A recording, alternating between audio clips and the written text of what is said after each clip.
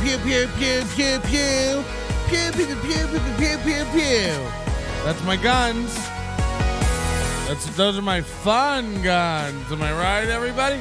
Fun! Remember fun? Remember before you were too good to have fun?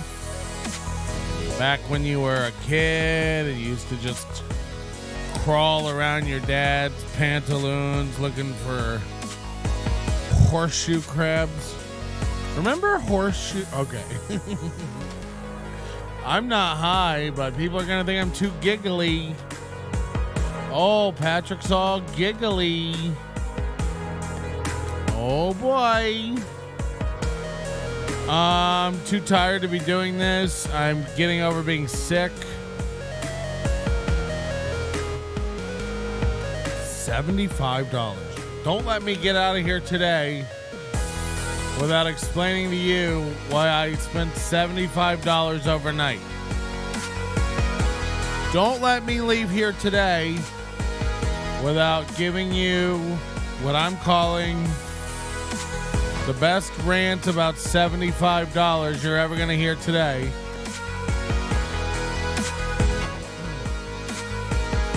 I'm mad at Apple again. You know, what is everything just not going to work in my life? We got to talk about Ray. We got to talk about Shuli. We got to talk about by tangential relation, we have to talk about Bob Levy.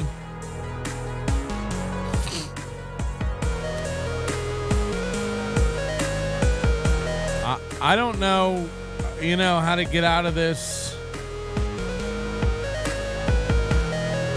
Whatever the fuck this is we're in. What part of the internet are we in right now? And how do I get away from it? Yesterday I had 19 people emailing me the true identity and workplace of a guy who just wants to be corn. He just wants to be corn. And I've got people going like, he works here, go get him. And it's like, ugh. The corn? You want me to go after the corn?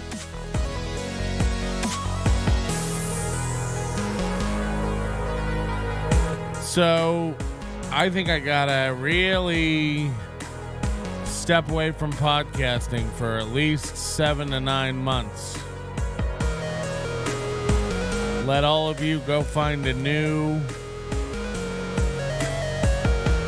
dork.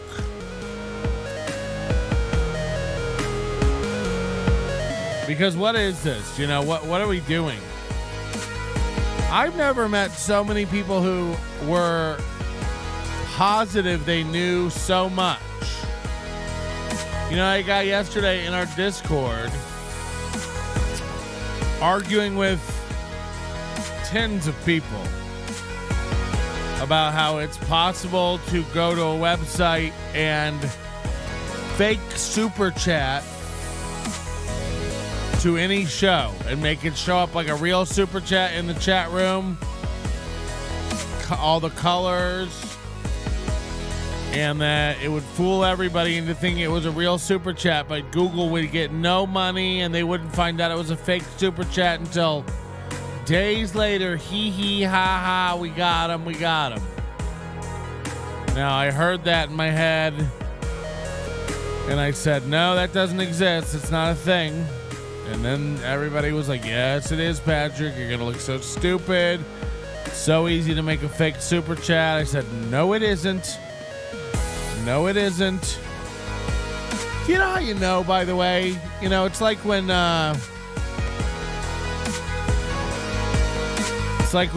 when people tell you that,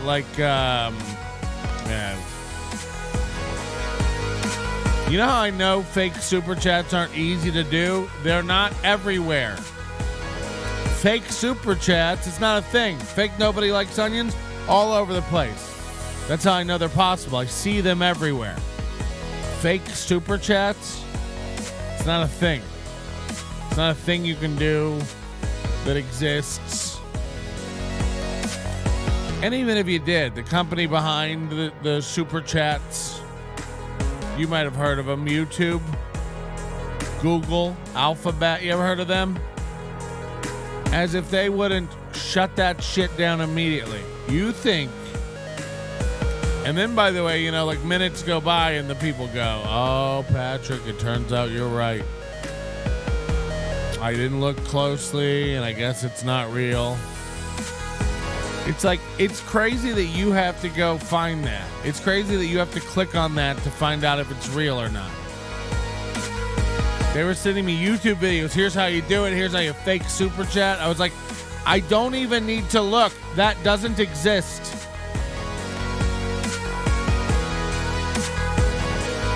It's like if someone told you they had dragon eggs in their storage unit. You'd go, I'm good. You know why? No one's ever seen dragon's eggs. You're trying to kill me in a storage unit. That's what's really going on.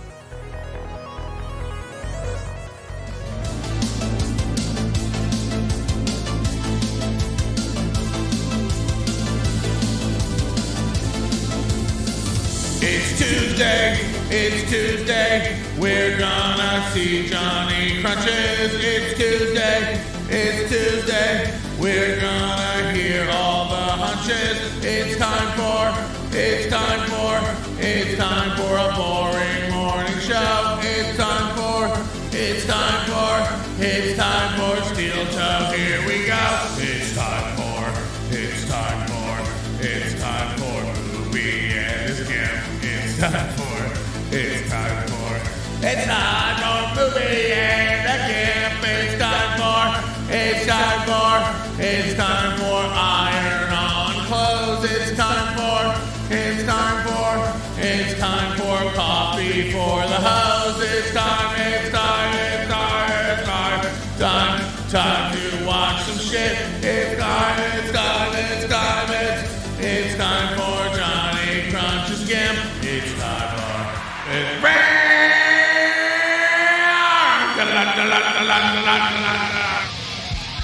run. Okay. Starting soon. How soon is it? Yada da da da da da da.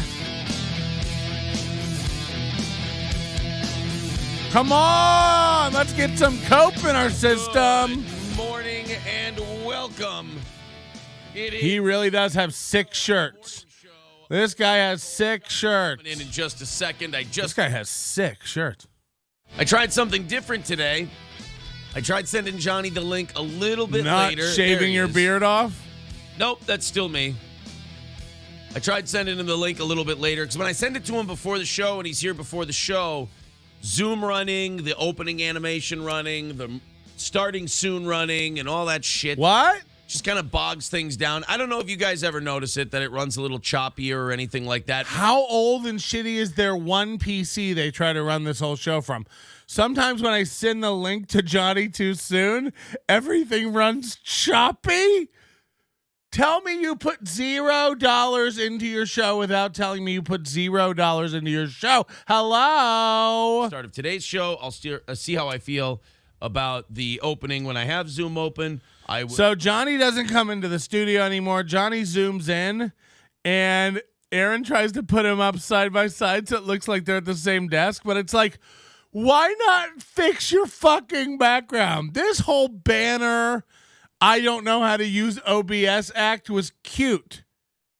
But now it's just ridiculous. Look how silly they look. Not see my mouth moving when that played. That was an AI program. Neither one of us said that. I don't know where we're on. Johnny sounds like dog shit. Listen to this. Here. That was an AI program. That wasn't me. Now this is me.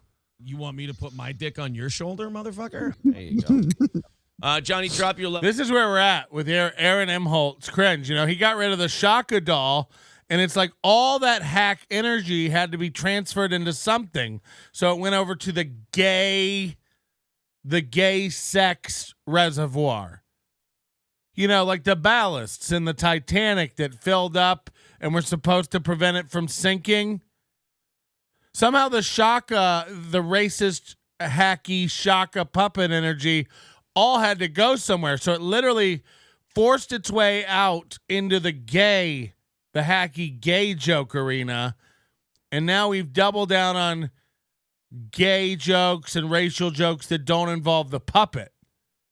Because all that hacky joke energy has to go somewhere. So it's constant shit jokes and cum jokes. I wish I was kidding.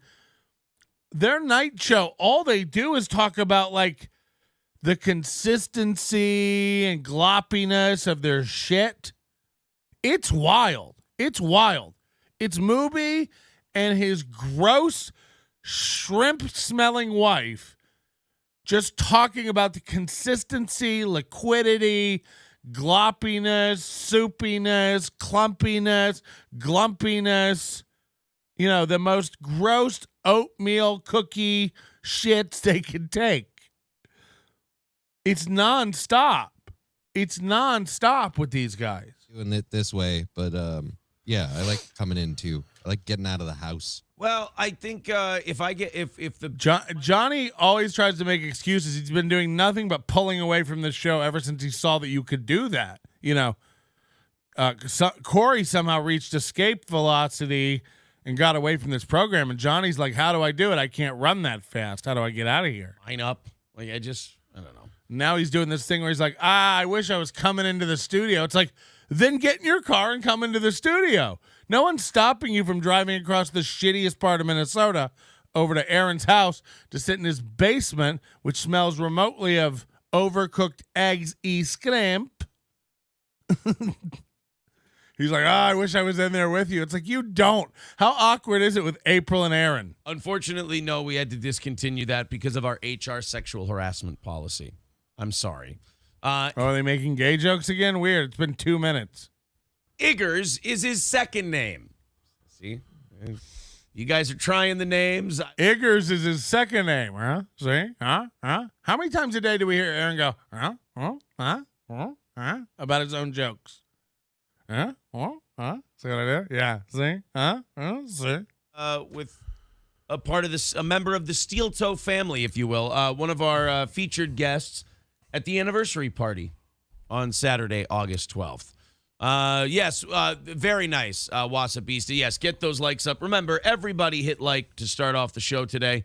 We'll get to 150 at the end of the first hour. Numbers were crazy good yesterday on both YouTube and Rumble, and a lot of that's because you hit the like button. It's good for the algorithm. We do appreciate it. So thank you. He has his trajectory in mind that he has hit. Like, guys, don't forget, start off today, hit the like button. We'll hit 150 likes around the first hour, and then we'll just keep it cruising. Don't forget, the numbers have been great, YouTube and Rumble. That's because you hit the like button. So hit the like button starting out today. You'll hit the like button. Around the first hour, we'll hit around 150 likes. Second hour, we'll cruise on up to 300 likes. Let's try to get that thing up to 400 likes before the end of the fourth hour, huh? We got a $330 goal today, so go ahead and get that in over at the $330 goal. And don't forget to hit that like button. You know, the only reason the show gets shared around because you hit that like button. Let's try to get that up to 100 in the next 10 minutes and get that like button. Wouldn't that be cool? And then we'll get the donations up. We'll get that donations up by the end of the fourth hour. We'll have 330 there.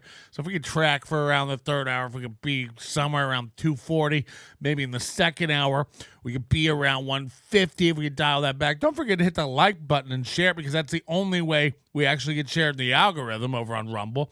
We do a serious fun show over here, so hit that like button. Make sure we get that up around the first hour. We get that up to around 150, usually around the first hour. By the end of the fourth hour, we try to hit around 400 in there. We have a $330 goal today, so make sure you get that in. Rumble, PayPal, memberships, gifted memberships, VIP, buy a hoodie. Don't forget to do that and hit that like button. We'll try to get that up to around 150 after the first hour. You know, around 4 hours, we try to get that up to around 400. Help share the program. That's how we grow over here. We do a fun show. We do a serious show with Johnny Crunches. So hit that like button. Don't forget to get that up around First hour, we try to get that up to around 150, and we try to get that like button up to around 150, and then around fourth hour, we'll try to hit 400. We try to do that, but the only way to do that is if you guys share the program. And we're doing so good on the numbers. We have such a fun show for you later today, so don't forget to hit that like button, and then we'll get that up to around 150 of the first hour, because that's the only way really the show grows, and we do it so well. We do such a good show, and the reason we do such an amazing show is because we're super talented. And we do an amazing show. So hit that like button around the fourth hour. We'll try to get that up to around 400 likes. And we try to hit our goal, $330. Don't forget, you hit Rumble, PayPal, Super Chats, Rants, memberships, gifted memberships, PayPal, gifted, Venmo, Stream Elements. Don't forget to hit that like button around the first hour. We try to be around 150 likes over here. We do a fun show. We have a fun. It's like, Jesus! Jesus! It fucking hurts. It hurts. I wish I was kidding, but it's annoying AF. It's bad. It's bad. Sorry about that. I got stuck in a little loop, but that's really what they do. We are 325 away from this morning's goal. There's all the links in the chat: PayPal, Streamlabs, and Venmo. Ugly Fuckling says he's using the Eric Bischoff. Venmo! Tell me you're a loser without telling me you're a loser. Venmo, hello. $20 from Ace. Thank you very much. Super Chat says, Patrick, new fan here. Seriously, why is there not an NLO network? You offer far more creative, entertaining, engaging, and humorous program than anyone doing this aside from KB, of course. You can't touch MLC for now. I used to have a podcast network with Chris Porter, Alonzo Bowden, a couple of other shows. There was no way to monetize it back then. There was no way to make good money. YouTube wasn't really a thing. It was like 2011. And also, like, people didn't care about their own shows. I was doing all the work. We were making no money, and people, like, wouldn't show up for their shows. People didn't care about their shows. They'd blow it off. It's like, well, why do I care if you don't care? So I don't know. I'd have to go, like, what, recruit talent for an NLO network? I've actually been talking to somebody about it, but it doesn't matter. Shuli's doing a great job. Could it be any better than the Shuli Network, everybody? We will be talking about the Shuli Network today. I hope he's listening. Hello? Screw up much? But thank you. We'll figure it out. Aaron has hearted all my comments from when I briefly watched the show. Why? Am I going to go, oh, shucks, you're not so bad, Daddy. I got a free pat. Yeah, I'm looking for the link where apparently yesterday Mubi went off on Citizen M, and I asked if there was a clip, but I guess nobody has a clip. But I would love that clip if you could share that in the Discord or email Patrick at nobodylikesonions.com. If we were going to stop climate change, you were going to drive a more fuel-efficient car. What's happening here now? For these 10 to 15 mile per gallon gas-guzzling SUVs. That is horrible. I know they look cool. I know you guys like them. I know you have to find some way to convince people you don't have a tiny dick. Gay Ops and Stream Sniper is the lowest form of doing his show, but his favorite shows growing up were O&A and Who, me? Growing up? I mean, O&A wasn't on when I was growing up. I was 27 with a career. So I don't know what that even means. I don't know what you're insinuating, but you're out of your mind. We drove. Growing up? Hello? Can you imagine? No, you know what? I think it's a YouTube channel, not a network. About climate change. Oh, so we should. I'm willing to cash in my 401k to invest in NLO. Change. But we had a better idea. Oh, okay, a better idea. Brian Johnson served the whole Shuli Network his dick. He didn't. Calm down. Everybody calm down, Everybody's so fucking tribal. Whoa, Brian Johnson ruined MLC. It's like, what? Even Brian Johnson with his 7,000 Twitter fans is a small minnow in the internet, everybody. Calm down. Ruined. It's like, okay. Just chill. This climate change thing then, right? We're good. What's he ranting on? Climate change people went. It's almost like you could. First of all, when we discovered Aaron, somebody told me that Aaron was really hard left-wing Biden supporter and all this stuff. every take he has is a right-wing talking point. Every take he has. He loves guns. He hates liberals. He's against all the fucking left-wing shit that comes up. He hates trans people. He hates black people. He hates all minorities pretty much. He jokes about. How is he left again? I don't understand what's happening. He's for everything the right is for. How is he left? Very weird. I'm blocked. I can't tell Aaron how proud I am. He's wearing a girdle today. Does he have his girdle on today? Oh, no. Wait, what? Are you guys... Wait, is this climate change? Oh, he's doing one of his classic act-outs where he made up an enemy, but he's going to win? No. Why don't you have some crickets and we'll tell you what the plan is? You're almost there. Come on. You've nearly got this thing nipped in the bud. You big spoonful. Come on, here comes the train. Choo, choo, choo. It's an electric train. Their internet's so bad today. Look at this. It's horseshit. It is. I mean, it's always everything that solves climate change. I've said this a million times before. I'm beginning to be a broken record. But everything that solves climate change say something. Also happens to coincide with everything they want to do and every way they want the world to be. Hey, look, Nice just chatted in Movie's chat room. Look at this. Nice just chatted over there. Nice. All of these emissions and getting our standards back, or our whatever carbon release back. Nobody in the third world countries is doing that. How's Zimbabwe doing on their morning, emission Patrick. standards? Hey, buddy. Hope you find this message in good faith. Hey, so I just found out about this podcaster guy named Joe Rogan. Not sure if you ever heard of him. I'm in the batter's box, the NLO network. Who books that? It's like, hey, we're Zimbabwe. So this is interesting. It's $5 from Nice. It says, to fight the haters, love the way you look. Start the hype train early, brother. So this is an NLO joke, the brother thing. This guy's username, I was clicking on him and going to his channel yesterday in the chat room. His username is something brother. So in some way, this Nice guy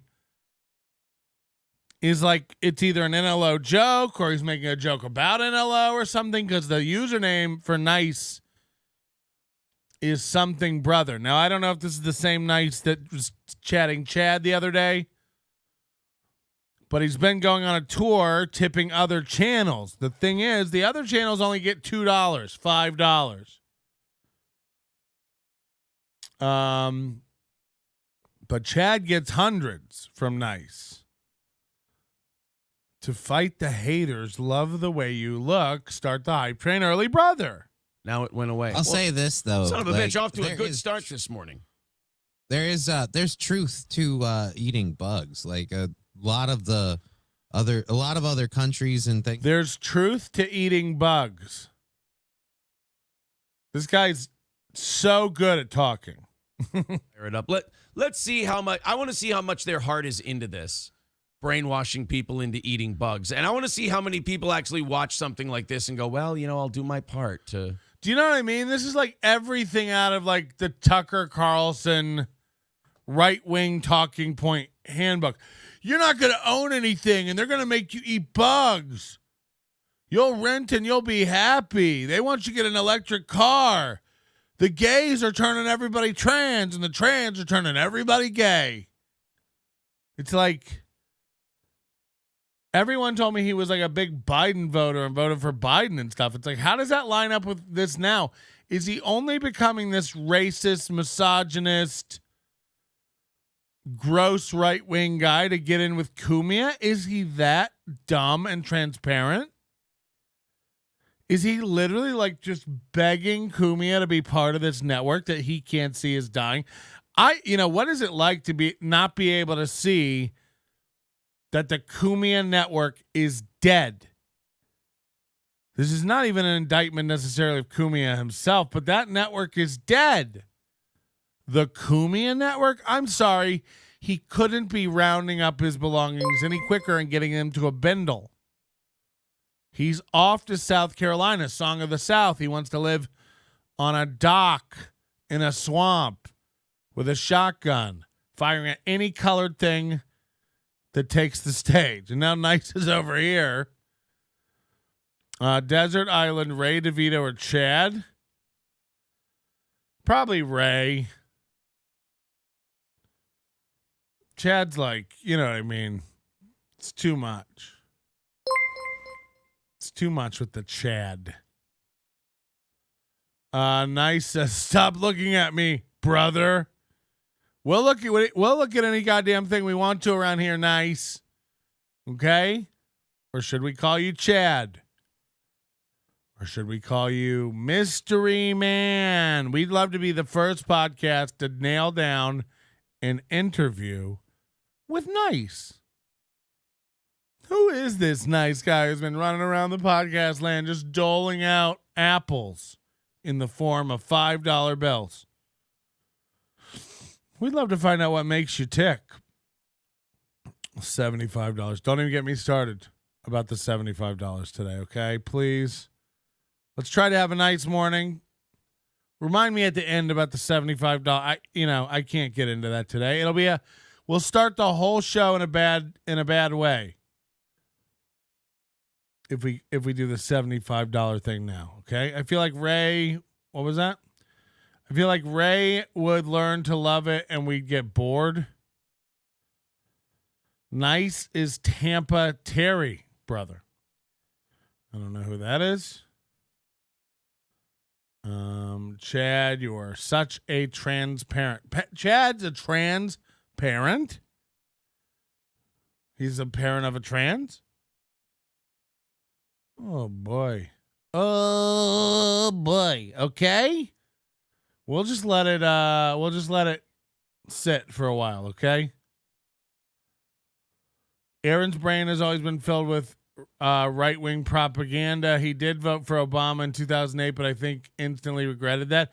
Didn't he vote for Biden, though?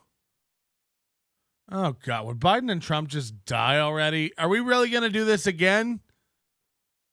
Is this really what we're going to do again? Pick between these two fucking octogenarian fucks? Jesus. What a dumb country we are. What's Aaron talking about? Oh, I already muted him. All right. What do we get into first today? We got to talk about Pottstown and the Ray stuff. So for people who don't know, I guess tell this story for ignorant people, because why would you know about Shuli and Soul Joel's and Pottstown? I don't even know where Pottstown is. Where is Pottstown? Somewhere in the middle of Minnesota. And there's a venue called Soul Joel's.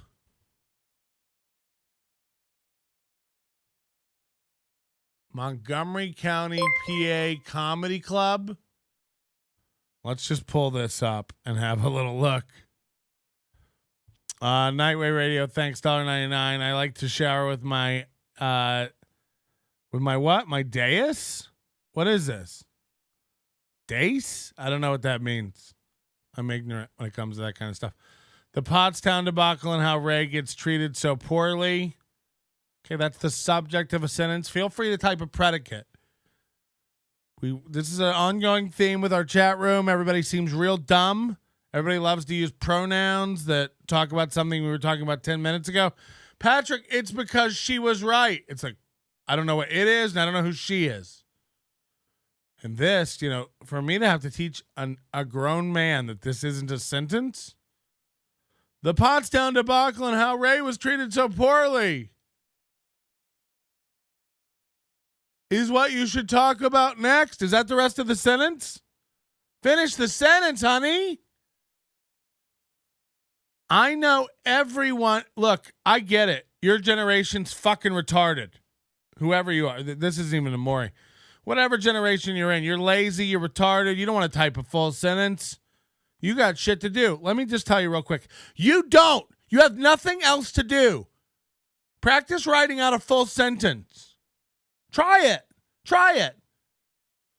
Step into the wonder that is having everyone know what you're saying. Try it. It's great. It's great. Just try it on. Try it on. Patrick wasn't meant for you. He was talking to somebody else and they know what it meant. Yeah, just try it though. What if everyone tried communicating in full, complete thoughts just for a day? Just for a day. Imagine how much less, recircling the wagons we'd have to do to figure everybody out. Take Fearless, for example. Obnoxious John couldn't give away a free ticket to the Pottstown thing. Wow, I read that and know exactly what she was trying to say. Just had it all right there in that sentence. That's great. That's great. But no, you guys love to pop up and go like, no, the other one. It's like, what? Now, it might be on me for not keeping up, but it's my show, so it definitely isn't. My dad, Mersh, can't spell. Your dad is Mersh? Mersh is my dad. That is my Mersh. Patrick likes McMuffins and complete sentences. These are the things I like. These are the things I like. So there's a website called Soul Joel's, and they're a venue. Soul Joel's Comedy Club, it says. Now, I don't think this is a comedy club. They got Jamie Kennedy. Opening weekend of the Dome. What's the Dome? They have Boy Scouts of America fundraiser. California Mixed Dance Party. So a lot of really cool events. Is there a calendar?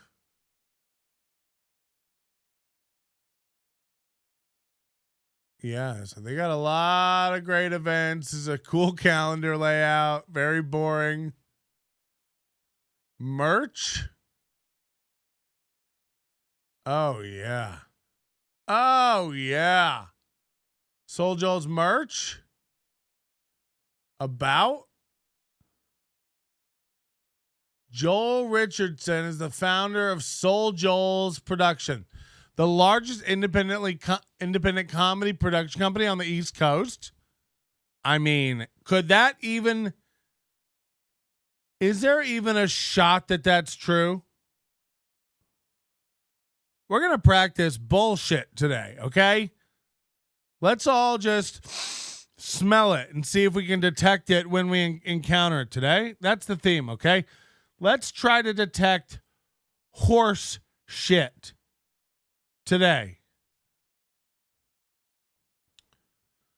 Soul Joel's is the largest independent comedy production company on the East Coast. I'm going to do it. Lies, horse shit, bullshit, lies. Never heard of ya. Never heard of ya. Soul Joel's is the largest independent comedy producer on the East Coast. Go on. Stevie Lou says Soul Joel's got really popular over the pandemic because they were one of the only places on the East Coast that was open. Yeah, does that make them the largest independent comedy producer on the East Coast? Does it? I'm surprised you've never heard of them, Patrick. It's very well known on the East Coast, at least because of the pandemic. Stevie Lou, I hate to do this. It ain't. It ain't. It's known in your tri-state circle of fucking monkeys. That's who it's known to. Dorks up there in your corner of the world who used to travel out in the woods during the pandemic and pretend to be comics still. because you couldn't bear to sit still for a year while you didn't go pontificate to sevens of people at a time about your little mealy-minded ideas. You couldn't even, you were just vibrating at home. I got to get out and tell the people these great jokes I've been writing. So you all went out into the woods and sold those. You're going to pop in my chat and go, it is very well known. It ain't. It ain't, Stevie. The first problem you have is, you fucking idiots, is you think New York is the East Coast. That's the first mistake you all make. You know, this is like when Kevin Brennan was like, the biggest poker room on the East Coast is the Borgata. It's like, it ain't. It ain't. I'll name 2 bigger poker rooms in Florida. That's part of the East Coast, by the way. Sorry to let you know. I'm not saying every New York comic... He goes, ask any comedian, not your Las Vegas crew. I don't have a Las Vegas crew. I'm letting you know. The only comics who know what a Soul Joel's is are your New York dork friends. Period. I'm not saying it's not known. I'm not saying people haven't heard of it. I'm saying people haven't heard of it. I'm saying if you went to a mall in any town USA and said, heard of Soul Joel's, the biggest comedy thing on the East Coast, they'd go, huh? Now you can spiral out all you want in the chat, Stevie Lou. Las Vegas isn't a comedy town. No one's talking about that, Dr. Strawman. No one's saying that. You are fucking retarded. Beat it. Stevie Lou, it might be time to have you just stay in steel toe. Stevie Lou says, read the chat. People are agreeing with me. I don't. Listen to me. I'm smarter than all of you. I don't need to read the chat for something like this, baby girl. I don't need to read the chat where you have 7 people who are also in this universe who have heard of Soul Joel's going, no, it is big. It ain't. It isn't. What is, and Soul Joel's isn't. Okay? No one has heard of it outside your bubble. I'm letting you know. I get it. It's a big deal to you, Stevie. I get it. You also think Ski Mask is a big show. It's everyone else is watching it going, honey. So knock it off. I don't need the chat's agreeing with me. The chat's retarded. The chat's dumb. We don't listen to the chat. Soul Joel's is the largest independent comedy entertainer on the East Coast. It ain't. It isn't.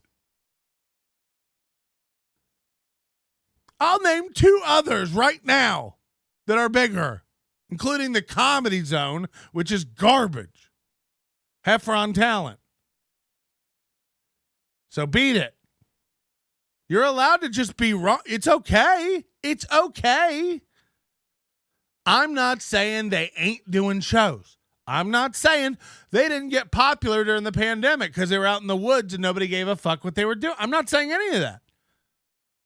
I'm saying we have a different definition of the word popular. I'm saying we have a different definition of the word big, okay? Stevie Lou thinks he's big. That's fine. I'm out here with everyone else going, who? Stevie who? I'm smarter than all of you. Proceeds to do favor for Chad Zumock because he acts like he's a changed man. See? What does that even mean? You guys love just making up shit and assigning it to me to make me hateable to you. It doesn't make it real. Patrick's such a fucking hypocrite because he's helping out Chad. He's doing Chad a favor because Chad acts like he's a changed man. What? I don't talk to Chad. Haven't talked to Chad in forever. What favor am I doing for him? Go on. I'm listening. Oh, did you make up a bunch of shit? No, I'm waiting. What's the favor I'm doing for Chad? I'd love to. Please link me to the tweet where I go, Chad seems like a changed man. I'm going to do him a favor. I'm doing Chad no favors. I don't talk to Chad. Who? Soul Jones is the biggest entertainment. Yeah. Sign with them then, idiot. Sign with them. They're huge. Oh, wait. Stevie thinks people fear him in ski mask physically. They always go around threatening people with violence. Yeah, I mean, I've seen violent clips. It's just like, I'm just trying to say everything's relative. I promise you, Soul Joe's ain't huge. I just promise you that. Sorry. Did you see it? Did you see it? The place that looks like where Beetlejuice got married? Not the guy from Stern, the actual Geist. Did you see it? You think that's one of the biggest, hottest comedy clubs in the country? That fucking rundown yellow ivory wedding venue?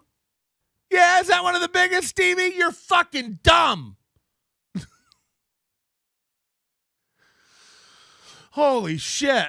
What's their calendar again? Nobody and Jamie Kennedy? Got it. They're huge. Let me just tell you, as a guy who used to write for Jamie Kennedy and tour with him for 2 years, if he's there, it ain't big. Stevie Lou believed he was going to protect Kumia from the Comedy Cellar bound. Yeah, look, Stevie Lou's fucking bonkers. Almost everything Stevie Lou runs his mouth. He's like, Ray, remember when he called me up being like, that tape isn't what it does? And I was like, that's not even what the tape is. And he's like, oh, okay, then I'm dumb. I haven't really watched it. I'll sign off and listen. It's like, why don't you do us all a favor and sign off and listen in life? Why don't you hang up and just listen? Same with you, Ray. Maybe it's time to put the mic down and put on some headphones. Just listen. When Patrick stayed at my house, I woke up in the middle of the night because he talked in his sleep. It was hard to hear what he was saying, but I think it was Chad Zumock. It's a great up-and-comer. What? I didn't even know Chad Zumock when I stayed at your house. Hey, Jamie Kennedy was in The Mask 2, best movie of our times. First of all, I believe it's called Son of Mask. I don't think it was billed as Mask 2.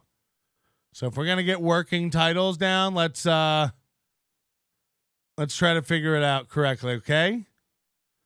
Easy, Carlos. I enjoy the Stress Factory in Bridgeport. Okay, I don't know. You guys are just talking about comedy clubs. Look, Soul Joe's ain't the biggest entertainment company on the East Coast, and you can get fucked. There's not an amount of money I wouldn't shove to the middle of the table to bet you on that.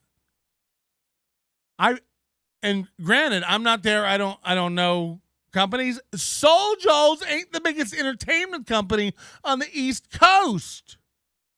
What? Oh, just say it to yourself. Just say it and then go, yeah, that does sound not right. You're wrong, Patrick. You're wrong. It's huge. It blew up during the pandemic. How come I've never heard of it then? No, one time Big J. Okerson came there with Bert Kreischer. Yeah, then what happened? Did it turn into a rundown wedding venue immediately overnight, like Cinderella and a pumpkin? What happened after it was the big awesome venue Bert was at? Then what happened? Shuli rented it out for a weekend? No, it's huge. You're right. Looks big and fun. The biggest company on the East Coast. You all sound dumb as fuck on the daily. Comment, just use your brain. Go, is the place Shuli rented out for Kumia and the guy who whipped his dick out on stage the other night? Is that the biggest entertainment company on the East Coast? Yeah. Can't believe Shuli got it.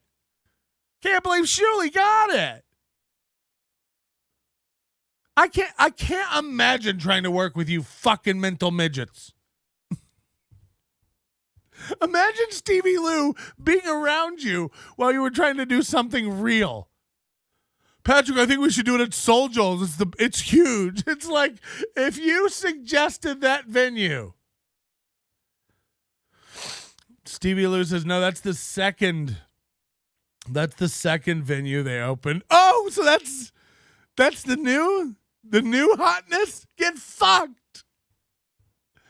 Get fucked. The other place is only open during the summer, and it's huge. Then it ain't big, baby. Then it ain't big. You know, every big act here in Vegas doesn't just shut down when it's winter time. All your favorite bands, they don't stop touring for 3/4 of the year. No, it's big. This is the best McDonald's in town. It's only open from 1 to 3.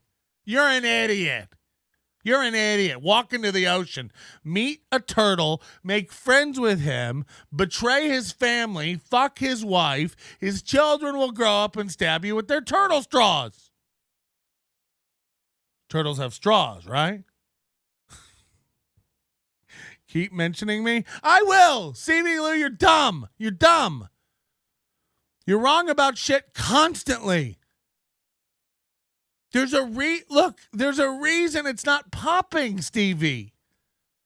You know, we made it a meme that you had 270 Twitter followers, and we've gotten you 100 since then as a joke. I'm not even saying you're dumb on things like on purpose. You know, maybe you're educated. I don't know. You're like Ray. You speak to a lot of things when you don't have a fucking clue. Imagine you being plugged into the comedy world. Fuck off. You live in New York City. You do shitty shows. And you hang out in a podcast world that is the bottom of the bottom of the bottom of a barrel that was forgotten about. We didn't even know it was part of the batch. So, yeah, I'm sorry when Stevie Lou's goes, actually, it's one of the premier comedy venues in the country. It's only open 4 weekends a year. It's out in the middle of a field. The second room they opened is actually a ghastly white ballroom. Oh. No, they sound like they're top of the top, Stevie. Oh, shit. Oh, that was fun. Oh, that was a good little rant. So this is Soul Joel's, the premier comedy venue in the country. We all have heard of it. Even though the grand opening was 2 months before the pandemic, it's blown up. They're legendary since then. We all know. Here's your fan favorite comedians who have graced our stage. Gallery not found. No. They're big. They're big. Oh, fucking hell. All your favorite comedians who work at Soul Joel's. Gallery not found. Woo, baby. So today's We Don't Like Stevie Day. Stick around. Later in the week, we will be loving Stevie Lou. I'm sure of it. Ace with another $10. I watched your stand-up on YouTube. Very funny. I found it very hard to reconcile the notion of you being so large in person since I've only seen you seated. I'm now traumatized and have trouble sleeping. I'm very fat. I'm very large and very fat. You'll see it all. It's coming out on my special next month. We have fun. Available for purchase, available for viewing. I'll give you all the details very, very soon. I'm going to need you to pick up a copy. It'll be very embarrassing if we don't sell this thing to the moon because I've got a lot riding on it. My career's cooling off. I'm trying to get booked at Soul Joel's. Stevie isn't talking to you, Patrick. He's trying to menace and intimidate me. His only move ever Because he's a dunce? Who are you? Why is he trying to intimidate you? Stevie Lou's attention span is very short. Stevie Lou is like Chad. He's like one of those people. Like, remember when Chad, like, weeks ago was like, Bob did tell me several times that I should blank myself, you know? And I'm going to send you the clips. It's like, it's been weeks. Where are these clips? Oh, wait. Nobody has any ability to focus in this universe. It's some of the most fucking spastic motherfuckers I've ever seen in my life.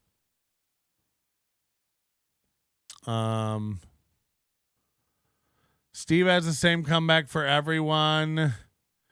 He's in everyone's head, I suppose. Yeah, I mean, first of all, we know it's not true, Stevie. If you were in everyone's head, you'd be in things.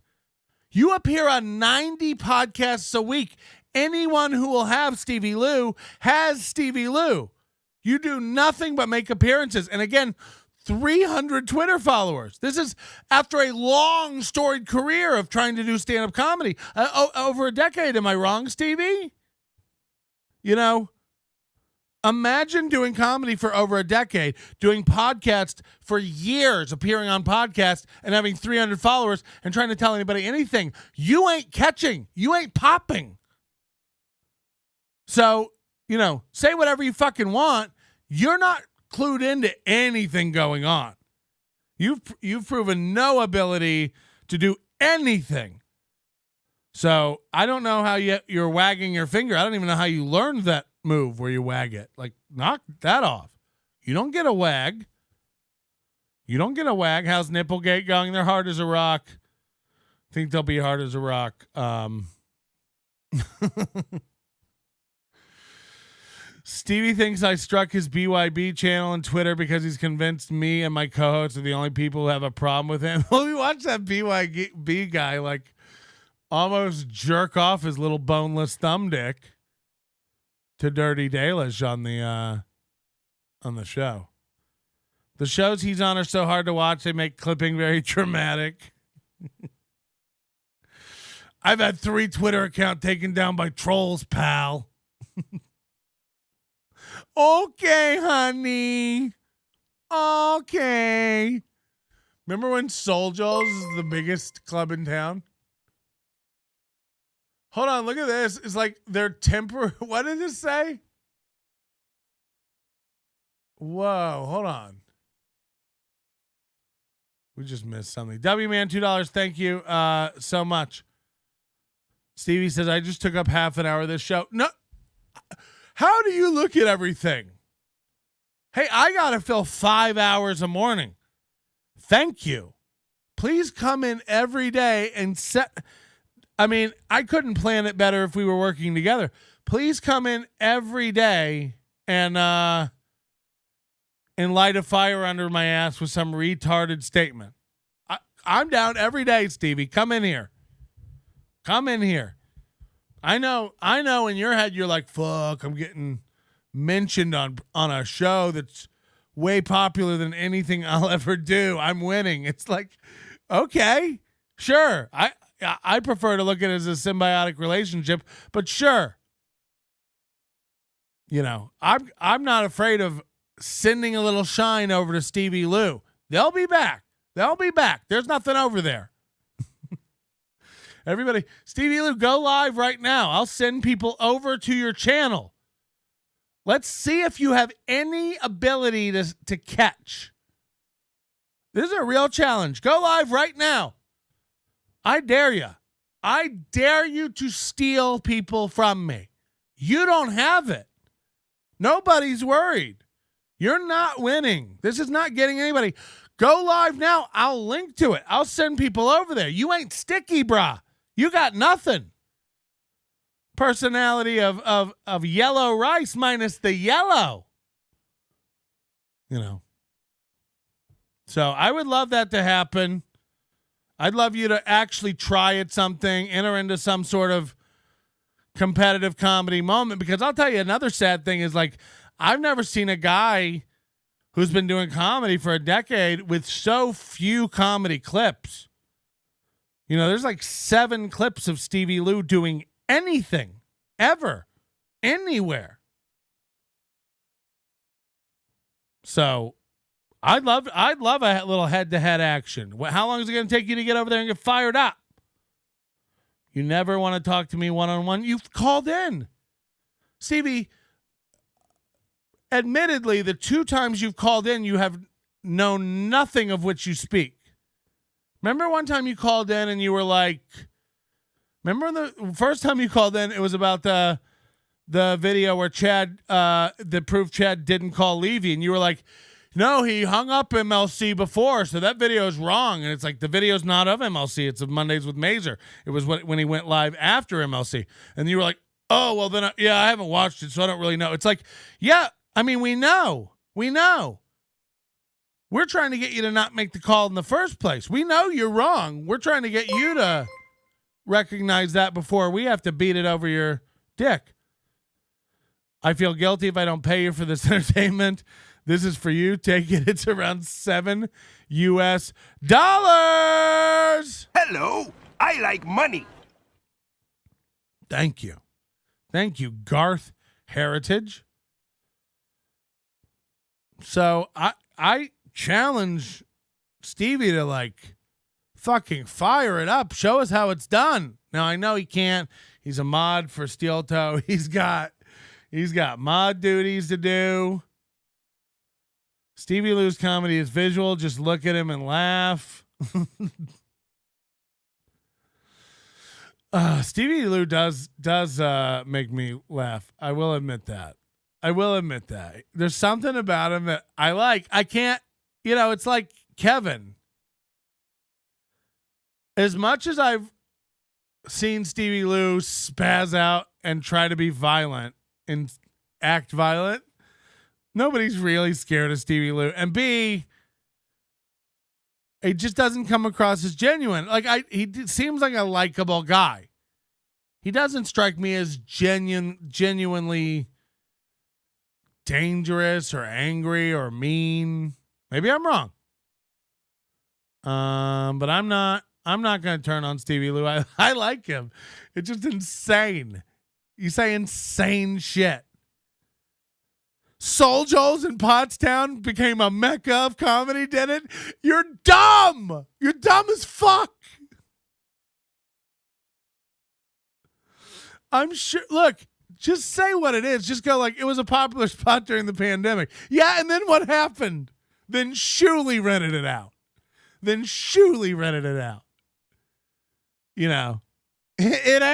ain't the hot spot of comedy. Stevie Lou on a world-class show. They smoke pot. And then there's that one old guy. Nice studio, all professional. Okay. I believe you. Oh, God. Too good. Does Stevie Lou's wife support him? Is he married? Is he her house husband? He's always on the internet with no followers. How does he make any money? I mean, it's the same as Ray. How do any of these guys make money? They let their whole look. I don't know anything about Stevie Lou, so this isn't about Stevie Lou. But Ray, Kevin Brennan's hilarious. Nobody in this dark corner of the internet comes close. Ace, I assume the special is already shot, but it would be great to see you live if possible. I'm in New York City, but can easily travel. ADP Borgo type money. Maybe I can see you at Soul Joe's. First of all, Ace, anybody who has to brag about having Borgo type money ain't got Borgo type money. I never see Borgo show up. I don't even know who Borgo is. Why am I saying Borgo so much? Borgo's like Kevin Brennan's big donator. He gave $300 to Chad as a lark. Kevin Brennan lost his mind. Stevie seems like the dog that is blind, has no idea what's going on, but always up for the fight. Yeah, I mean, he does. But at least he's not like Ray. Ray has no idea why I won't talk to him anymore. He still runs around to this day going, Patrick Melton's mad at me just because I didn't know whether a video was real or not. It's like, no, I'm mad because you went on another show and screamed that it was fake 30 times, screamed that Melton put up a fake video and Melton's video is fake. Does that sound like I'm mad that you don't know? No, it sounds like I'm mad that you don't know what the fuck you're talking about and doubled down 30 times on the wrong thing like an expert. So Ray's untrainable. Ray's retarded. And we don't need to deal with Ray anymore. And by the way, Chad's in that bucket for me now. Like I can't. Chad's cringe. Chad's fucking up. I can't be involved with it. Ace, $2 sarcasm, bro. I believe you. Borgo type money. Imagine using that as your barometer of wealth. Ray told Win by 2 that filming his set was illegal and he could be arrested. Look, yeah, the Win by 2 guys, or the Win by 2 guy, like, bought a ticket and went to Pottstown and filmed all the shows covertly to come back and play him on his show, which I think is dope. That's fucking hilarious. JK, it's gay and cringe. I mean, I don't even know what to say to that. Number one, just it's generally frowned upon to film comedian sets. That guy doesn't give a fuck. He doesn't care. Okay. There's nothing you're really going to do about it, but like, gay, cringe. And it's not even like, sure, video that event was probably going to make it out anyway. I just like, you went there to like film Ray secretly. How is the event going to go, by the way? That's the main problem. Is it Ray's fault that event didn't go great? You think like if that was a real comedy club, like Stevie Lou thinks it is, you think if that was like a real comedy club set up for comedy, that Ray couldn't have gone out there and done a good stand-up set? That was a disaster. It was a disaster. Morning, Melton. I thought this week was no pores allowed week. Were there too many spurging trolls in the chat today? Did we say that? Are we doing a no pores allowed today? Win by 2 is desperate for attention. Yeah, look, I don't like it. I don't like that going over there and doing it. He literally said, I don't give a fuck what you comics want. I'm not a comic. I'll play anything I want. It's like, all right. I mean, okay. And he's right. What are you going to do about it? But, I don't like that. I don't endorse that stuff. I think it's a cheap. Not that if somebody sent me the video, I might not play it, but I don't know.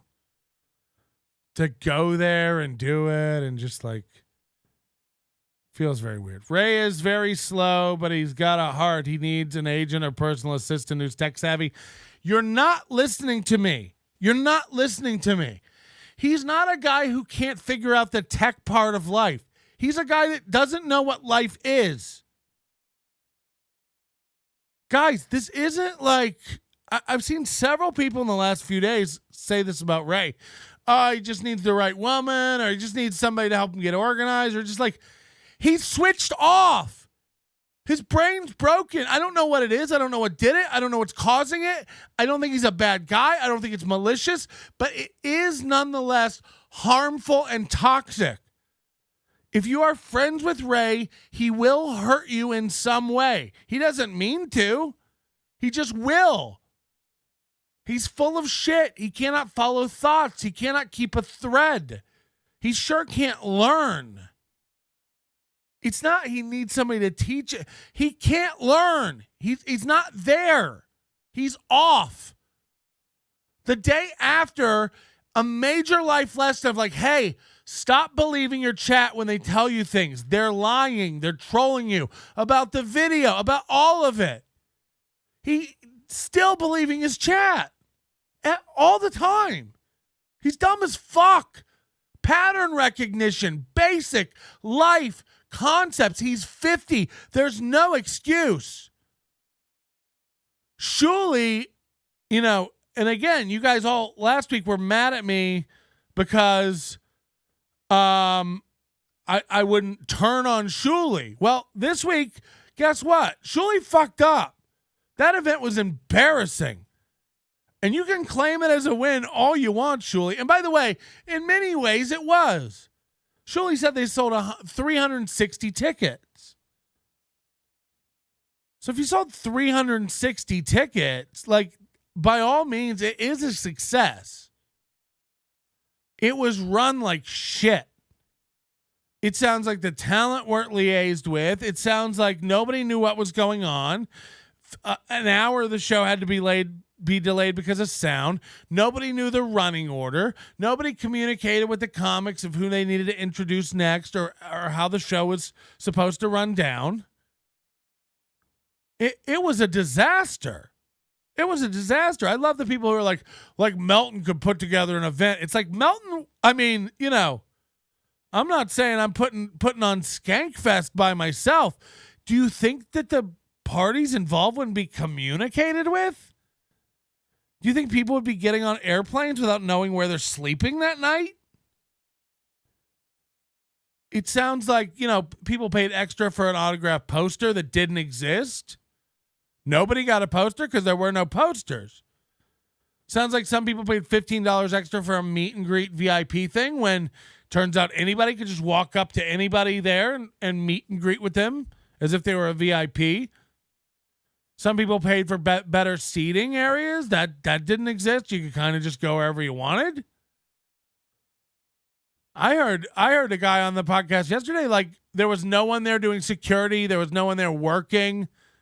So it was literally just hundreds of men walking around. Anything could have popped off at any minute.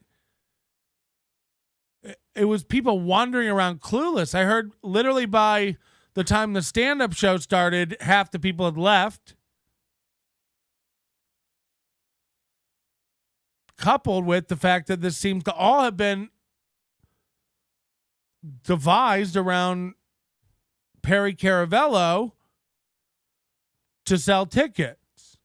Sounds like Perry sold the most tickets. Everybody was really there to see Perry.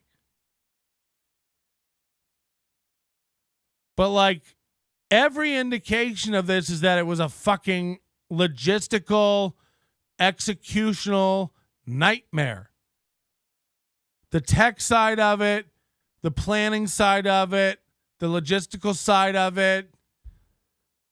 The fact that this thing was all held in a bright room with, you know, it's decorated like a banquet hall for a wedding, for a reception. Flowing white curtains and sashes everywhere. And the full lights on in the venue the whole show. You know, have you ever seen that before? A stage not just lit up and the rest of the room dark? That's how a show works. No. Why even try? Let's just turn all the fluorescent lights on inside of a wedding venue and good enough. So Shuli, from what I understand, has been just very defensive and spinning this as a success. It's an embarrassing one. Look, I believe people had fun. I believe the show went off. It was sketchy. It was rough. The show was rough. You know, I've heard 2 or 3 people's assessment of it, and no one like loved the stand-up show. It's just Patrick, you don't get it when you do a podcast about Stuttering John. The fact that you could, I lost it. The fact that you could get even 5 people to show up is a massive W. Yeah, but I think they sold the tickets based on Perry, not based on Shuli. Apparently, there were a lot of people there who didn't even know what Uncle Rico was, confused. Shuli could care less about all that Melton. Shuli got paid, and that's a success. Dummies will always show up. Maybe. Patrick, Shuli claims to not know how many people asked for refunds, sold 300 tickets, refunded 200. How do you know that? It was only 20. From what I heard, it was 25, 30, and 40 were the ticket tiers. So, again, you all seem to know a lot about it, but not really. But you know, I'm sure. How could it not be a success? What with it being at Soul Joel's, the biggest entertainment comedy production company on the East Coast. Can you imagine? Can you imagine saying that sentence out loud? They sold half the tickets before Perry was there. Yeah, I believe that. I believe they sold. Look, I believe they sold 100 tickets before Perry was announced. I believe they sold 400 after he was announced. Okay? And then not even everybody showed. And then half the people left before the main event. It was 20 and 40. Well, then what about the 30 tier? With the poster and the VIP seating? So it definitely was 3 tiers.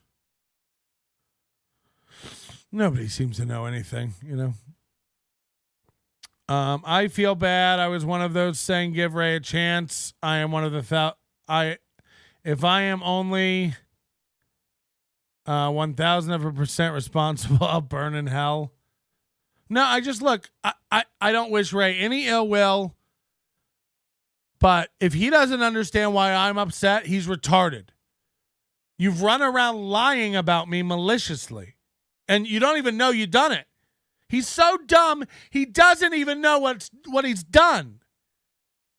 He pouts like he's the victim. He's Chad. It's like, fuck you. You're where you're at because of you. It's all you, idiot. You fucking ran your mouth. That's why you're where you're at. Melton ain't helping Ray anymore. Fuck that guy.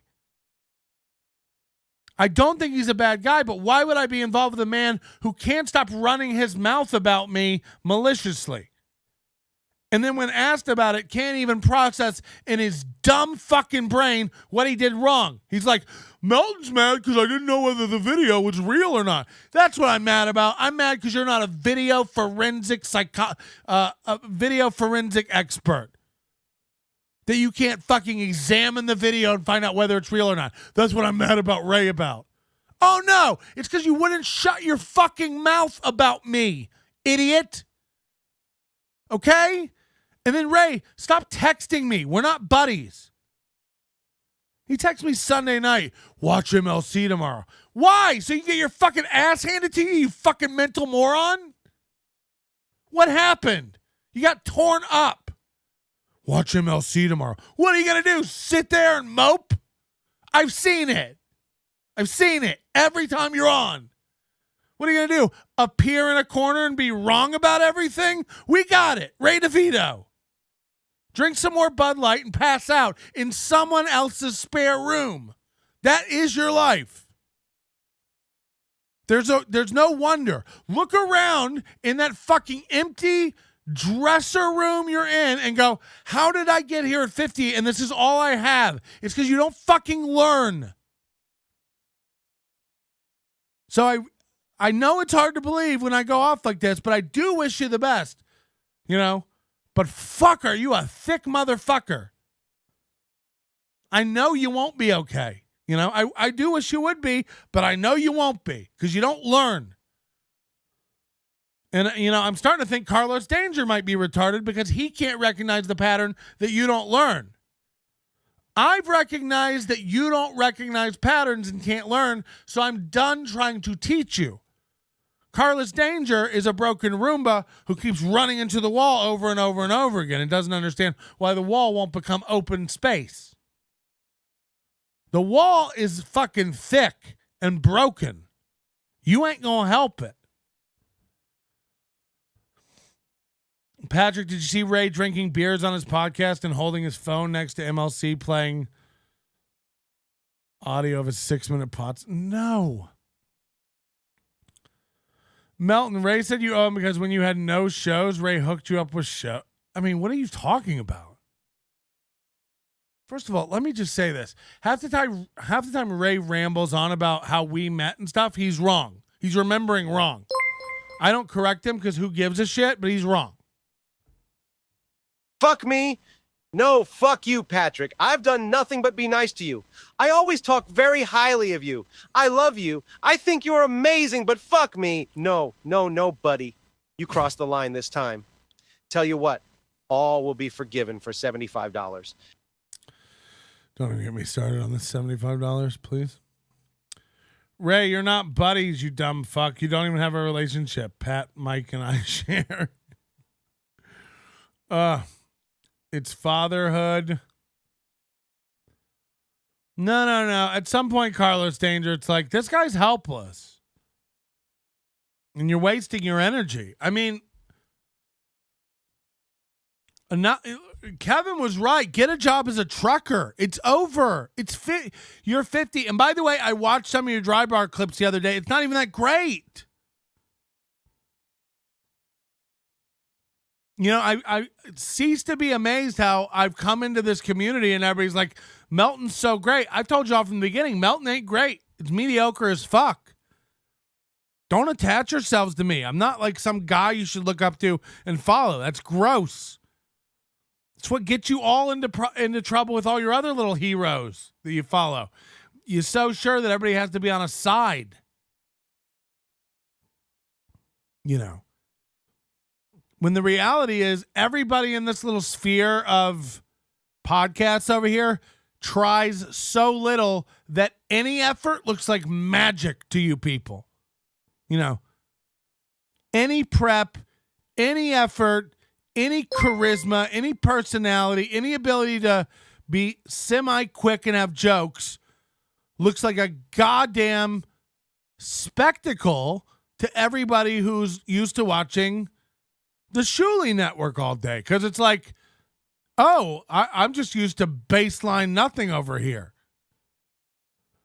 Ray blamed Tony Mazer for a question he was asked in Pottstown about his J.P. Morgan sponsored MBA. And when Ray was fired, J.P. Morgan told Ray to pay for the full MBA. Have you asked him about it? It broke him, apparently. No, I don't know anything about that.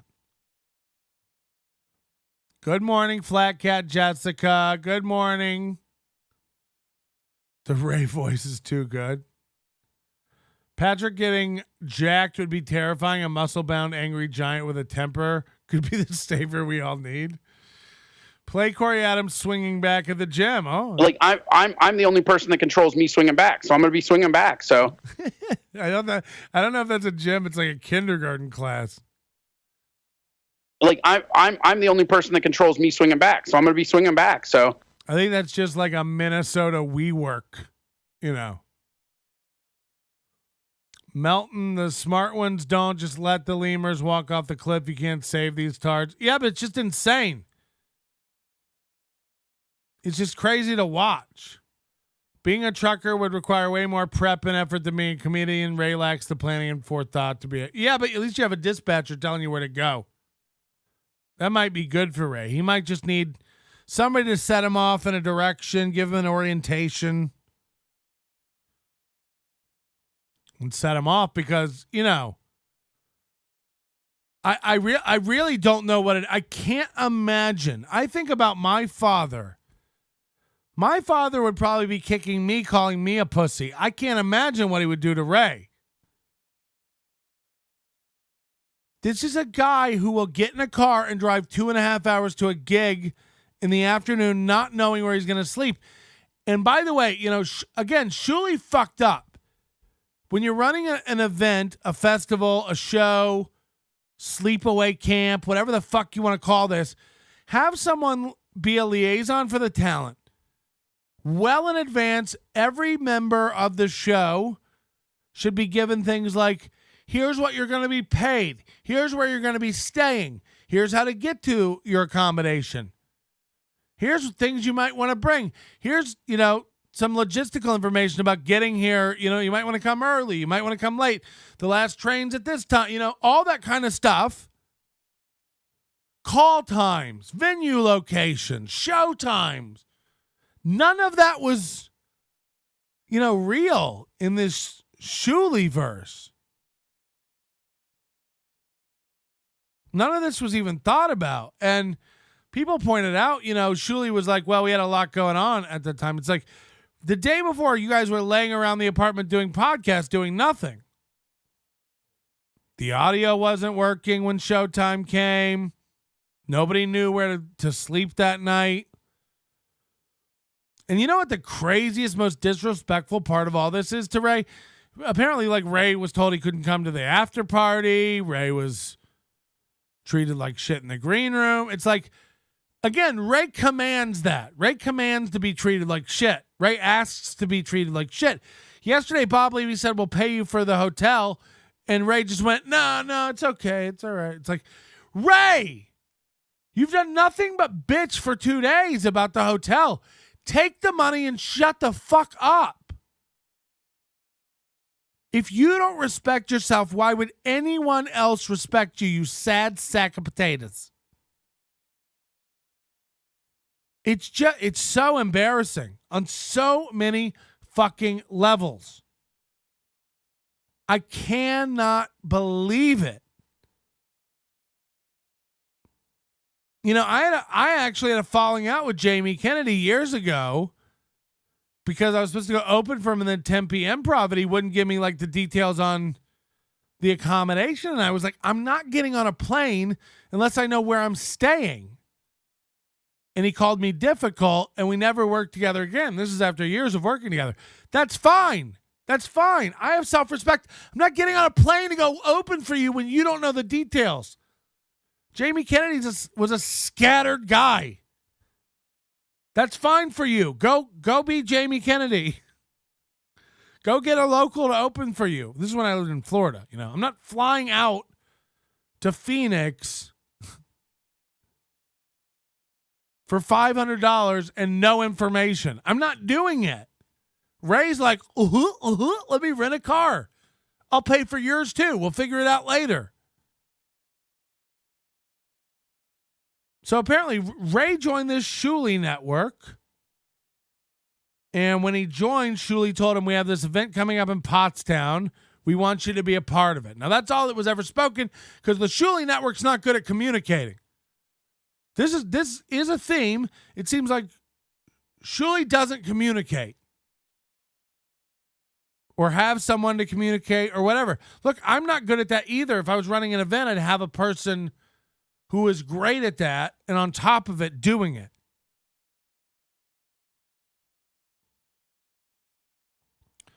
Ray has his own issues and is a sad sack, but there's no excuse for people to look. Two wrongs don't make a right. But again, it is a little incumbent upon Ray to know where the fuck he's going and what he's doing. According to Bob, you were supposed to listen to all of the Shuli shows in the past week for accommodations. Yeah, this is the problem. They plan a live event on air and act like everybody listens to their show every day. It's like, that's not how an event runs. And by the way, do you hear the way the MLC event's coming together for Atlantic City? It went from, we're going to have a show to, no, let's just fucking do a podcast in a banquet room to, no one can even figure out how to put a link together to sell a ticket for this. So now Kevin's just going, meet me in the Borgata by the poker room. Meet me in the Borgata by the poker room at 6 p.m. And then he just goes, it's great. It's a big poker room, big casino. Everybody knows where it is. It's like, everybody doesn't know where that is. You know where it is, Kevin. The fuck is going on? So that's going to be the MLC meetup. It's going to be 17 guys in the middle of the lobby outside of a poker room showing up at 4 p.m. somewhere, and everybody's standing around going like, all right, what are we going to do? And Kevin's going to go, well, you can get something to eat, or we can play poker, and other people are going to go, we don't like poker. I thought there was going to be a podcast. And Kevin's going to be like, we can do a podcast. And Levy's not going to be there. He's like, well, how do we do a podcast? Did anybody bring a microphone or a way to record it? No. Just meet by the poker room. Fuck. It's painful. I wonder why people don't want to buy a ticket to something. I wonder why nobody wants to make a plan to come anywhere. It's all being planned by Spurgs and Spazzes. No one can tell anyone anything. We all subscribe to the steel toe model of who knows how to update a website. Seems like a lot of work. Meet me by the poker room. It's fucking wild. It is fucking wild. Shuli spent all day directing the narrative towards Ray being a shitbag to deter attention from the debacle. What an event. Find an angry comedian screaming at a poker dealer and wait to see what he wants to do after. Right. I mean, it really is crazy. Patrick, you understand the psychology at work here by not trying Kevin as a great excuse for why it sucks. Actually trying exposes one to embarrassing failure. It just shows, like, you know. So if we ever throw Onion Con or we ever have our event out here that we throw, don't be surprised when tickets are $100 for all the events. It's like, I'm sorry, I was going to do it correct. You know, I'm sorry they weren't 25 and you were promised a VIP seat and a poster. I'd rather just charge you $100 and deliver everything I said I was going to give you.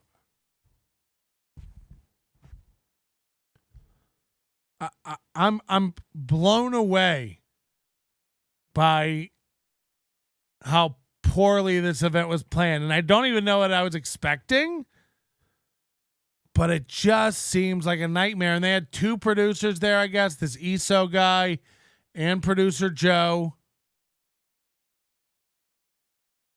It's just like, why does it take an hour to get audio working at a venue? That's wild. So Ray shows up at 6:15, wants to know where he's staying. Of course, everybody by then is in the event, worried about the event, and they tell Ray he can't stay at the house. So Ray scrambles and gets a hotel room. The beauty of the whole thing, Bob has a headache at the event, apparently, and Bob decides he's going to leave the event and drive straight home afterwards to his house and not go back to the Airbnb house. That means Bob's room was empty the night they told Ray there was no room at the house. Nobody was sleeping in Bob's room. Nobody's pointed this out yet. Bob didn't come back to the house for the after party and all the stuff. His room was empty. And then Tony Mazer, who is Chad's right-hand silent partner on shows, goes up to the event to schmooze with Kumia and Kevin and all the guys. They invite him back to the place, give him a couch to crash on, let him come to the after party. So it's double fucked to Ray. Now, do I feel bad for Ray in any way? No. You're an adult. This you get treated how you demand to be treated by people. You get treated how you let people treat you. And this isn't the first time you've let people walk all over you. So people have come to expect it. Didn't Ray say he drove home anyway? No, Ray went and got a hotel. You're forgetting the fact that the house was an hour away. I think it was 40 minutes. Still, there was a place to stay. Is that the producer guy that's the same that's on Bobby Kelly's podcast? I couldn't tell you. Come on, Patrick. It's not like these guys have been in comedy for like a 50-plus years combined.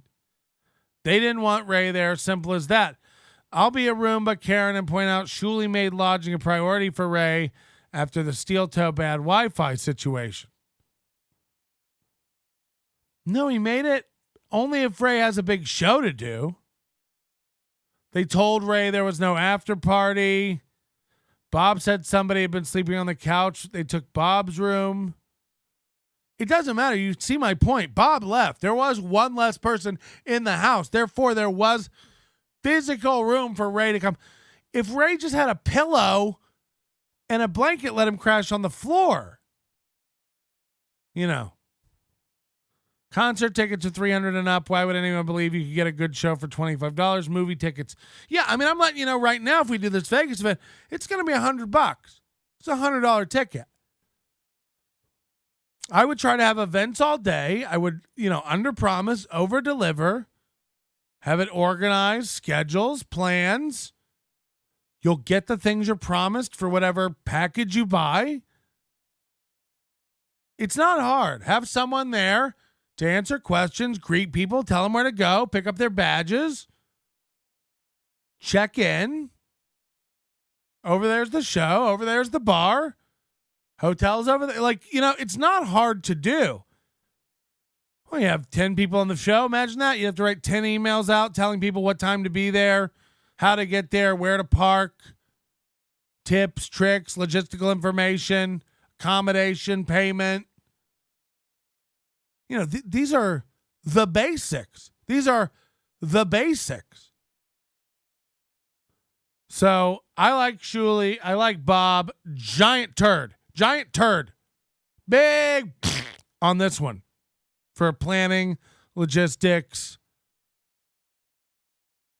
Just an absolute nightmare. And look, you want a balance between chaotic fun and a show. I'm not saying don't have Bob Levy and Perry Caravello just double fisting each other with pickles on stage. Cool bit. But you also have to you can't tell people they're getting an autographed poster and then just go, yeah, we didn't have time to make the posters. It's like, it makes your event look like shit. It makes it look like you don't know what you're doing. Shocker. Hold on, I have a plan. Ray could be Bob's designated driver so he doesn't kill a family one day. Ray gets a secure job and Bob avoids the inevitable New York Post headline. You don't get what you deserve in life. You get what you expect. Ray expects to get shit on, and he does. You teach people how to treat you. Oh, my God. JP Morgan never let a sponsored NBA candidate go ever, only in very rare situations. Note when Ray was fired, he started comedy. Only then. Yeah, I don't know anything about what you're talking about. I would step all over Ray too, ask him for $5 every day, take the top bunk, shit like that. Ray's only goal in life is to destroy comedy and everything in it. You heard it here first. Where do I send my resume to join the Onion Con team? We wouldn't need anybody. We're good. If we decide to throw Onion Con, we're good. You know what I need from you? Buy a ticket, show up, and have fun. That'll be your responsibility. How about that? Imagine if you just had an event and that was your responsibility. Bill from Jersey, $5. When Shuli was on Stern and doing the block party, he had to hire a promoter because he didn't know how to book shows and venues. He's not a business guy. It's like, yeah, then why would you... You know, I haven't talked to Shuli. I don't know what's going on, but it's like, to spin this, look, again, I think it was a mixed bag. I think it was a success and a disaster at the same time. It looks like it was booked in way too big of a venue. It looks like the venue wasn't set up for comedy.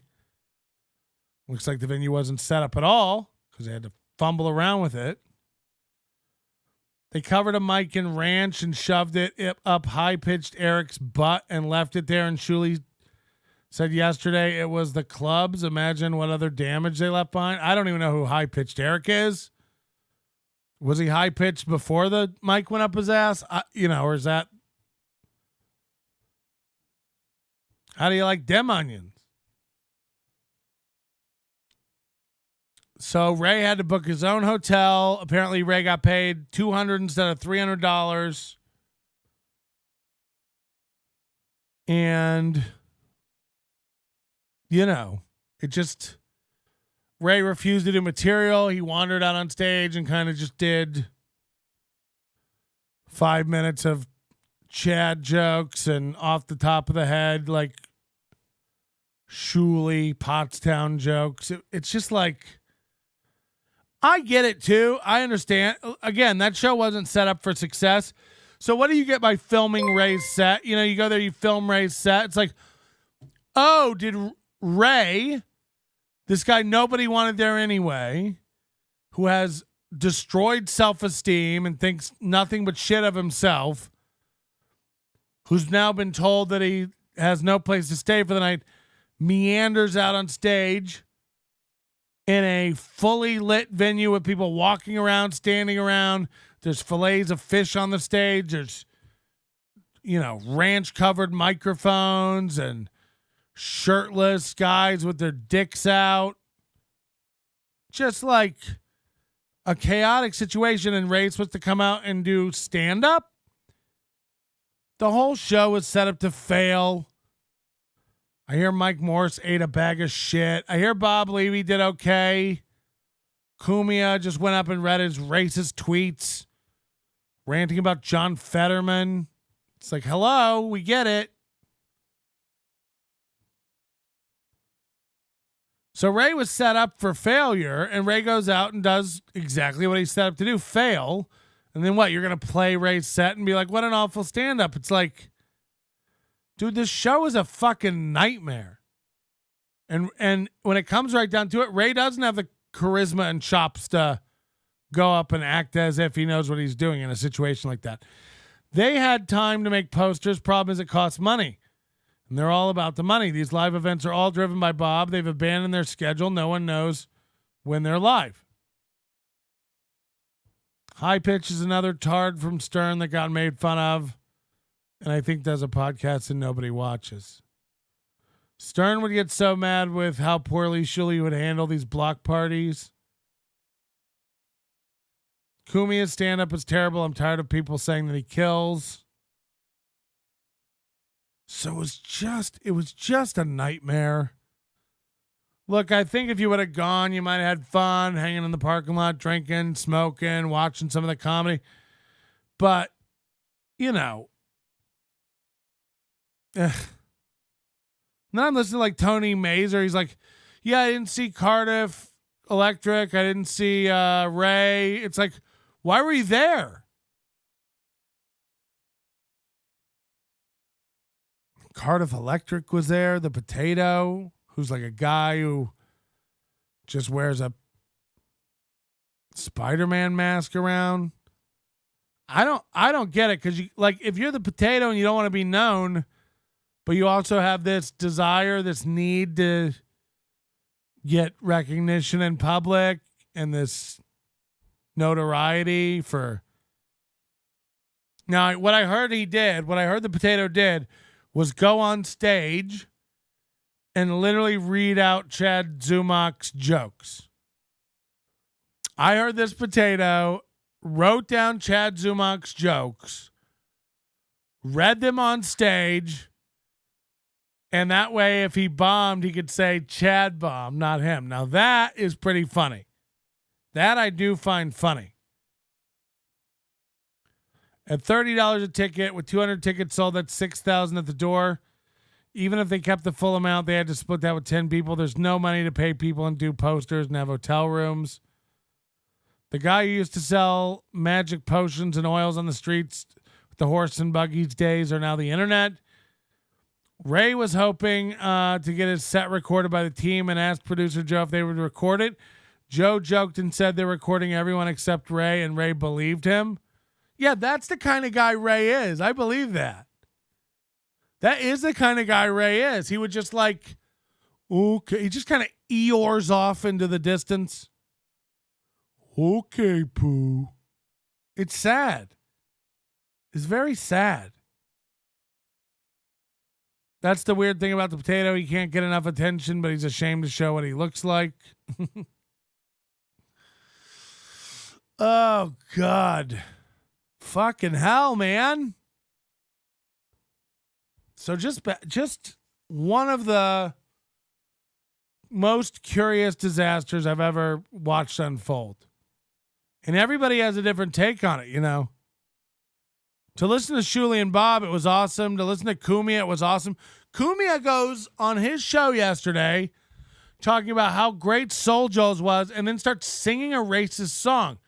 Literally some song he was singing, like Send Them All Back to Africa or something like that. This is real. This is yesterday. So for everyone who's constantly like, Cumia is a pedophile, Cumia is a racist, it's like, he sure loves to lean into that, doesn't he? He literally said something. I don't know. Maybe somebody can find the clip. He literally said something like, send them all back to Africa. Send them all back to Africa. He's like, and I don't even mean it like in a racist way. It's just a funny song. It's like, what? Why is it funny exactly?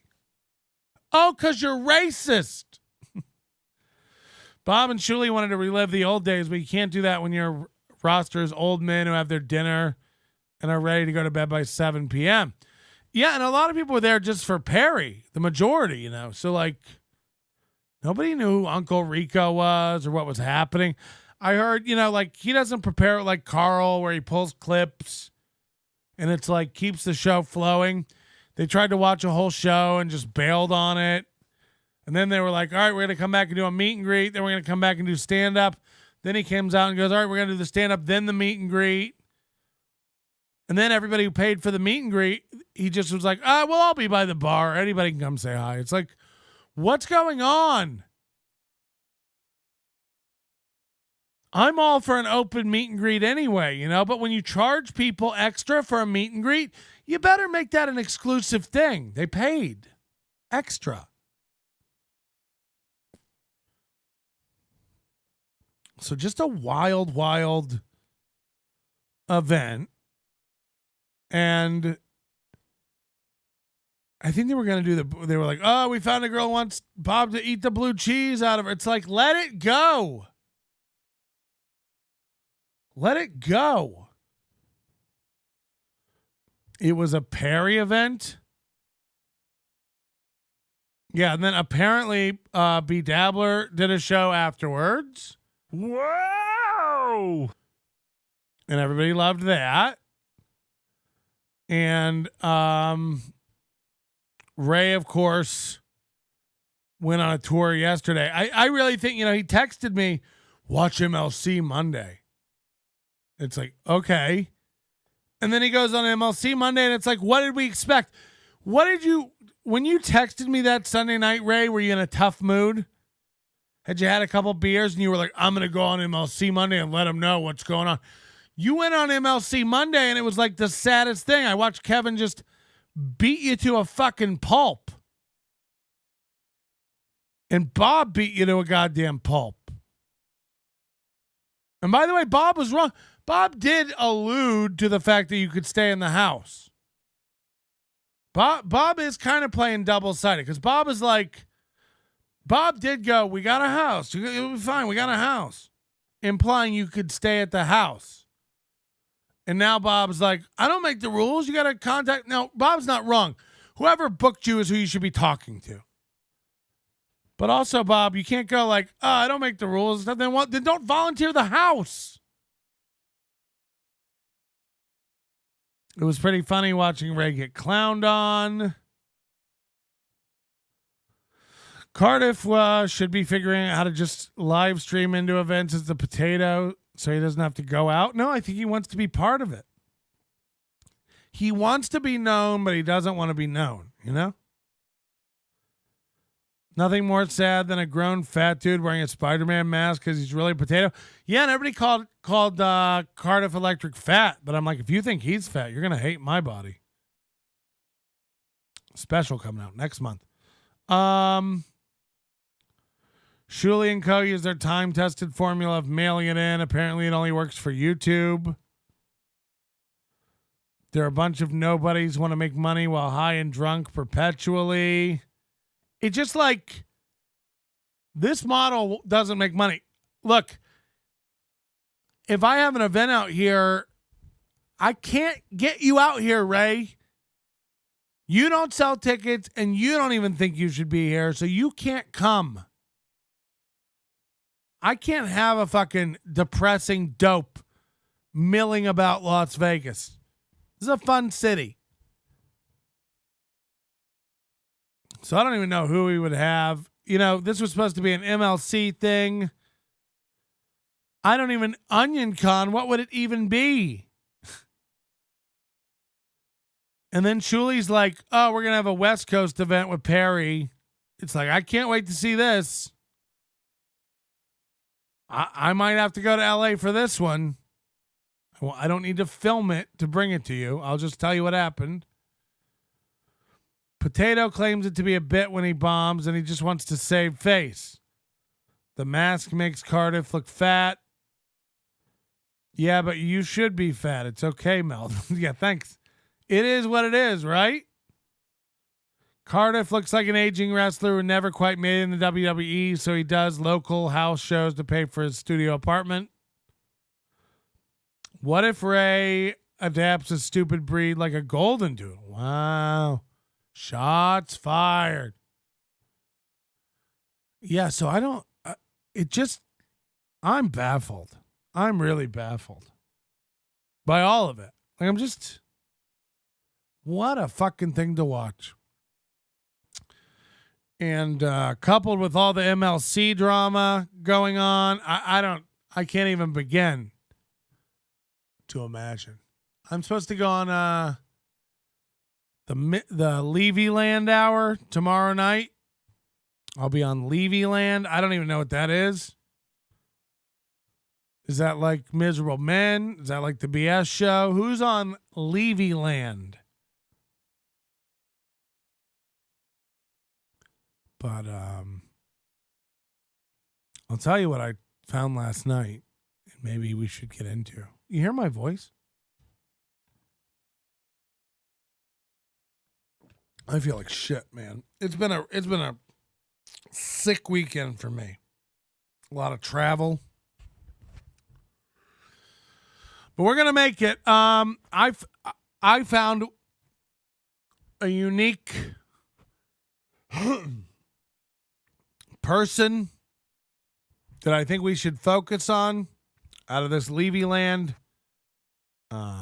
issue. Hold on, Levy Land. What are people saying about Levy Land? I think it's a Nick at Night show. Levy Land stinks. Oh boy. Is it true? It is your character sounds good. Levy, the old Fruit Loop. I don't know what any of that means. Hello? Hello, you're fat. Wow.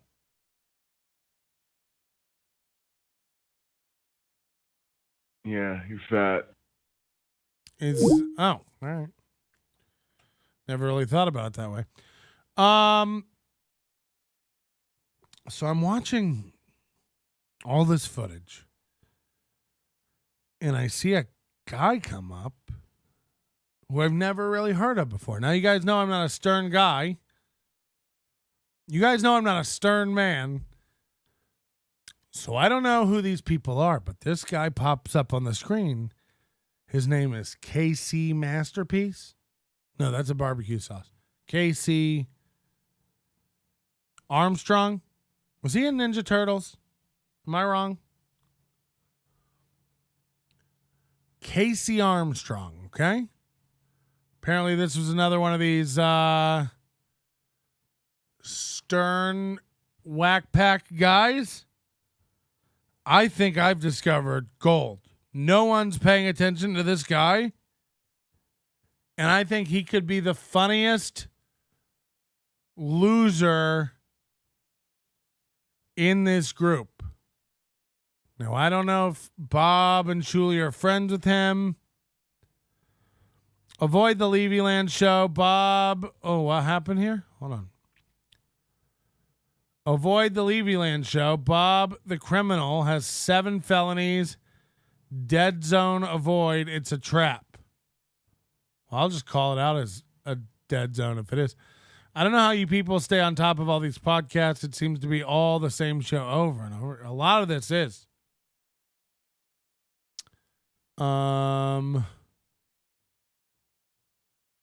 Patrick's fat. That's my masturbatory fantasies wrecked. So he worked at Stern. KC was the associate producer till he got fired for being a nut job. Poor KC. He went absolutely nuts. He was a producer. Well, I found the guy. He's got 2,000 subscribers. He gets 500 hits per video. And I thought we should watch some of this guy. I think this could be some of the most unmined comedy gold in this universe. No one, and I mean no one, is paying attention to Casey Armstrong. Why? And you're right about the money with all this stuff. Like, let's say they made $8,000. I've run the math a few ways too, and I come out between 6 and 7 every time. Let's say they made $8,000. Let's say they made 10. Let's say they made 10 grand somehow on this. Because I don't know how much they get kickbacks from Rustic Cuts.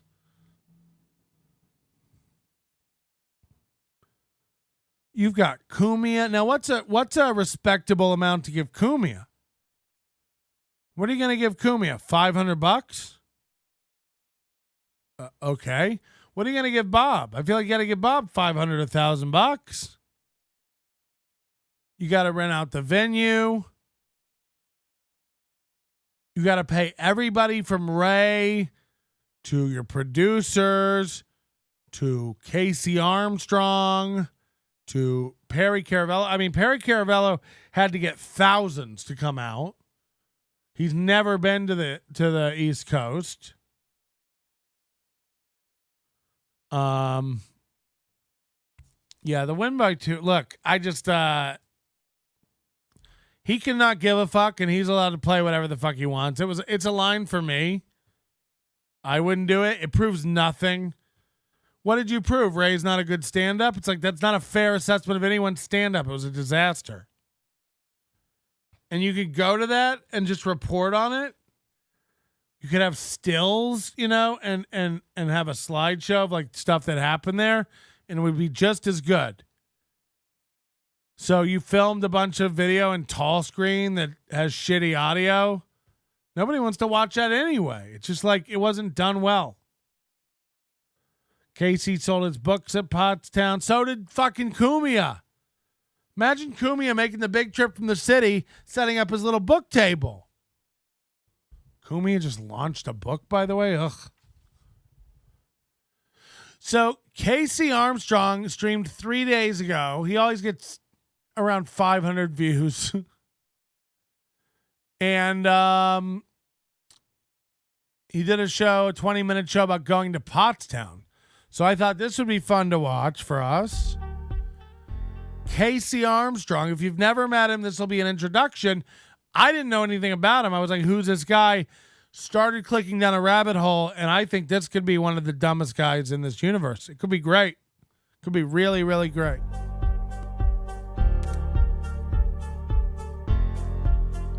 And he's excited. This video is called Going to Pottstown. Casey Armstrong, the guy you've never heard of.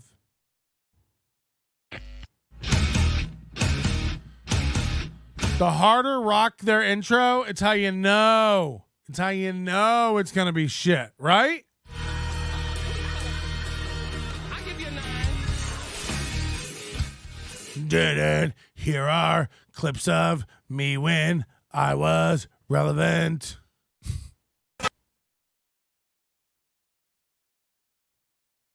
Yeah, we from the power. So right away, this is our guy. Glasses up, green screen, shitty green screen. The king's all bad. I don't know what this thing here is. Some sort of theremin. I don't know what that is. Just this look sums up this guy to me. That's perfect. That's perfect. All right, guys. Hey. All right. How we doing? That was the Crypt Keepers. How we doing? That was the Crypt Keepers. Oh God. I have tingles about how out of it this guy is. This could be great. Well, let me go back here so I can see everybody. Got to tell you what's going on, why I'm here. Oh, there's everybody. Okay, good. Hey, why are you here? Imagine you being on the radio and somebody's just like, why are you here? Ow. He got saved, Patrick. I'm not sure if he's backslidden. Oh, he's born again? Love that. Man, I got this thing on my shoulder. I think it's like a blood clot or something. Wow, myocarditis, Pfizer. Had it once before. It happened like once a year. Hurts like a bastard. I had it once before. It happens once a year. If you say something happens once a year, I think you've had it several times before, once a year. But he said, I've had it once before. It happens once a year. What? But anyway, why I'm here. Guys, AJ Benza was supposed to be with me tonight. And, you know, the thing is, guys, Ooh. I don't know what is protocol here. Because when you deal with a live show, as you know, sometimes things happen. Like the other day with High Pitch Eric and Casey and the coach and all that stuff. The worst thing I think happens is when you expect something, you expect a show or something like that, and then the host doesn't show Just up. And the host do doesn't it. So, hold on. you know, Why am I uniquely qualified to comment on KC? I got to know why you said that. I'm struggling with that. AJ Benza was supposed to be on a show tonight, but I'm at the supermarket before, and I get a text from AJ. AJ's got COVID, so he's not feeling well, so he wasn't able to do the show. And it's a Friday. Nobody has COVID. Nobody. You know, it's tough to find another guest, but I'm going to Pottstown. Oh, let me do that. Thanks, guys. Hold on. I'm going to, this show's about you guys. All right. So I'll get to you guys in a minute here. What the fuck is happening? We were supposed to have AJ Benza here. AJ couldn't come. I was in the grocery store and he told me I couldn't come. Always let me know where you were when you find out a guy can't come. Were you by the deli counter? How many loaves of bread were in your cart? Give us all the deets. And then he goes, so it's hard to get another guest in here. But anyway, I'm going to Pottstown. Let me do that. And then he talks to somebody off camera and goes, this show's all about you. Oh. Patrick, I'm so glad you found a new guy to focus on. I'm so tired of that biatch Aaron sobbing in my arms as I hold him tightly. My eggy mess is accumulating. This is my strife. Ga ga.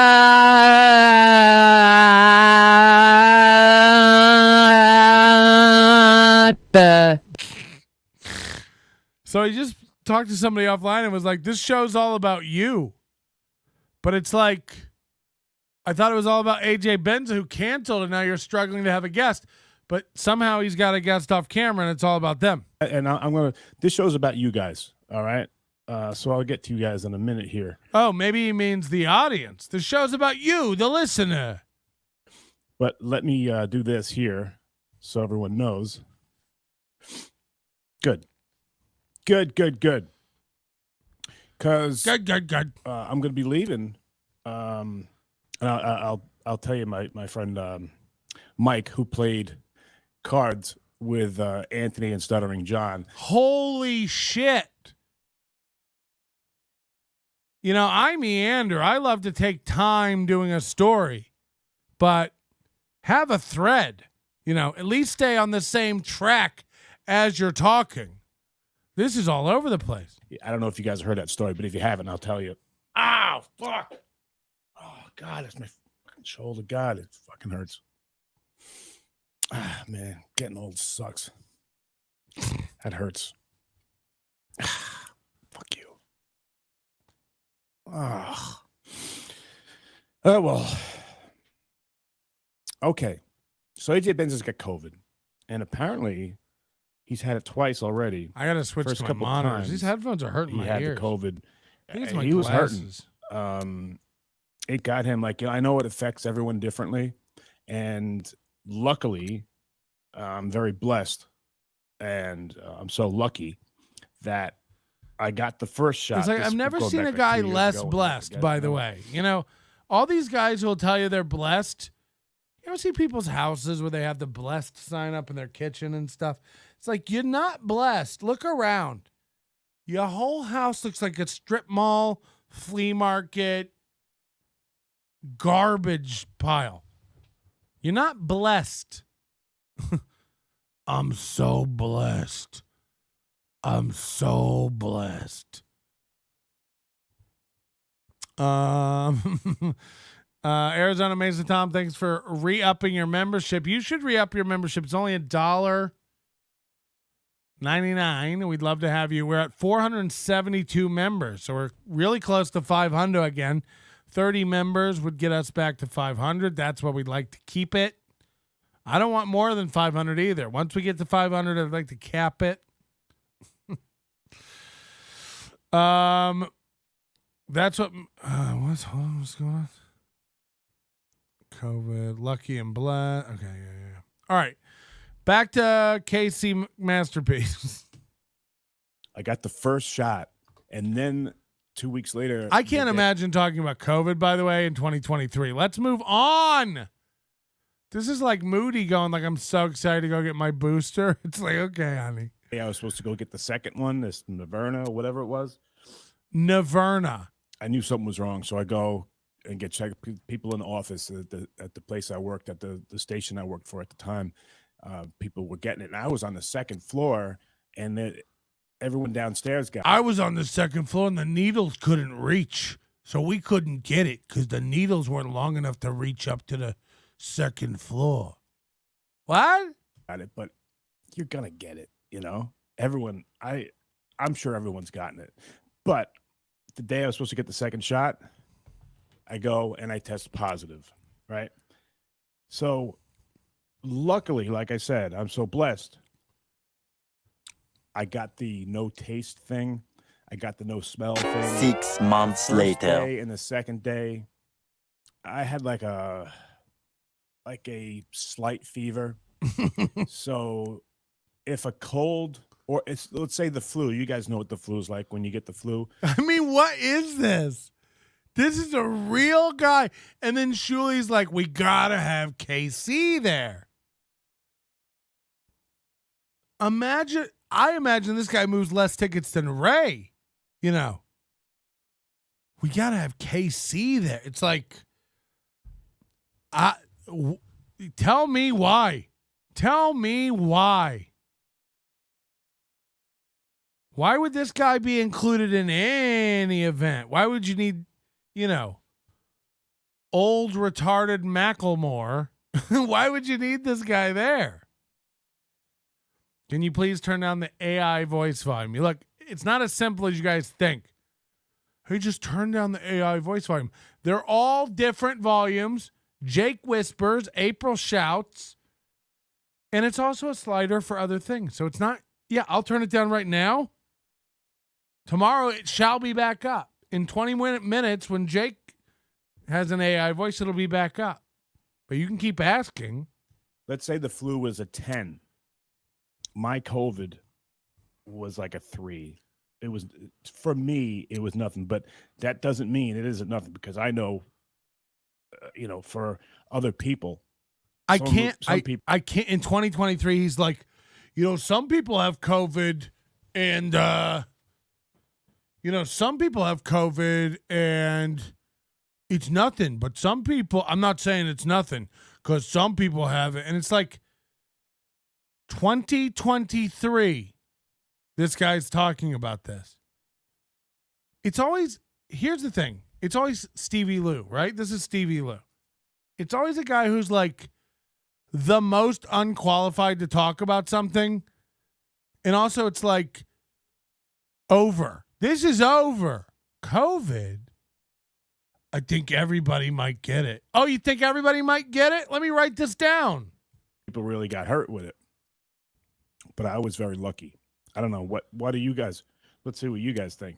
Did you guys get hurt bad with the I think everybody's going to get COVID, but I don't know. I think I got lucky. Let's go to the boards. It's like, okay.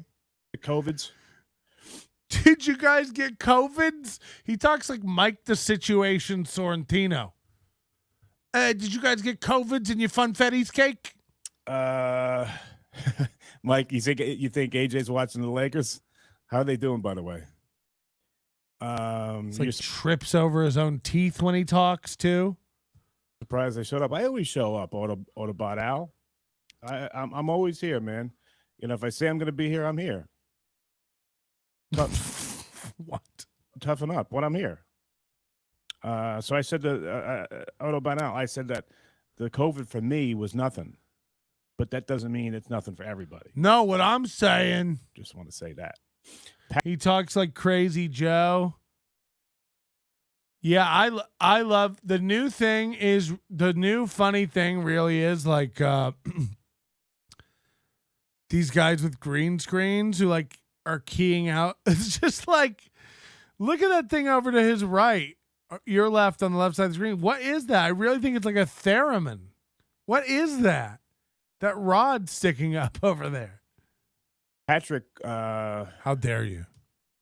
You saw AJ in some recent videos. He looked like he ate his vaccine instead. He's just burping. Still doing that vaccine. Oh, it's Siobhan.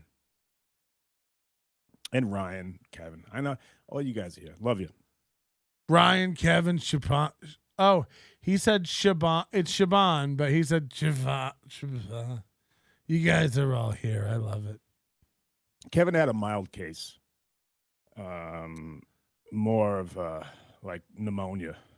Siobhan says the second time that she got it, she had it twice. All right. The second time was real bad. You could hear it in her chest when she would breathe and she would get breathless just going up the stairs. First time it was nothing. Yeah, that's kind of like me, Siobhan. I could, but it sucks you had it twice. Oh, you've been toughing up with my shoulder. Autobot. This is May 2023. Don't adjust your sets. May 2023 is getting the chat's pulse on their experiences with COVID. I don't know. This is one of the wildest things I've seen in modern podcasts. Dude, it's fucking killing me. It's just gonna sit there. Right now, it doesn't hurt. Sometimes if I just move it a different way, it will hurt. So you're right. I should stop being a pussy. I gotta get new earpieces. Cindy Lou Who. Oh, fuck you.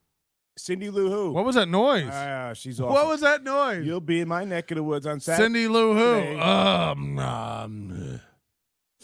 Cindy Lou Who. Oh, fuck you. Cindy Lou What Who. is that? Cindy Lou Who. Oh, fuck you. That's her. Cindy Lou Who. Oh, fuck you. Cindy Lou Who. Oh, fuck you. Cindy Lou Who. What is that? Why is he doing that with his face? Is he shitting? I do that when I shit. Cindy Lou Who. Oh, fuck you. Cindy Lou Who. Cindy Lou Who. Fuck you. What is going on? This is wild. Cindy Lou Who. Oh, fuck you. Cindy Lou Who. She's awesome. You'll be in my neck of the woods on Saturday. Have a great time, Pottstown. How come you're not coming, Cindy Lou Who? If I'm in your neck of the woods, how come you're not going to come to the shoe? If I'm in your neck of the woods, are you going to come to the shoe? What I meant to say is, guys, I'll be leaving tomorrow, and on a jet I believe plane. The doors open around 4 or 5, and they're doing a live Uncle Rico show at 6 o'clock. And then I believe there's like a meet and greet or something like that. That'll carry over and start at 7. Then I believe there's some sort of ambrosia salad reception. Then we're all moving into the dining hall where you get your choice of chicken cacciatore or some sort of Dover sole. You had to choose in advance. Vegetarian and vegan options are available. Then we're all going to put on our slippers and shuffle back into the community center where we'll all watch a man shove filet of fishes up his tight little asshole. We're all going to see a giant fat man whip out his tiny little gherkin pecker on stage. Bob Levy's going to eat a blue cheese covered microphone out of the asshole of a Chad Zumach puppet. Followed by the final act with Perry Caravello gets carried out on stage by a team of black Clydesdales that proceed to have their way with him repeatedly while he screams, "Thank you for subscribing. Thank you for subscribing. Thank you for subscribing." You know, Perry Caravello. Little break. And then there's the stand-up comedy show. And, you know, there's so many people on the show. It's got to go good. There's so many people on the show. It's got to be great. How could it go bad? First, I was like, you know, I haven't been on stage because I turned myself into a G-rated act for the past 5 or 6 Goofy? 6 years. And I haven't been on, no, I think I did one gig, maybe 4 years ago. Had been on stage from doing this like every day, doing stand-up like every day. And 4 years taken off. This would be the first time. But, you know. So he went from doing stand-up every day to taking, he's not done stand-up in 4 years and thinks we want to go out to Pottstown and see it. It's like, why, Shuli, why are you booking people who haven't done stand-up in 4 years on your town? You're telling Ray there's no time for him. Because why? Casey Armband is going, what's his name?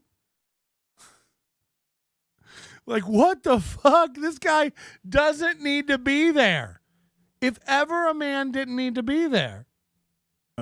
You would think I'd get nervous, but there's so many people on the show. I'm only doing like 5 or 7 minutes.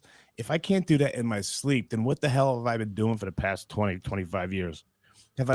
I mean, again, it's not what you've done for the past 25 years. It's what you've done for the past 4, which is not stand up.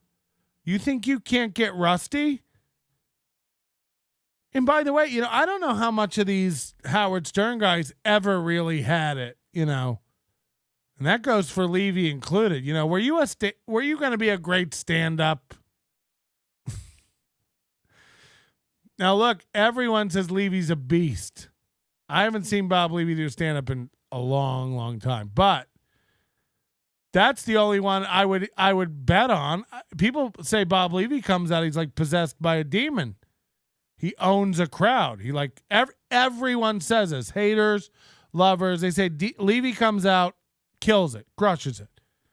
And I believe it. Act as if. Confidence, you know. It's like you telling me Ray comes out and mopes around and nobody enjoys it. It's like I believe that 100%. I can picture it. I almost can picture no other way. It's like if I told you Ray came out with such stage command and presence, owned the crowd and crushed it, you'd be like, did he? Did he? I doubt he did. When have you ever seen Ray own it and crush it?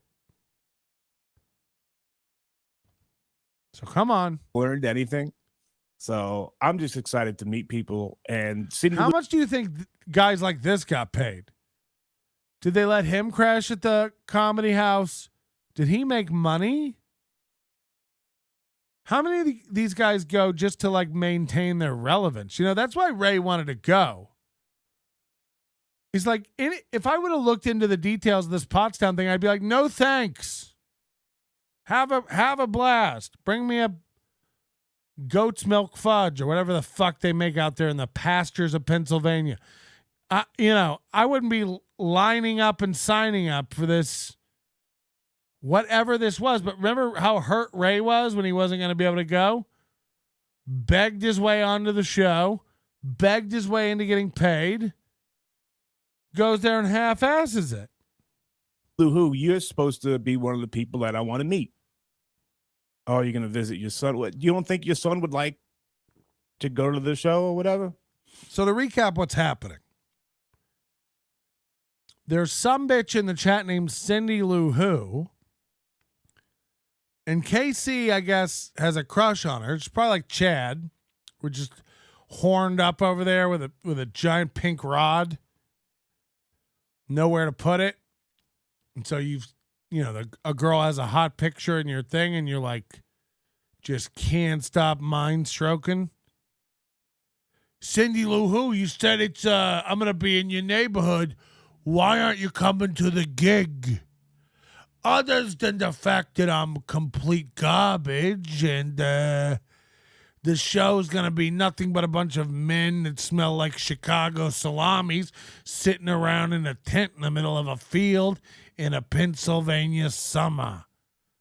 You ever smelled cows when they back up to a big pile of manure and just let out a bunch of methane farts and you just breathe it in? Yeah, that's what a Pottstown comedy show is like. Cindy Lou Who, you're supposed to be there. You said you're in neck of the woods. How come you're not coming out, Cindy Lou Who? I've had a fantasy about you in my mind for eons. I've been looking at your tight little caboose and your little avatar on your YouTube photo. Cindy Lou Who, you're supposed to be out there at my gig. Why aren't you gonna be there? Oh, you gotta go see your son? You're a single parent, I'm sure. She's like, I gotta go see my son. He goes, you don't think your son would like my comedy? Bring him out. I could be your new daddy. Tell him I could bring his new daddy. I could be Cindy Lou him.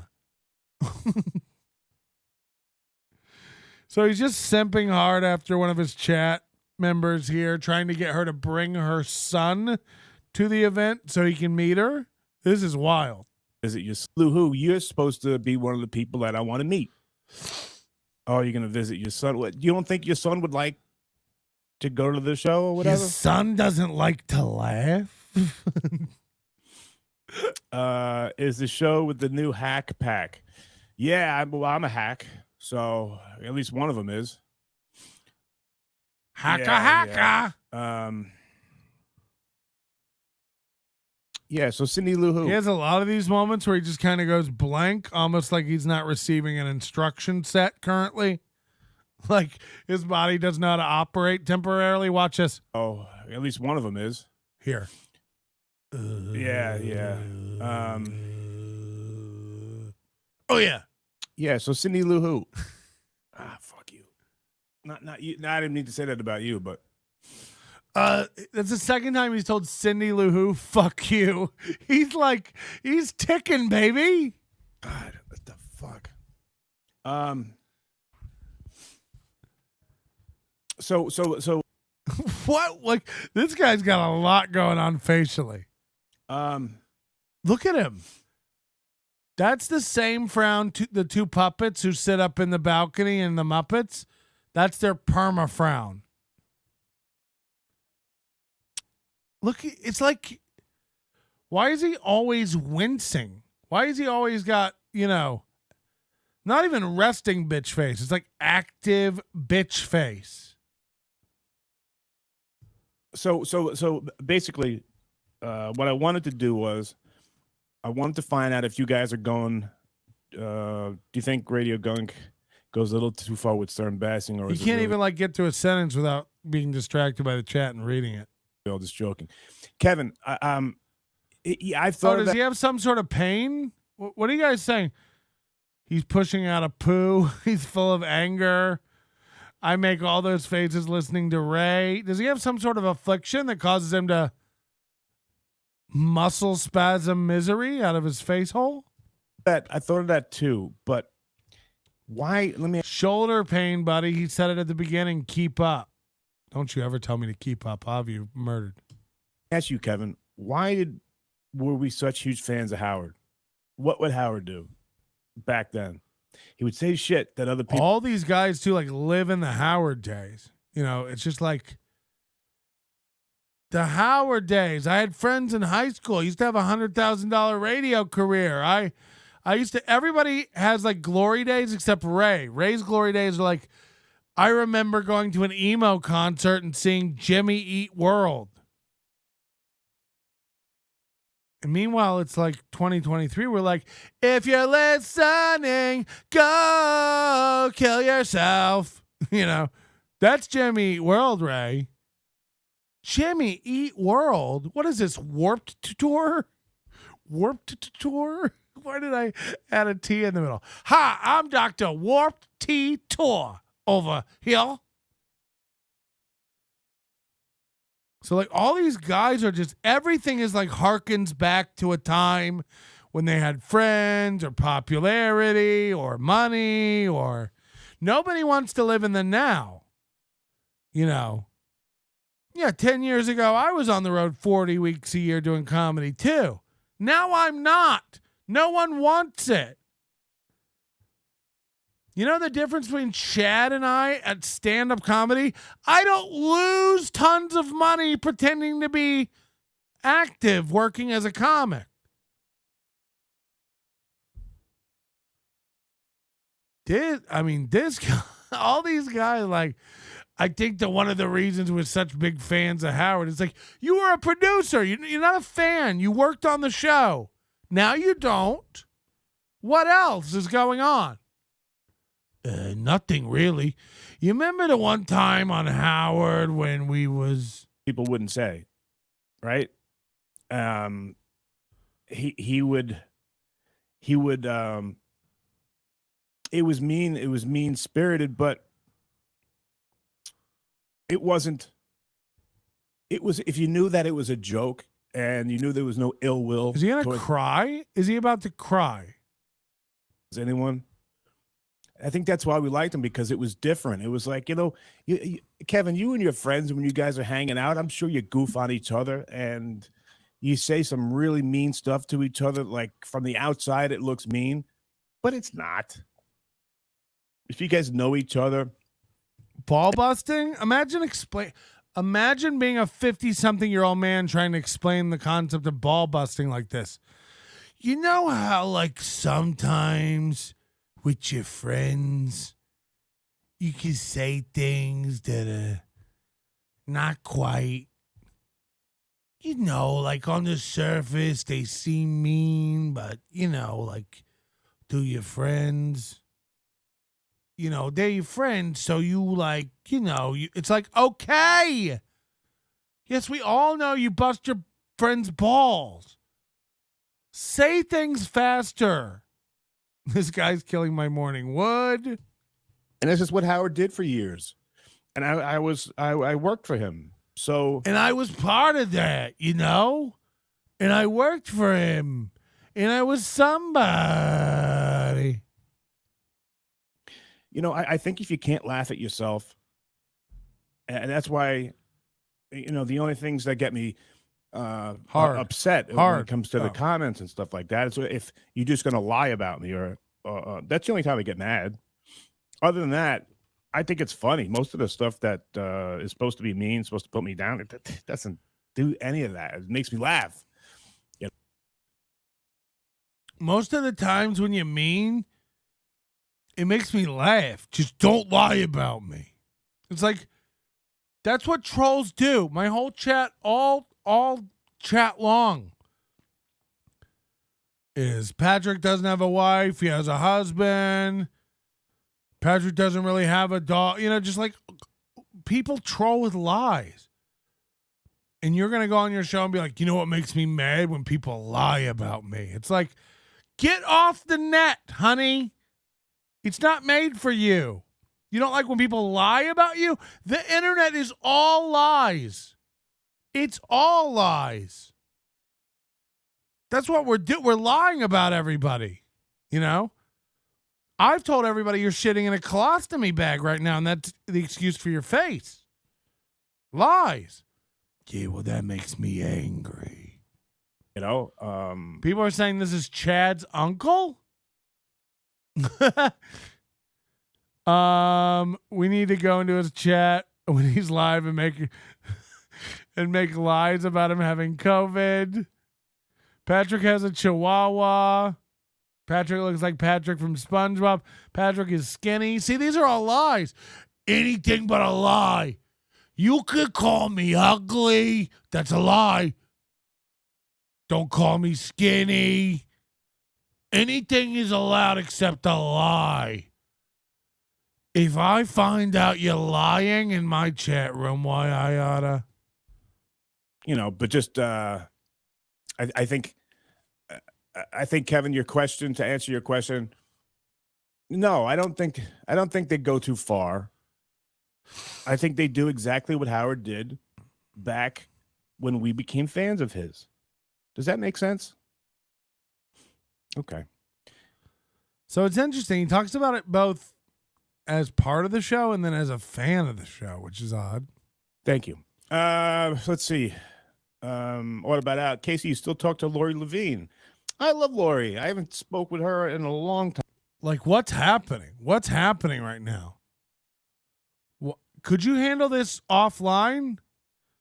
Do we have to be a party to a conversation about you and Lori Levine? Hey, you ever talked to Lori Levine? Ah, Lori, she's a sweetheart. I haven't seen her since high school. We get it. You knew people once. Tom, never met her, but we used to talk on a. No, I think I might have met her at a Philly gig or something. I don't know, but she's a nice person. I never met her. I think I did meet her. I don't know. Anyway, she's a nice person. Great story. Great story, Print. All right, so let me tell you what's going on. All right, I'm going to be leaving for. Cause I'm leaving, gone to Pottstown. The show tomorrow, I think probably around noon. And oh, you're very sweet. Thank you, Siobhan. He's one of these guys. He has a show tomorrow, and the show's at 6. He's got to leave at noon. And his whole 48 hours before he has to leave for this show, it's all he can think about. It's like a big deal to him. He's like, tomorrow, I got a big trip coming up at noon. So I got to be in the car with my bags. By noon, I got to pack my bags. I'll probably carry those out to the car at 11:45. Make sure all my bags are in the car. I'll make sure they're all packed by 11:30. So, probably tonight, I'll take my bags out of the closet and get them ready to be opened and filled with my clothes. I'm going to do underwear and socks first. I got a trick where I put my underwear and my socks in my shoes to save space. I pack everything except my toiletry bag. I'll do that tomorrow. My toothbrush. I'll zip that up. I'll probably bring the suitcase downstairs around 10. I'll load it up, like I say, around 11:45. Probably have a juice and a snack bar. And then I gotta drive. I'll get the map directions on my phone. You know what I mean? It's just nothing to us. But to this guy, every logistical, he's 2 days out. He's got a big boy trip coming. He's got a big boy trip. And he can't stop telling everybody, yeah, so tomorrow, Pottstown. Yeah, I got to make little Ziploc bags. I'm going to bring some apple slices. My girlfriend's making me up a batch of Gorp.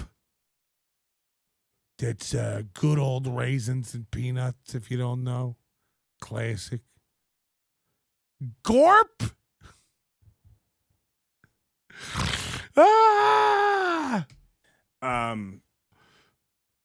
Yeah, so we're gonna leave it. And the guy that I'm going with. Yeah, so we're gonna leave. And the guy that I'm going with, court appointed. His name is Mike. And Mike took John to Anthony Cumia's to play cards one time. What's this is happening? The story about, this story's all Mike over. Is just such a nice guy, and I've been friends with him for years.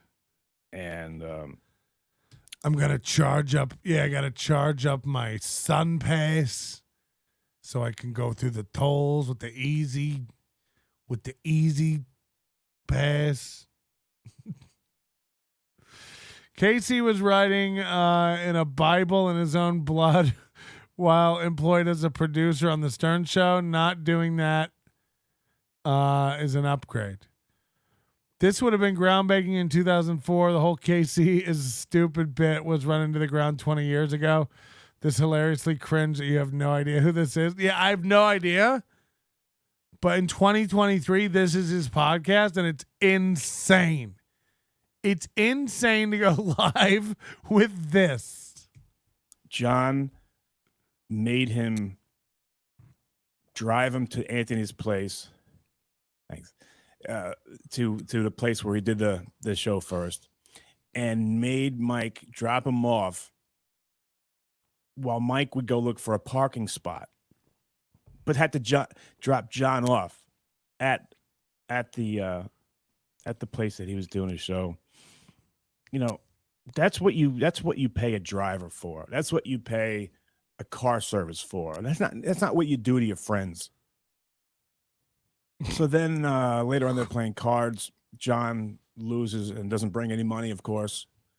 So he has Mike go and get money from the ATM, and I'll pay you back later. Such a piece of shit to do that. That's supposed to be your friend. God. So I don't even believe this story. I'll tell you why.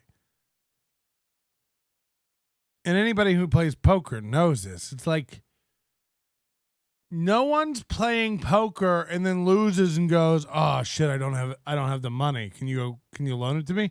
It's like the only time you need more money when you're playing poker is if you want to buy in for more. You can't sit down at a poker table with money you don't have. You have to buy chips. Then you sit down at the table with those chips. You can only lose what you have in front of you, which you've already paid for. So they're playing cards, and then John makes him go get money out of the ATM because he's out of money. It's like, tell him no. You're done playing. You're out of your money. So anyway, he's my friend. I'm going with him tomorrow. Yeah, he was. That's Cindy Lou Who. He was his personal slave for that night. Yeah, entitled, degenerate. Exactly. He. That's what. That's not how a friend acts. And would you believe that Mike and John aren't friends now? Oh wow, what a big surprise! No. So, you know, that's what it's. You know, I can't can you imagine having this guy at a table while you eat?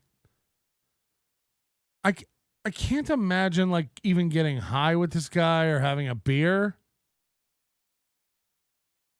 Is that a radio with a ball of aluminum foil on an antenna next to him? No, I think it's a theremin. I really do. Prove me wrong. The only thing I know that looks like that is a fucking theremin. If it's a radio with a ball of tinfoil on the top, then we need to get you back to Bed-Stuy in the 80s. That's what I talk about in my book, where you think that you're so special. You think not many people, unless you have a huge. That's what I talk about in my book. You think you're so special. You think you're so special. You talk about that in your book? Attitude or a huge ego. You think that you're a celebrity, but you're not. You work for one. So Mike has always been my friend. Great guy. So we're going tomorrow. Going down there. I think we're staying at Shuli was nice enough. He goes, "Hey, you can come stay down." They have like a bed and breakfast down there. They rented out like a house. And first of all, I don't. He thinks renting out a house is a bed and breakfast. You know, there's a difference between Airbnb a house and staying at a bed and breakfast. You think they're staying at a bed and breakfast? I don't smoke. I hate cigarettes. Second of all, I don't like a lot of people around. He can't stop burping and vomiting in his mouth. After. Yeah, imagine inviting this guy and not Ray. Let Ray stay there and just make him be the house bitch. Ray will just constantly fix drinks and cook for everybody. Ray's, this guy's loose. You go into a gig, of course, it's going to be a lot of people there. That's cool. Cool gig. But there's got to be a place where you're able to relax and kind of. Yeah, he's got a zipper fish vibe. Right? You're right, Boneless. Donuts. Reminder, be ready to start. I am. I don't know why that's doing that. But yeah, so we got so me, my brother, and Mike. I don't know if Anthony's staying with us, but I think we're picking him up on the way down. So there's 4 people. So that's what's happening. That's what's happening. And I wanted to come on because I told you I was coming out with AJ Benza, and I didn't want to just not show up. So I'm excited because at Utopia Cabaret, there's going to be an after party. Utopia Cabaret.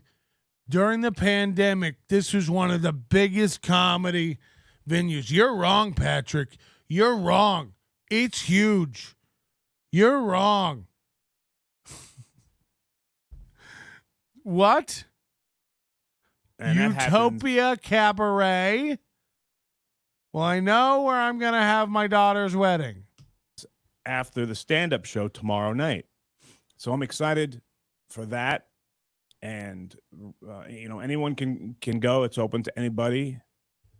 All I hope you ages. guys show up. If you guys are on your way down there, is anyone in the chat going down to Pottstown tomorrow? No, you I have keep calling 6 it people in Pottsville, your chat. like a nerd. But yeah. So I'm People, it's just constantly. But yeah, so yeah, so anyway, so yeah, I just wanted to go live and say that. So yeah, so I'm live and yeah, but anyway, so we're going down there and that should be good. So yeah, so we're headed to the all right. I'm about to just start getting my stuff together. And I told you. Don't let High Pitch know where I'm going. You're right, Kevin. He's like Yeah, Ty. He's gonna tell us like, yeah, I'll probably have to get a suitcase out and a toiletry bag. Like they'll tell you things that like nobody needs to know. I didn't plan on it. I didn't plan on doing it. But I I don't didn't know want where to my just not show luggage up here, is. I guys. gotta find But it. AJ will come on next week. And I want to tell you, so Monday at 4 o'clock, Tim Sabian will be on. That will be Who? Monday at 4 o'clock. Tuesday, Teamster Tim's gonna ride a Sibian? Angel Cassidy, a great guest. She, in the beginning of her life, just this amazing little girl. There were people burning What the fuck is happening? In the beginning of her life, such an amazing little girl.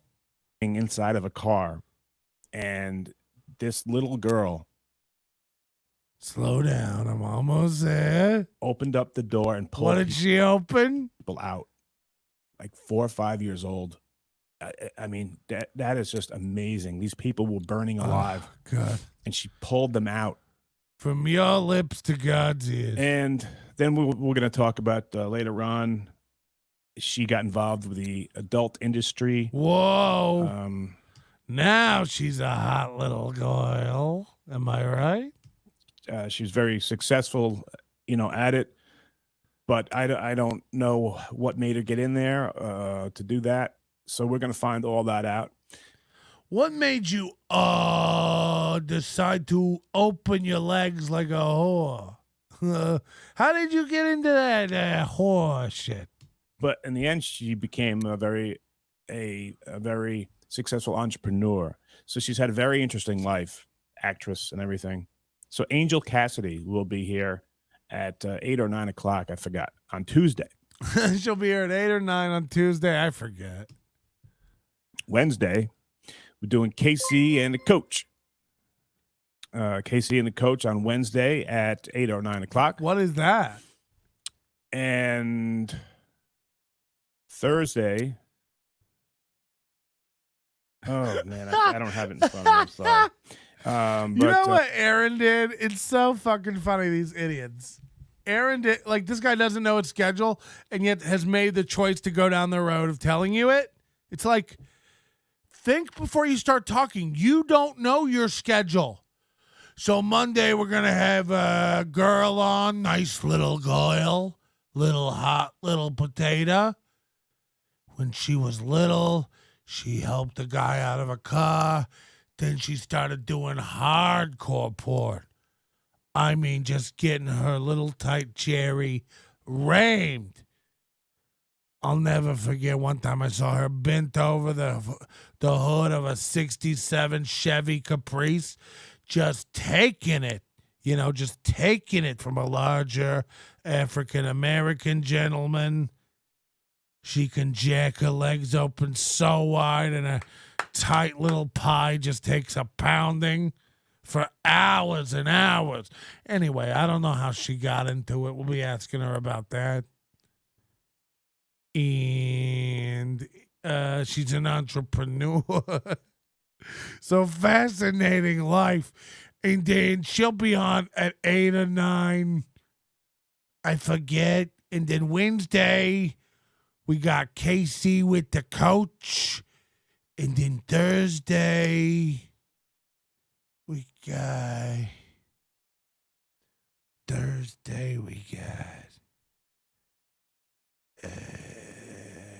I don't know what we got, but we got a lot of shows. Aaron posted a rundown for this week's movie in the Scrump, Steel Toe Morning Show. And he posted this rundown, the whole week's rundown. He goes, exciting week, really insane, exciting week coming up at Steel Toe. And he just laid it out. Monday, Tuesday, Wednesday, Thursday. Monday, Johnny Crutches. Tuesday, Johnny Crutches. Wednesday, special guest host from the whatever podcast you've never heard of. I'm serious, you've never heard of him. Wednesday, Thursday, April. Friday, April. He posted that like it's news. The only announcement you need to make isn't about great lineup this week. Johnny Crutches, a guest you've never heard of. April and April. It's like every Thursday and Friday is April. Every Thursday and Friday is April. You don't want to pay anybody, so you bring down that horrible hole you sleep with and let her talk into the microphone like she's good at it. We know Ape. We know Ape, the Scrimp. We know April is there Thursday and Friday. We know Johnny Crutches, the only comedian in town who thinks your show isn't a joke or doesn't have the nerve to tell you to your face that it is, Monday and Tuesday, every week. This isn't special. It's not something you need to announce.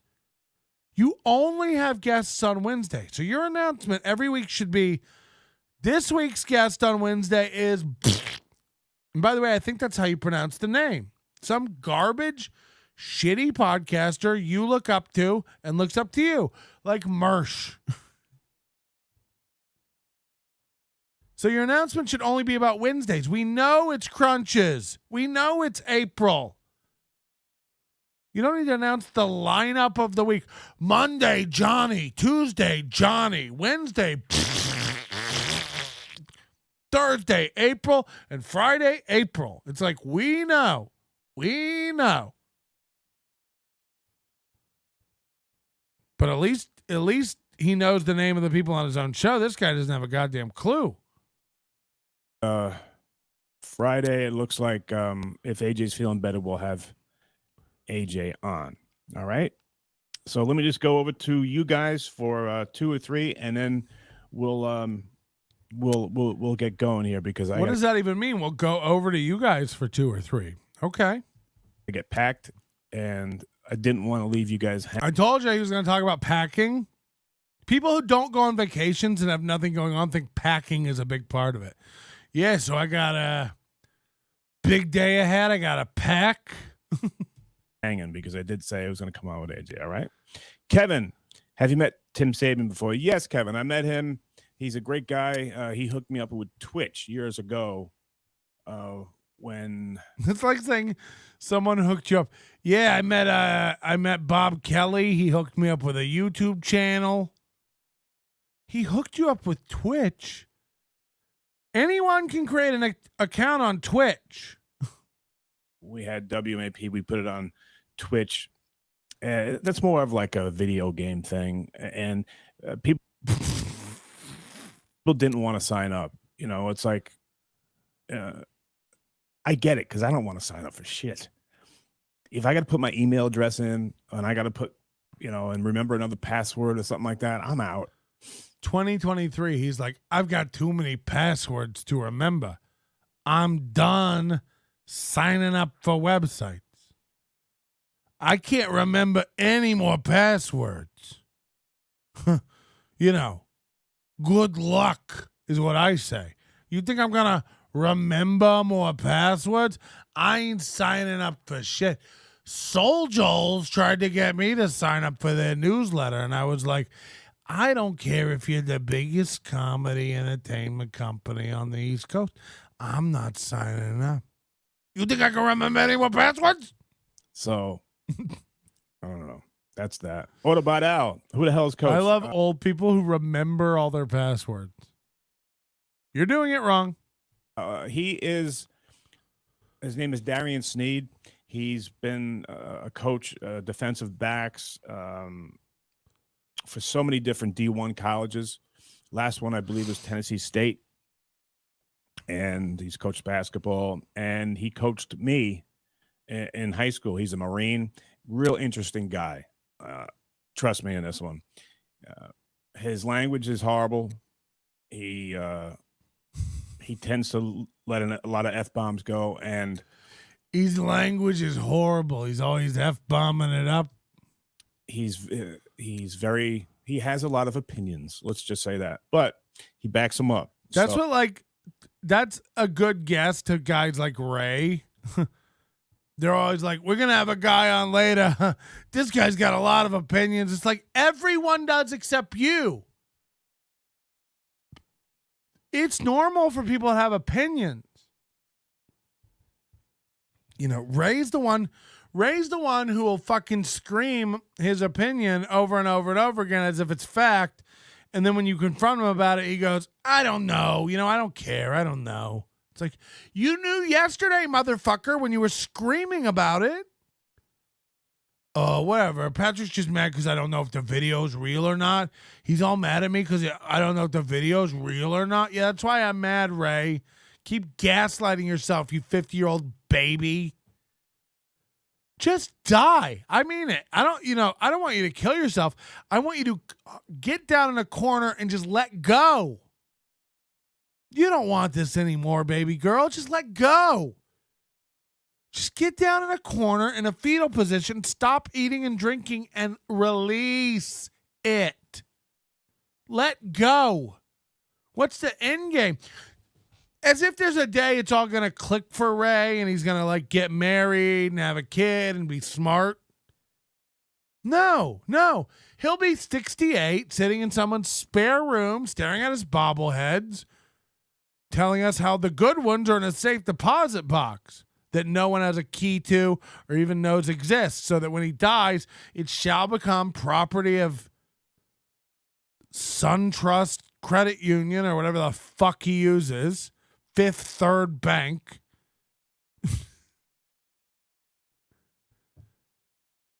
I mean, he's like, this is just nothing. Just lay down and let it take you. The earth, the Lord, karma, nature, whatever it is, just give up and let it go. Fucking hell. You know, I don't know what's real anymore.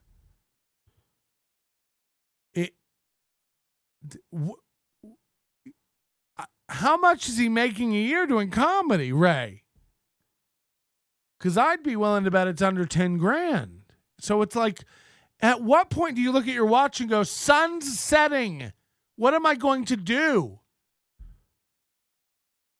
I tried for 40 years this comedy thing. It didn't work out. I have no money. I'm sitting next to a dresser in a folding chair with a 2017 MacBook that doesn't work, on poor Wi-Fi, trying to get enough super chats to buy more Bud Light to drink myself into a fucking nightmare.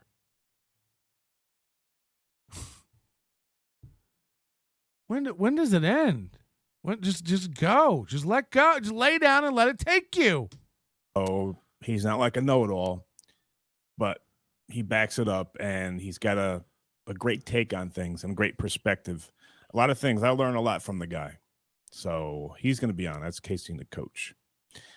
Tim's a sweet guy. Yeah, he is. You want me to, Kevin? You want me to put? It's constantly just.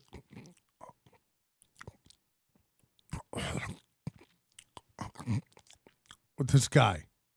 Non-stop mouth noises. High pitch Eric on again? Kevin's like, Thursday, put high pitch Eric on again. And do radio gunk. Yeah, radio gunk's awesome. River wants to go down. I'll go down on you tomorrow. You mean you're going to go down to Pottsville?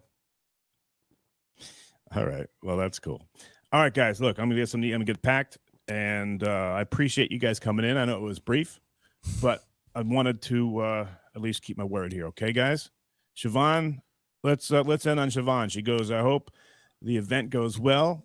I'm so jealous. I can't be there, and hopefully your shoulder eases up. Thank you so much. Get high pitched back on. It was hilarious. Mike, does anyone call me by my real name? So then he posted back from Pottstown. And I haven't seen this one, but let's hear how he did. I want to hear how this fucking idiot thinks Pottstown went.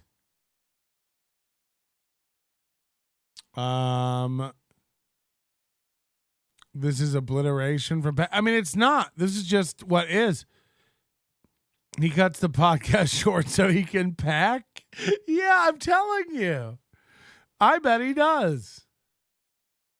Pottsville. They couldn't even remember the name. You don't have to feel so bad anymore. But everyone's Pottsville, Potsdam, Potsplatz. Thanks for the laughs, Casey. Casey and the laughs. I mean, this guy's the fucking worst. And there's a show at 5 p.m. today. Or wait, that's the 23rd. For 5/17. When's the 17th? Tomorrow. That's Casey and the coach. Oh, he's back from Pottstown. Great. Nailing it. Hold on. Look at this. Watch this. Watch this.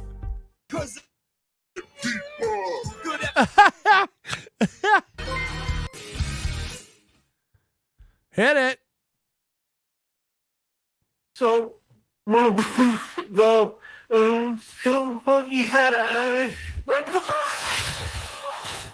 Anyways, go. Whoa, hold on. Why does his thing say, hi, I'm gay and a So, you know. Why does his thing say, hi, I'm gay and a. So someone there either has hacked him or is fucking with him or is also trolling him. Like, this guy's such a loser. People must fuck with him a lot. And his title says, hi, I am gay and okay? That's what it says down there. Gay! Let's see how he handles this. Will he even notice? Will he even change it?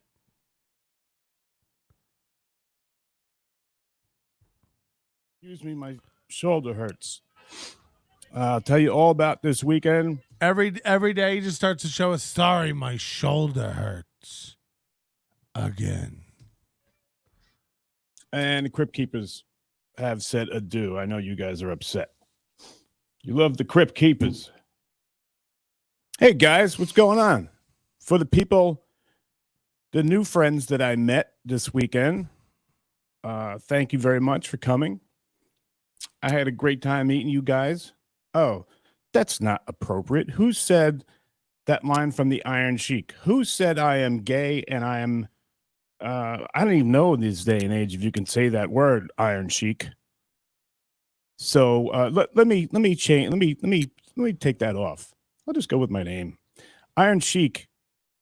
I think he was saying as in term of endearment. We'll look this one up next. When he said I was gay and I was I don't think you can say that, Iron Sheik.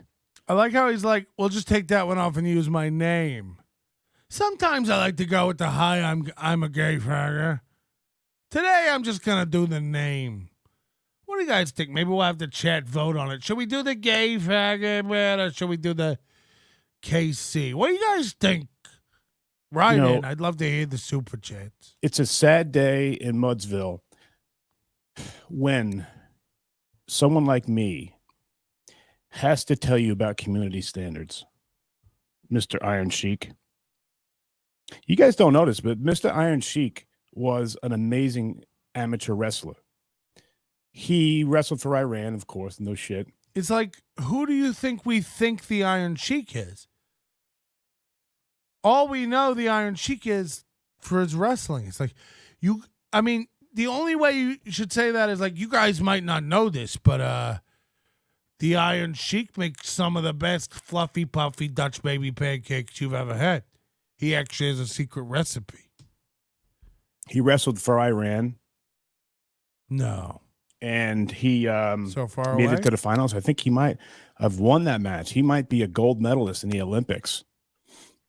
Hell of a wrestler. There's this guy I was just thinking about. Why is he always burping and licking his face? I heard he was unsure of what jokes he could tell at the event. He was asking people for clean joke suggestions. I hope it was just a lie on the internet because that's too dumb. He was going around asking people what jokes he should tell at the event. The head coach at Syracuse, his name is Gene Mills. He burps He's the one every other. Watch this. He's burped the last sentence. He burps every other word. Created the Mills half. Burp? Allow me to demonstrate the Mills half. I'll just take a half hour of your time. That's an inside joke. Anybody who's ever wrestled, you'll know what I'm talking about. But I can put it on Coach. I'll show it to you. Hang on. Oh no. Oh no. Ow! What the fuck? Is he drunk?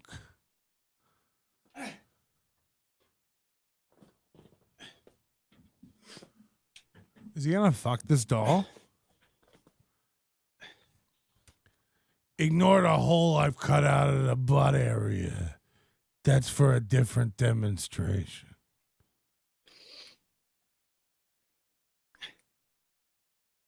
Yeah, this idea wasn't that great. What the fuck is happening? What is happening? Coach, hold on.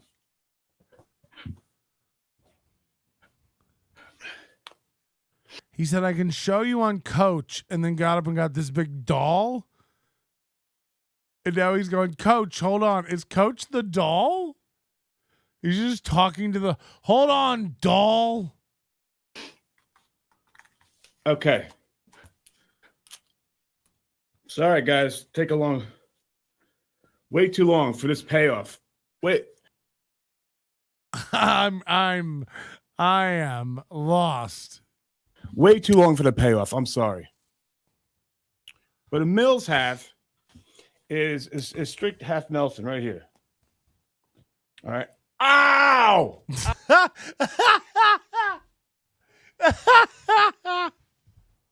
Oh, hold on. Okay, everybody. Okay. Here's the thing. What you gonna want to do, guys? What you gonna want to do? Ow! Ow! Fuck.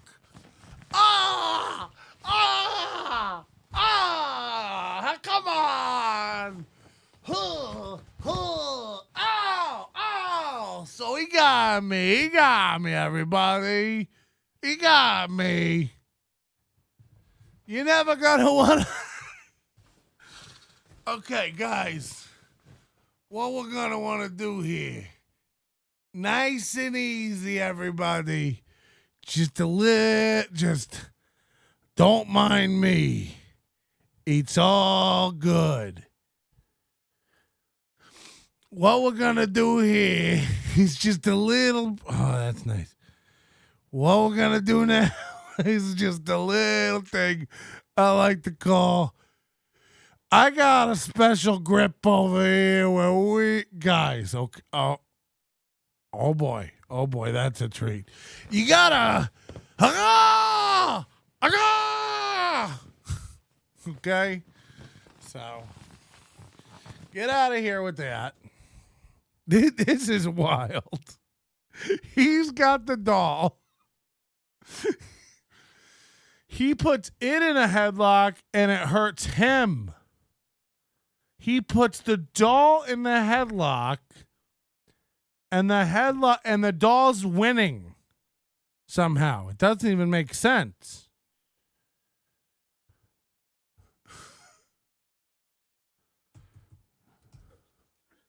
Way too long for this payoff.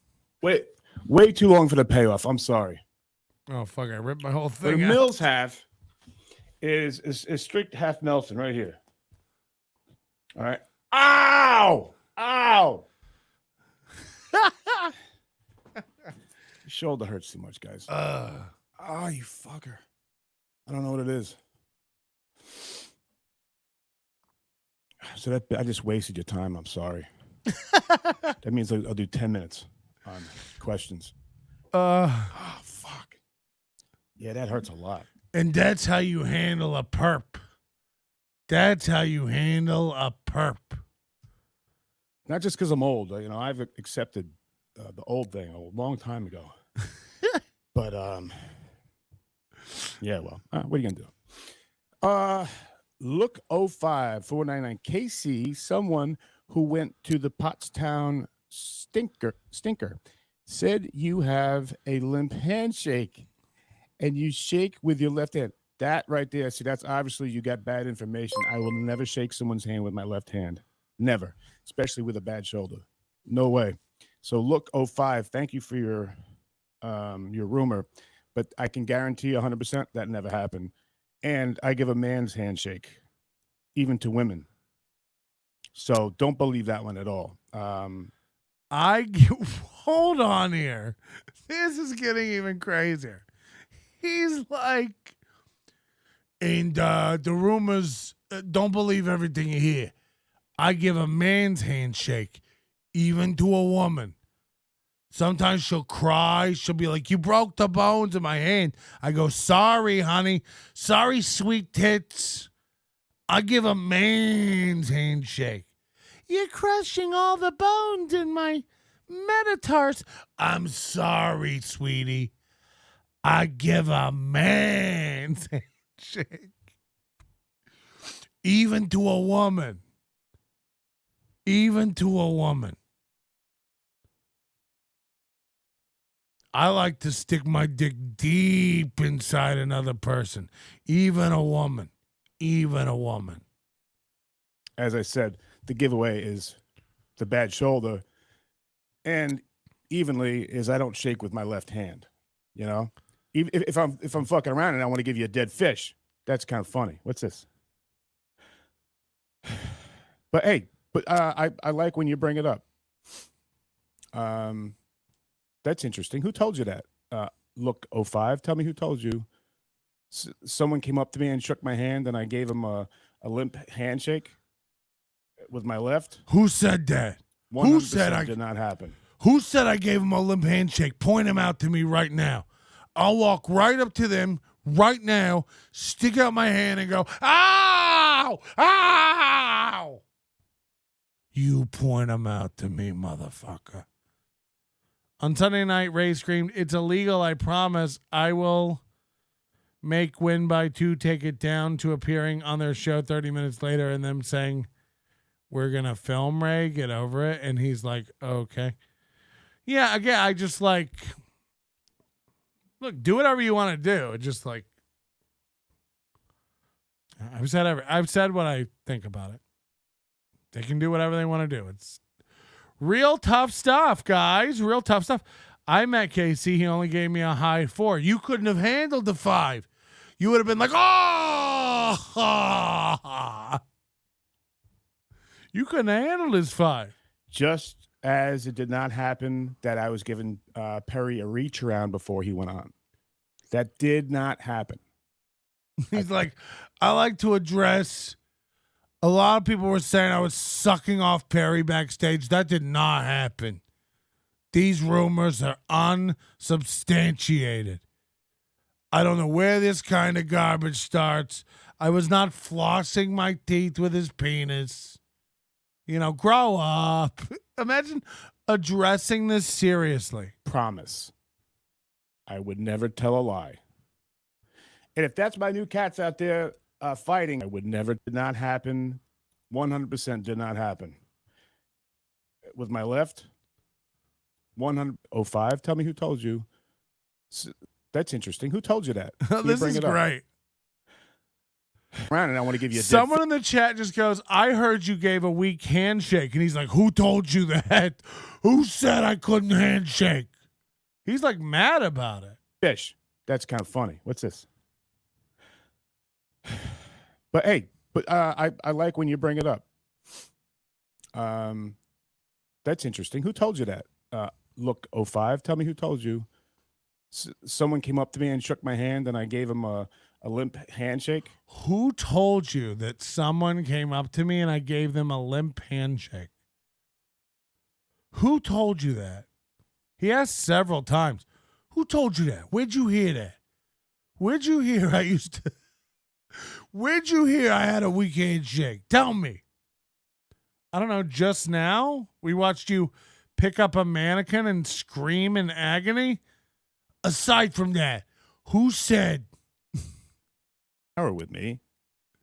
Gina says, only closeted people do that. Gina, are you saying I'm in the closet?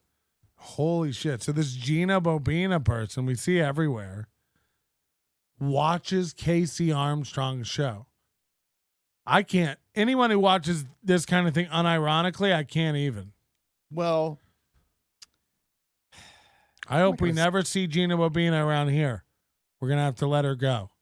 Say that I'm in the closet, He's like, this is like stunted retard behavior. I'm not going to sit here while people say I'm in the closet. Like, they get mad. It's like Chad. Chad gets mad. The worst thing you can call Chad is gay. He loses his mind. It's like, gay much? I didn't think you were gay until all the arguing about not being gay. There's a lot of like, I'm not gay. Say I'm gay again, I'll suck your dick.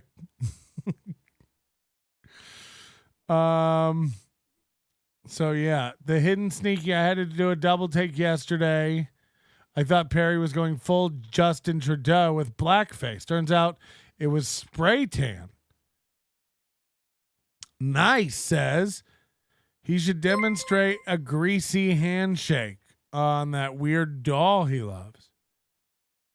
Who called it a doll? Who called it a doll? This is a life-size action fuck partner. I'm not gay. You're gay. I've explored that closet. I spent time in there. What? Come out of it. Painted over it, pretended. What's going on? He's constantly. Is this acid reflux? I get this in the morning with coffee a little bit, but not every other word. Every other word he can't say. Every other word he's like,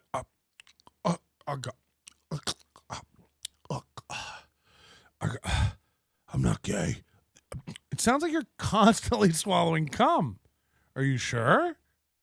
Gina, are you saying I'm in the closet? Well, I'm not going to say that I'm in the closet. I'm out. I'm proud. I've explored that closet. I spent time in there. Come out of it.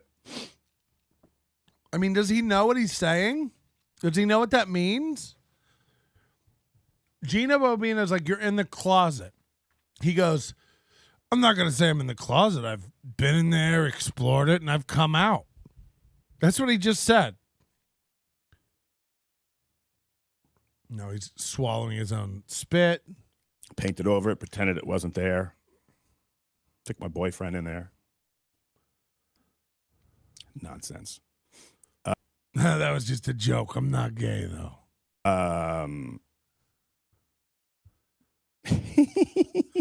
Guys have to always tell you it's a joke. But I fucked your mother. That's just a joke. I didn't fuck your mother. All right, guys. Hey, you guys have been awesome. This is a good question. Let me end with this one here. Have you ever been pegged?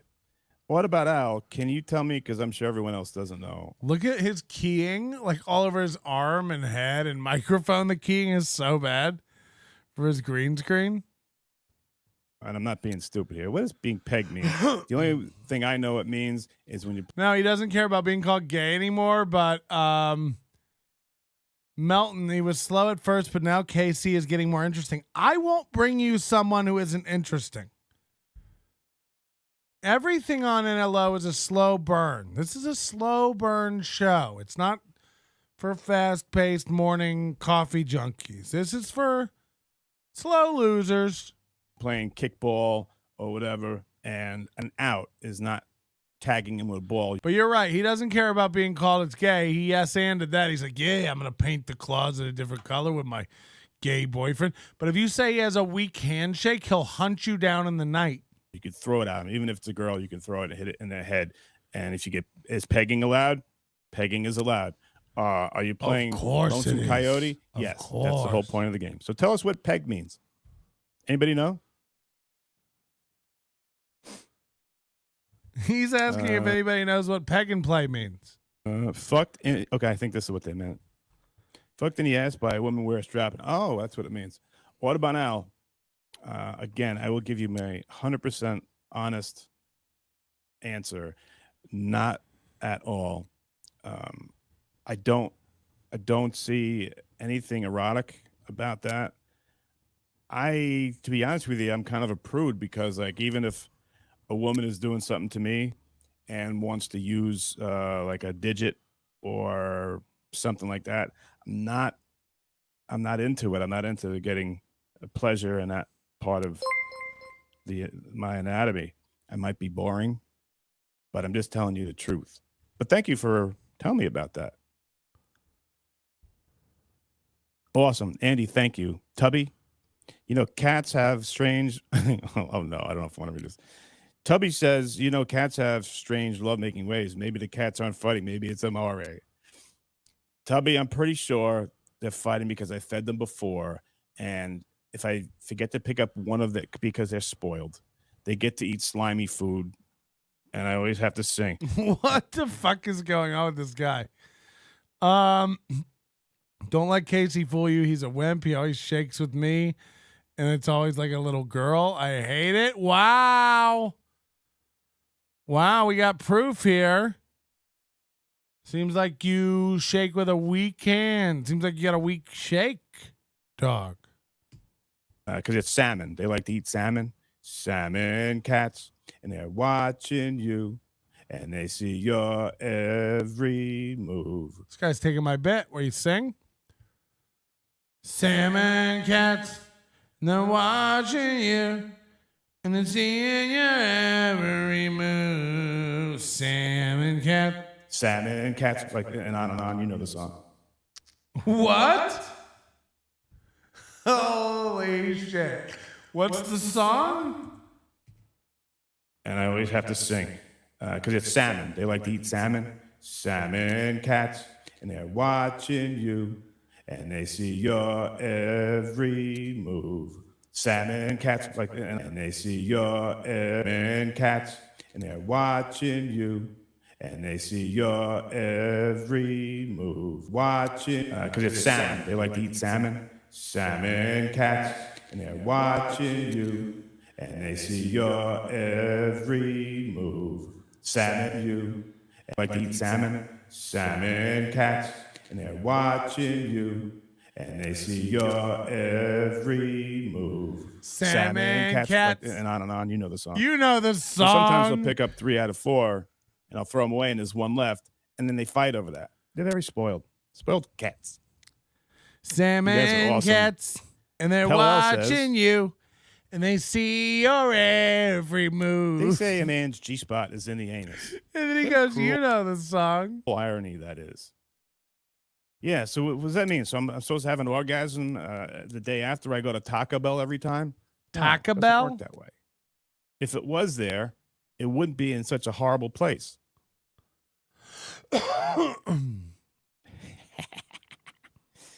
Well, you guys, Casey, what if they take a running start? I tell you, you're awesome. So we got KC to come back to. Apparently Ray's live losing his shit on the BS show. So we should go check that out. I know people love Ray. People love the BS show. What could he possibly be screaming about? What could they be rehashing? There we go. Over 300. Oh, they just hit their goal over on Steel Toe. And also, we are 278 subs away from hitting 10K. All right, Johnny. All right. Let's search the BS show. Not that far. Well, watch the wire. Right there. Yeah. Wait. Yeah. It looks like he's plugged into a light socket. It's like it's an electrical socket. Oh my God. Beautiful. Good We do time. have a guest backstage. Yeah. Backstage. A man who was disgusted by it all. Ladies and gentlemen, from the Shuli Network, Mr. Ray DeVito. Ray? Ray. What's up? What's Hi, going on, Ray. guys? Good Hey. morning, sunshine. How are you? All right. That's the first thing I saw was Eric's asshole. Awesome. Well, Somebody get Ray to turn this camera around so we can see the rest of this room. Yeah, he's a weird dude. Yeah. Some would say the same about you, Ray. You know what I mean? We're all weird dudes Yeah. at the end of the day. That's why we've chosen the business that Here we go, coming in hot. Salmon cats, chosen. they watching you, and you know they see your every move. Salmon cats, and you know they like salmon. I am gay and fag guy. Movie bippity bop bop boop. Don't be jealous, Ray. Come on. Just because he's No. flexing on you. No, it was really like Breakfast Club. Like they do, like, yeah, me, you know, summer break up in Canada. But it's like, there's no way any chick is screwing you. But what's up, man? How are you guys? What'd I miss? Nothing. We were. Ray is well, you just shut drinking up. a giant cup of. What was that?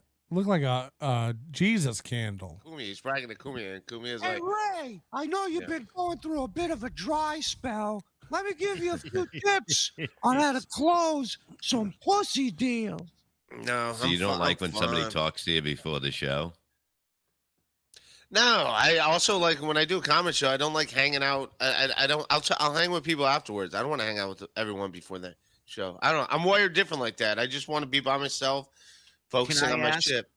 Can I? Because a lot of the comics I know, that's you know, the majority of the reason why they love doing it is to hang with other comics and hang out. And have fun. After. I don't need to do it before. Why not before? What happens if you do it before? Do you feel it takes you out? He's of your working on game? his It's no not even so jokes. much talking to the other comics. It's I don't want to hang out with the people I got to perform for. I'll hang out with them afterwards.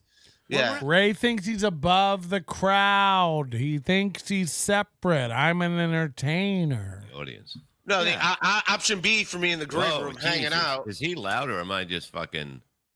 A little loud. Joe's got it. Joe's on the ones and twos, as they say in the business. No, option two. I don't dislike Tony Mazur at all, but all I know from Tony Mazur the last 2 years is there's one guy who just shits on me nonstop. That criminal in Florida, and he's that guy's best friend. So every time I turn on the internet and someone sends me a clip, it's him signing off like, yeah, I guess Ray is a piece of shit. Yeah, every time I hang out with Ray. And so it's just him shitting on me, and that's my option. I got to sit next to him for 6 hours. It's like, But he was nice. He was nice. he was very nice. And then also The green room was packed, by the way, Ray. He wasn't the only one in the green room. And on what you just said, you know, I don't know how much longer those two are going to be friends because, you know, Chad was waiting for him to shit on everything. And he didn't. Good for Tony Mazur because he was having a great time. Yeah. And as I was driving back from Pottstown to Ohio, I listened to Chad's podcast, and the whole time, like, yeah, we got Major coming down tomorrow. Wow, it was a shit show. He's gonna shit on everybody. It was horrible. And then I was like, wow, that's not the Major. So if Major did do that, I was like, if he does do that, then he's a piece of shit because he just sat there. Major better not. Everybody. And I'm sorry. I don't see, Major seems like a nice guy, but I don't see it. He's another one of these guys with no opinions who just thinks everybody's nice. He's another Ray. He's like, yeah, everybody was nice. Everybody's cool. He was there sucking up to Kumi. It's like, Major, you're not a comedian. You don't want to do comedy full time. You admitted it's a hobby. Stop sucking up to guys. What do you think? Kumi is going to grab you and be like, you're on the network now. Quit your day job. We'd love to have you. You're a talent. You've been discovered. It's like, knock it off, Major. Stop clogging up stages. I like to do it occasionally. It's a hobby. Fucking quit. Like, as if we need mediocre yous running around. No offense, but like, you don't see me down at the open mic because I got a few things to get off my chest. Imagine. I didn't want to hang with the crowd. I don't want to see the crowd. Yeah, he thinks he's better than the crowd. The green room. The green room. There was no crowd in the green room. It was all the people and people. No, everybody was super nice. Everyone was super nice. But Mazur's a good egg. Mazur's fine. He should be fucking doing his day job and not around comedy. You're not a comic. Someone was gonna stream this show. I knew my set was gonna be. I knew it. Anybody who's willing to like be Chad's regular go-to guy every Monday is getting stomped on.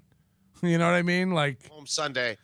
You have to put up with a lot of shit. It's like, I'm done putting up with stuff from untrainable psychos. I'm done. Is this true? The crowd didn't want to see Ray either? That's not true. It was nice. Ray had a good set. Ray did good. He did quick. It was a quick set. Dude, I wasn't gonna go over. All I got, like, I love Joe, but he interrupts my show going, Ray, you're not doing more than 8 minutes. It's gonna be. So I'm like, just on principle, I'm like, guess what? I'm not doing more than. And it wasn't. It was the show. Now I thought the stand-up show, from what I saw, Ray was might great, cry. I would have, if I was doing more time. What I would have done is first thing I would have done. No offense, you're a piece of shit. Why do you say that? What would if Ray did longer time? No offense, you're a piece of shit. Didn't you donate $100 the other day? What we put up what you guys thought he was going to do if he was going to do what, like 15? I said. Right. Well, the first thing I would have done is it was a transition to the show. They were still not in stand-up comedy. Half the room was ready to go, but the other half was not, and they were like first thing I did is you were doing crowd work to a guy for some shirt. The second you leave stage, he just starts yelling to his buddy. Like, I tried to continue the conversation. I mean, you can't just call me a piece of shit without telling me why I'm a piece of shit. You got to back it up. I'm not disagreeing. I just need some proof. You're being too loud. If you guys want to have a conversation, go in the back. We're starting. So let them know, because it did ruin well, it. You didn't tell Shuli to do that. You should. No, if I would have done that. Like, that's what I would have done. Do it right. I would have done that if I was doing a longer set. That's the first thing I would have done. Same thing I did in fucking West Virginia. Ray cried at the end of his stream. They told me I could do 8 minutes out of principle. I only did 8 minutes. Oh, okay, cool. This is how it's gonna go, and this is what you're gonna, this is what's gonna get you tossed out of here. No, it's like, I get it. If you guys want to hang out and talk, just do Raise it. a bouncer. No, you do it in a nice way. Speaking of bouncing, am I right? Like, I'm the only person that controls me swinging back, so I'm gonna be swinging back. So get a talking booth where if they got to go there like a. You don't got to worry about it. You went on fucking an hour and a half later where they're already like paying attention. No, they were paying attention. They were pissed drunk, but there's a difference there. So everybody deals with what they deal with. I did fine. I'm fine with what I did on stage. We're making rules saying, all right. I'm sorry. Maybe I perform more comedy shows than you guys, but I'm just saying, I would set the fucking president's like, all right, there are people that. It's even people said in the thing, like, we were there, we wanted to watch comedy, but people are being loud around us. That's fine. They can be loud. Just have them like, all right, go. If you guys aren't guys just want to be loud, you guys just go hang in the back. Let the people that are here, that want to just be conscious to them. Thank you. I will say this though, and I know you were very self-conscious about not going over, but I think going I wasn't going over. I was not going to go over. I got it. But going under isn't better. It's not good either, because Yeah, they weren't ready for a comedy show. Neither were you. Where the fuck were you? You weren't even in the fucking room. So yeah, they didn't want to watch it. You didn't want to watch it. It was your show. You didn't want to watch it. Wow. It was your show. I'm fucking in the room. Okay, go to my show at the stand. I'm at the show watching the show. Got him. Ray. I'm on the wrong side of the cunt this morning, but calm the fuck down. Number one, I'm backstage handling 9 million fucking things. Okay, that's what I'm doing. I'm not there fucking off and hanging. None of them important to the show. I'm running the goddamn show. I'm letting people know who's up next, and everybody that I let know knows they're doing. I'm making sure all the house lights are on. I'm making sure the PA system doesn't work. I'm making sure we're not streaming it anywhere. I'm making sure people are talking and not in their seats, Ray. I got a lot of things to do. The light. You've never performed at a club, and then no one told me there was going to be a light, so I was just doing 8 minutes. I mean, that was not a club. It wasn't set up for stand-up. This was a mess. To let you know, you had 2 minutes left. So you didn't see the light because you left early, and I wasn't a car there. pulled in the back of the club. And they put on the headlights. Flashing his brights, and we had it. And I'm not there because I'm not prepared for the guy to do 6 minutes. I'm prepared for you to do 10 minutes. Does that make sense to you? Yeah, I wasn't going over. I was doing 8 minutes. It doesn't make sense to you. If you've hosted shows, right? He's so full of shit because he did 4 and then he looked around to get off stage and then he did 2.5 more. So he did 6.5. His story keeps changing. He's like, I'm sorry, I was just going to do my 6.5 and get out of there. It's like, no, you tried to get out after 4. And now he's going, I just wanted to do my 8. It's like, oh, now it's 8? You were told to do 10, do 10. Like, it keeps changing. Like, Ray isn't the victim here. Go. What is he drinking? Give me a light? That's. I was planning on doing 8 minutes. I wasn't going over. I didn't want to get fucking. He keeps, like, he's doing the same thing he did with the video. Like, sorry, I don't know whether the video is real or not. Sorry, I don't know whether the video is real or not. It's like, you screamed that it wasn't real for 2 hours, Ray. That's what we're upset about. I just don't know.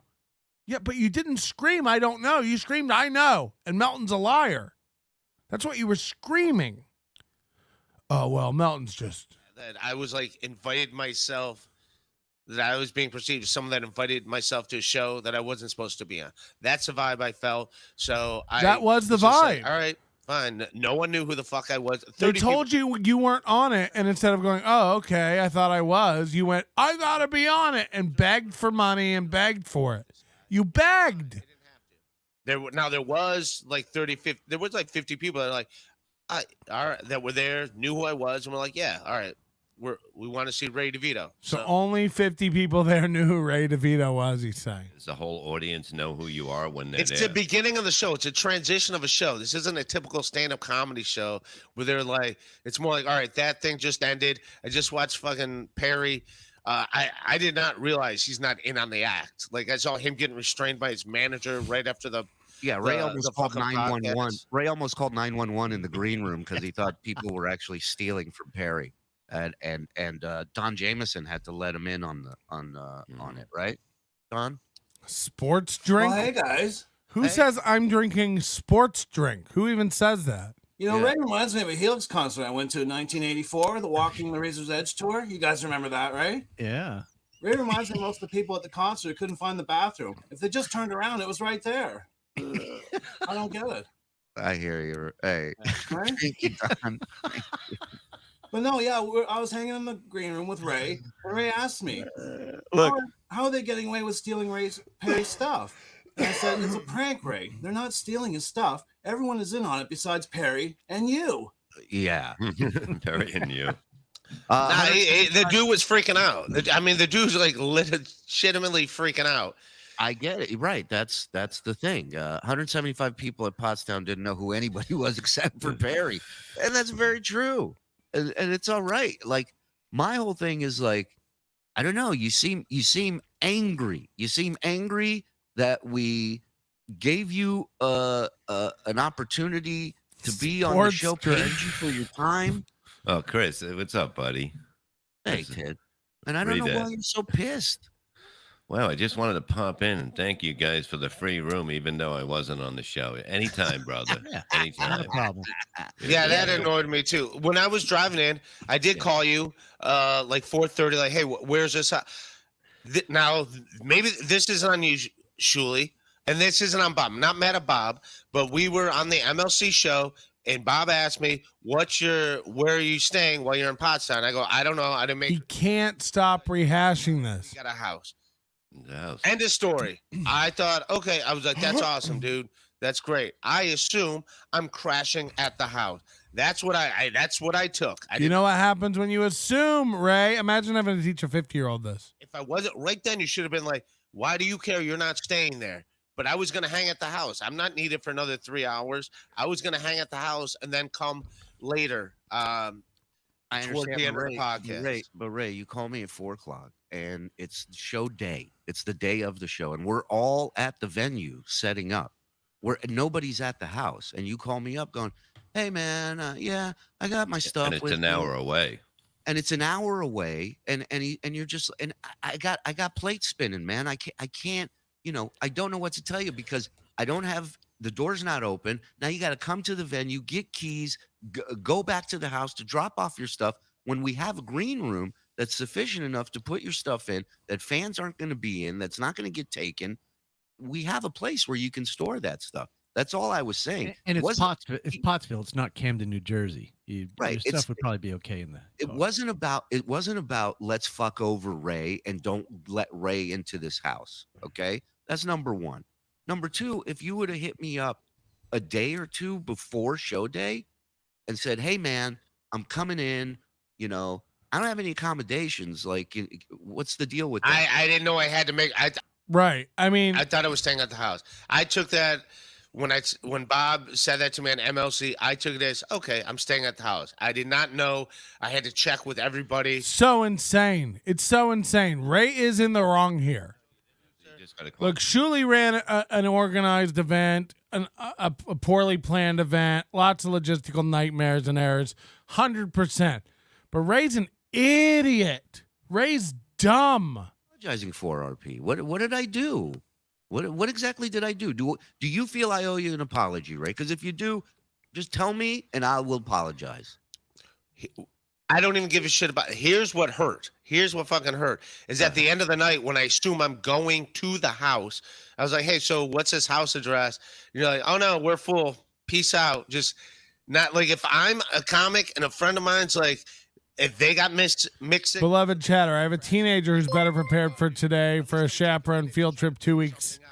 In 2 weeks than Ray is for anything in his life. You're 100% right. You're 100% right. To find out.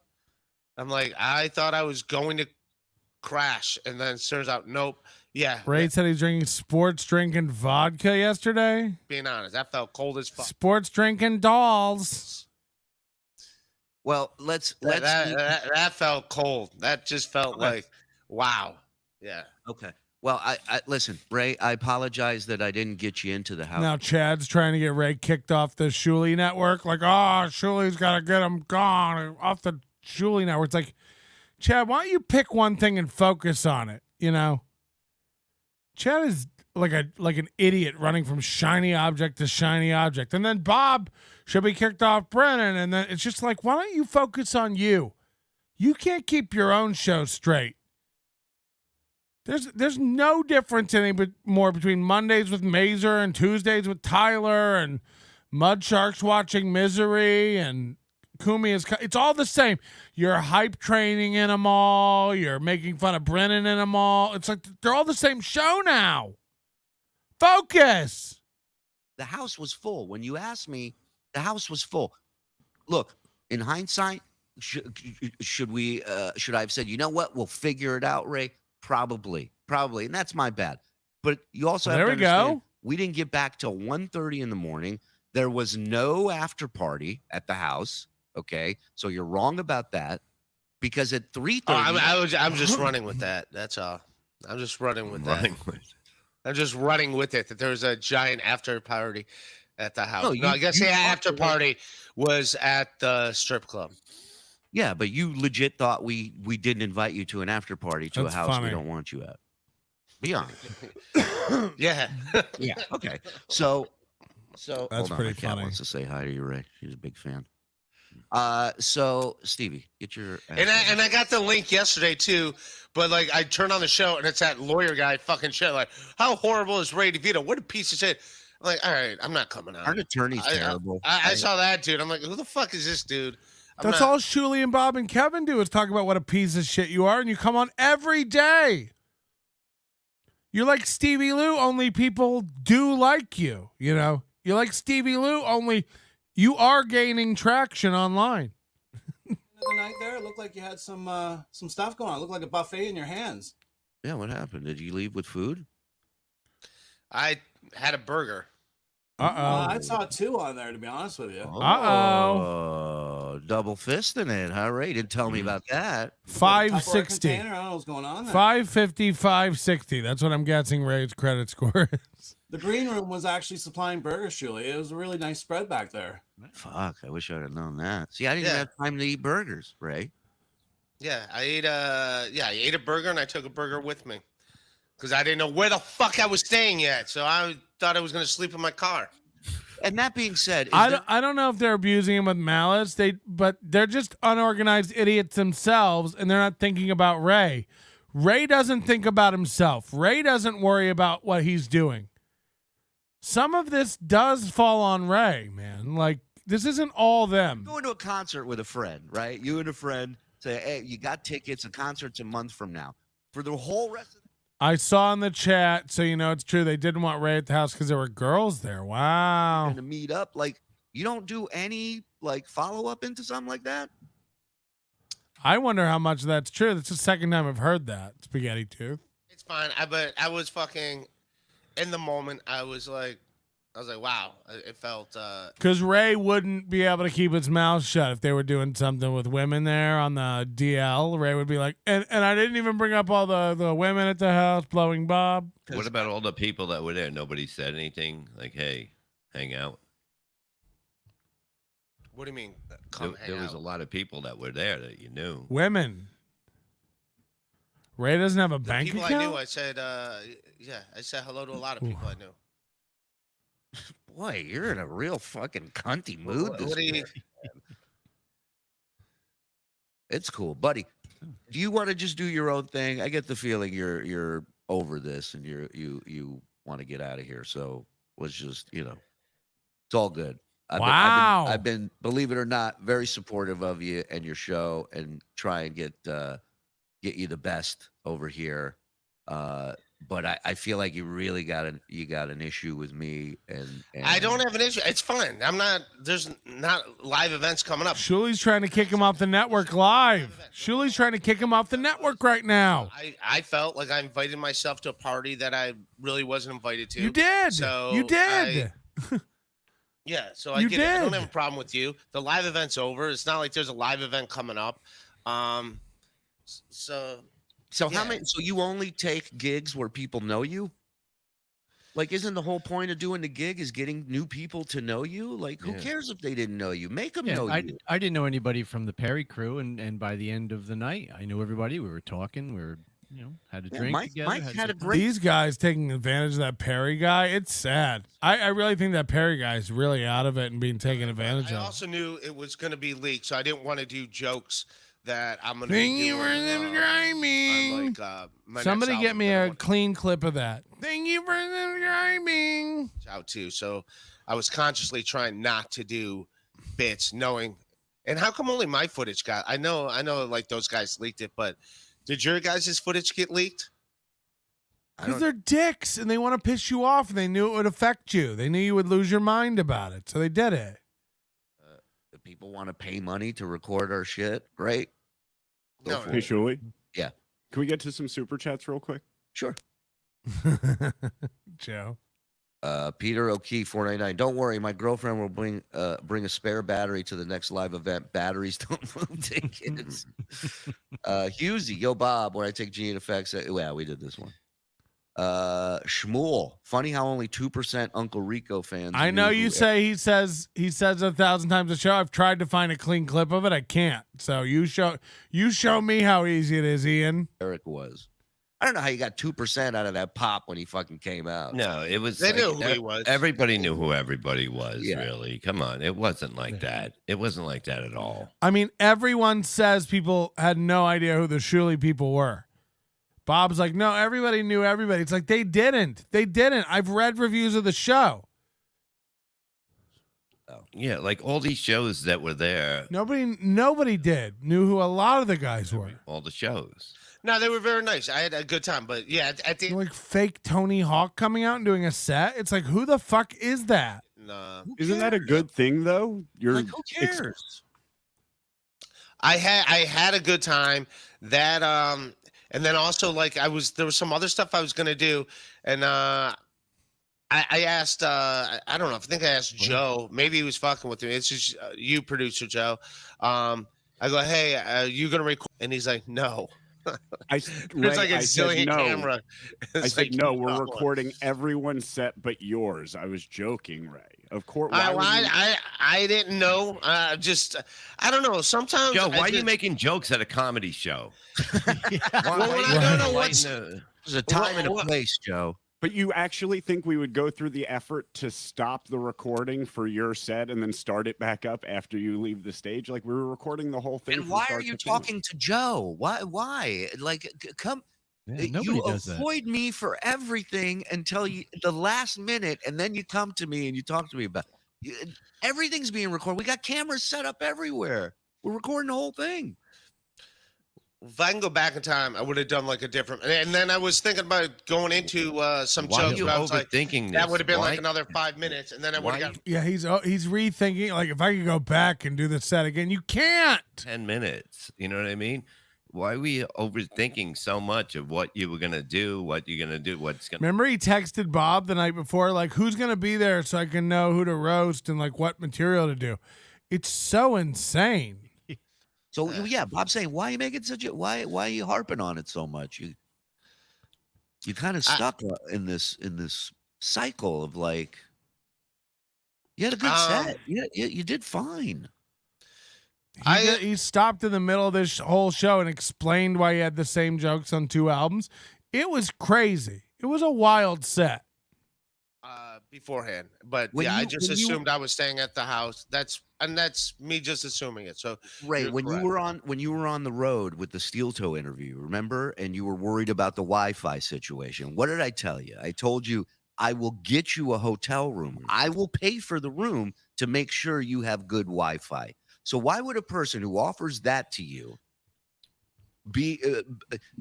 You got to understand. I didn't go out of my way to not have you at the house. At the time you approached me about the house, there was nowhere to have you until I found out later at the end of the night before I left that 2 people weren't going to be there. And by that point, I don't know where you were, but Perry was still doing meet and greet. The show was still going on. It lasted till almost 1:00 in the morning. And I had to go. I had to get up in 2 hours to go to the airport and fly home. So, on the bright side, at least we didn't have to look for Ray for 4 hours and delay the show. that is true. Like on your cruise ship story that I heard about. And again, that was, you didn't know. You didn't ask anybody. And you went to sleep in the cabin and then they found you 6 hours later, which I love the part. Ray delayed a cruise 6 hours because he checked in and went to sleep and didn't. Or I guess he left the boat and didn't check back in. So the whole cruise had to wait 6 hours to find him on the boat. $2. Ray is getting agitated after he did a tight 5. He did 6. Screw Ray and his comedy rules. Peter Brilliant, $2. Anthony, $5. Who does Ray think he is? He has no self-awareness. Read the room. You're super unprofessional in every way. Cut him loose for good. Does Ray require a light update at every club? Valid question. I would just cut Ray loose. I'd be like, hey, man, it's not working out. You're not worth the trouble. You don't learn and you're dumb and you don't have instincts. I hope you make it, but we all know you won't. Bye. That's what I would say to Ray. Like, I really have no ill will against a guy. I wish him the best. I just know that's not going to happen. He's dumb. He's going to die dumb. He's going to die in a very, very dumb way, alone and dumb, and so poor, and so dumb, and so alone and poor and dumb and poor. Why does that dude hate you? Do you even know who that guy is? Buddy, I don't. You have more of a reason to hate me than he Kevin does. said you don't need to know who someone is to hate them. That's right. You can just blindly hate. That's what we do. Hey Ray, remember sitting in the audience stage, right first row, and asking that couple what kind of jokes you should use? Did you really do that? No, he didn't do that. There's No, no that's way. true. Right before I went on stage, I go, do you know who everyone is, or should I do jokes or whatever? And then I was like, I'm just fucking. Holy shit, he sat down and asked audience members what to do.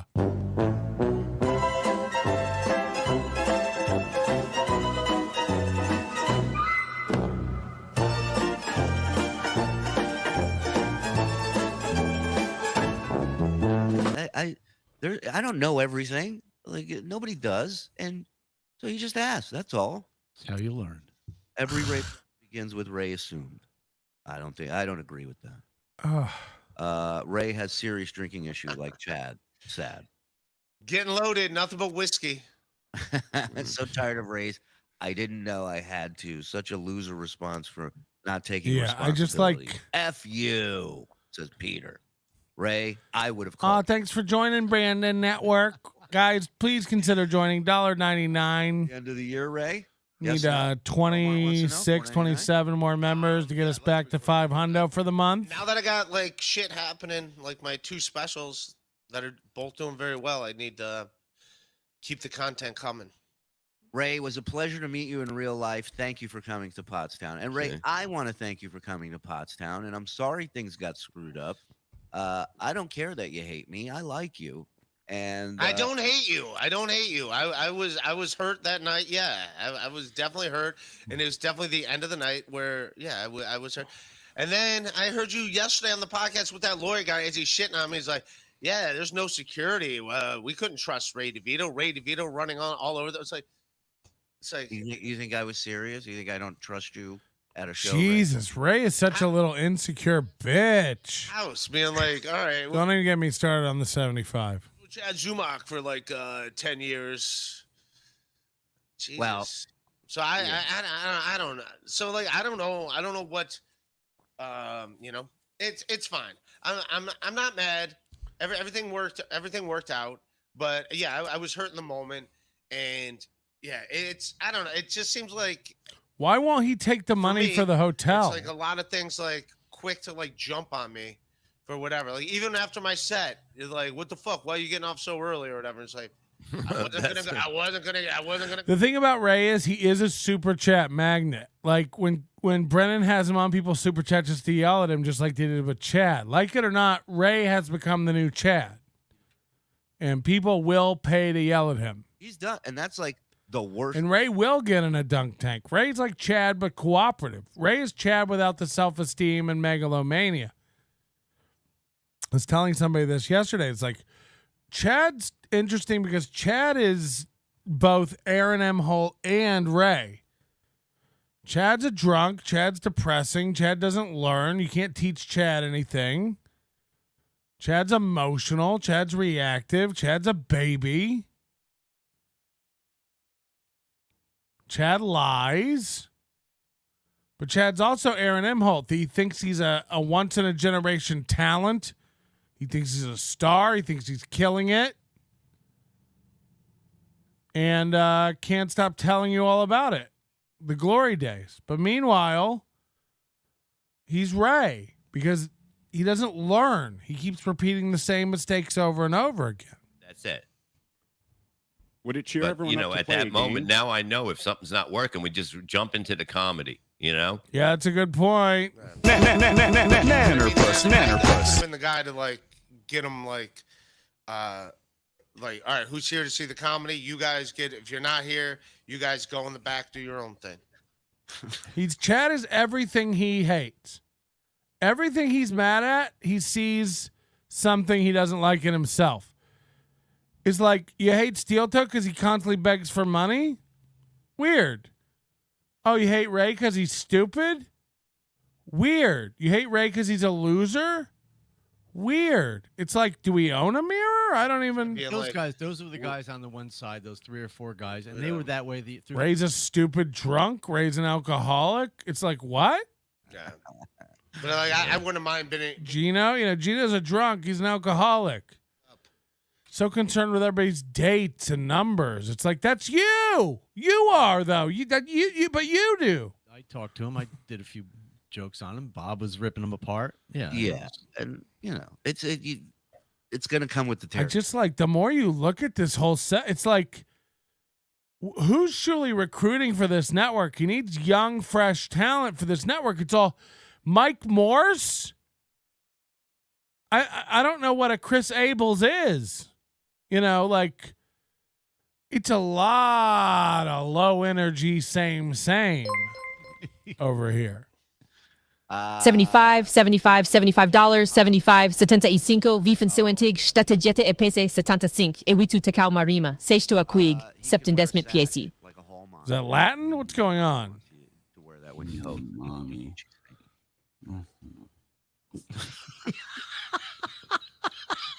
But don't you think, like, Ray's doing all these shows every day, probably collecting $500 from going on all these shows, getting shit on every day.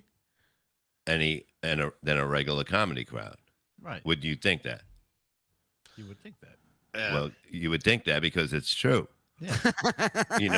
There's no other doubt. You know what I mean? I know. Let me give you an example. Every show I watch on the BS on the Shuli Network, they have these rustic cuts backgrounds. I've never heard him mention it. I've never heard him advertise it. I've never heard him tell people what it is. I don't know why it's there. Like, I've heard all the things you guys say. They bought the studio. They never bring it up or talk about it. Why have it on? There's no referral code. There's no link. There's never a mention. Check out rusticcuts.com. There's none of that ever. Yet it dominates every show with background. It's like Ray left. This is what I'm saying. They're out of it over there. You're saying they do ads. When? I've watched a lot of this program. I don't watch all of it beginning to end. But I've never caught an ad. I've never caught an ad for Rustic Cuts. They make a joke every now and then, like, we'll get him a T-bone from Rustic Cuts, and then they move on. Like, I've never been told, go buy Rustic Cuts, use promo code Shuli. They do a 5-minute mid-roll in the middle. I watched it the other day. They don't. It was HelloFresh and Manscaped. There's no Rustic Cuts. I saw it the other day. Cigarette break in the middle of the street. I saw it all. There's no Rustic Cuts. Talk to me, right? Like, you reached out to me with that contract. They bought the studio, 3 mics, webcams, some sheets of green screen. It's like, that means they get your name on there forever and you never mention them again? This window, I did whatever I could for you. It's a contract. What Jew do I know? Exactly. Very anti-Semitic. Yeah, none of this had contracts and stuff, I bet. None of this should have been. Really good with these things. Could you run through it real quick? But it's fine. I loved it. And I did it because I dig you, Ray. I do. I think you're a talent. No, HelloFresh and Manscaped, I mean, they're not even advertisers. They're just referral codes. It's like when I tell people to go to nobodylikesonions.com/Casper and buy a bed. So they're not advertising. It's a referral code. I get $50 and you save $75. But that's not a model for a network. If I was doing a show on there and they played a HelloFresh ad in the middle of my show, I'd be like, ugh. I apologize for any weirdness, but you understand where I was coming from too. Not really. Imagine Ray saying he's sorry after all this. Stuff at the next show, or will he be saving it for a Christmas special? Some people are asking. They want to know. Maybe I'll do. You know what I would have done? I would have done like older jokes. That's what I should have done. I should have done jokes that are already out there. Exactly. A lot of them had no idea who the fuck I was anyway, so it would have been brand new to most. Ray, bring up all the promises you were told coming onto the network, like all the promotion for your special. Yeah, we're supposed to promote my specials. Let's do that. A Life Without Balconies. My dry bar special, I don't give a shit about because I'll never get any money of that. They'll keep it all. But A Life Without Balconies. Yeah, I'll talk to you about. Hold on. What's the deal with that? Like your dry bar special was like #1 for 27 weeks, and you don't get any 3 money? weeks. No, it's kind of a weird deal. Like it literally, the first like $12,000 it makes. Then after that, then they give you a 50-50 split. But until then, and then I got my first statement, and my first statement said I made. Yeah, imagine that deal. I've heard higher. I heard 18,000 from somebody. My album deal is way better. Please support it when it comes out next month. I'll have all the details soon. Please buy it. I get, my deal is way better than that. So. Nah, not gonna happen. Yeah. I got paid up front, and I'm glad it's out there because it got exposure. But at the same time, it's like, yeah, you don't have to buy it from them. Should have had me look at the deal, Polar Bear says. I would have told you this is shit. No, it's Shuli good. said It got me out there. Shuli said he would get Ray on Sirius. Ray is on Sirius. Yeah, no, but I would like to talk to you about. Oh my God, I watched all of Chad Zumach's dry bar special. So that's the end of that sentence. Jay is like, he's like, hit me up, do Skank sometime, and he also is supposed to do the bonfire. He's gonna get me on the. So things are working out then. Yeah, Big J's always been cool to me. No, and he's like, how come you don't hit me up more? Because I do the row with him sometime, and I'm like, yeah, because I go the last couple times I hit you up, and he's like, no, dude, you got to keep hitting me up. So I will do so. You just gotta annoy hey me. guys. Hey, Discount Don Jameson, what's up? Talking about hitting you up. Did you end up finding your cell phone, Ray? You end up finding your cell phone, Ray? What? Remember losing it? Yes. What? You did? Okay. Good. Right? Do you know that you lost? And the fact that, why you give me shit? So I had 2 hamburgers in a 8-hour period. What a piece of shit I am. What So a greedy motherfucker. Right? Why would you say one? You obviously. Yeah. Because I took 2. I ate one and I took the other one because I was going to eat it later. The stuff Ray gets upset about, I love it so much. It's like big shit is like, meaningless. You say something so somebody small. just pointed out Ray lost his cell phone, and the dude's like, why are you bringing that up? Why are you being a dick? That means you had 3 because you were leaving with 2. We saw you. I had 2. It's the ones at the end. I didn't eat any before that. I went to get a burger for the ride home because I had a migraine, and there was none left. And somebody said somebody took 2. Yeah, I remember. I gotta go to our that was Discord. me. I didn't even know there were burgers. I said, "Where are the burgers?" And they go, "It's in the Ray DeVito room." And I'm like, "In the Ray DeVito room?" I took 2. Yeah. Yes, I did. He's been And in you're here. yelling about Chad stealing stuff. You're no better, Ray. I was on the fucking show. I'm allowed to have a fucking hamburger. If I want 3, I could have fucking 3. I have fucking 2. I would have had 3, but guess what? There was only 2. And He's like Kramer when he wins the unlimited lattes from the place because they burned him with the coffee. He's like, I could have any many lattes. You can't cut me off with the lattes. I could have 3 lattes if I want. You can't tell me I've had too many lattes. I'll have 3 burgers if I want. If I'm working the show, I'll have 3 burgers working the show. It's like, oh, okay. part of me was like, I don't know where the fuck I'm staying yet. I got to figure it out. So let me load up on food in case I got to fucking. I was thinking about like. Sleep in the Here's a Discord. I was thinking about fucking driving back to Ohio then, which I'm glad I didn't do. By the way, good thing you didn't host. I got 0 burgers for hosting. What's up, guys? Oh no. The link to the Discord's pinned. And it's funny, guys. When Ray lost his phone, he ran past me. He's like, call my cell. And I'm like, well, you have to give me the number first. That's great. Did you do that? You told him to call your cell and he didn't have your number. Could have been. But I found my phone. The most emotional I've ever seen Ray is talking about these burgled hams. You're such a trip, dude. You are such a trip. Are you guys ready for the? You got to smile once in a while. Yeah. He's so angry. And he wants to stay at the network. I'm so confused. Let's go. We have a game in honor of Ray being here. we put together a game. Would you like to play a fun little game, Ray? Yeah, sounds fucking fun. Let's play a game. Let's go. All right. What's the game, Joe? Ray or gay? Okay, so how does this game work?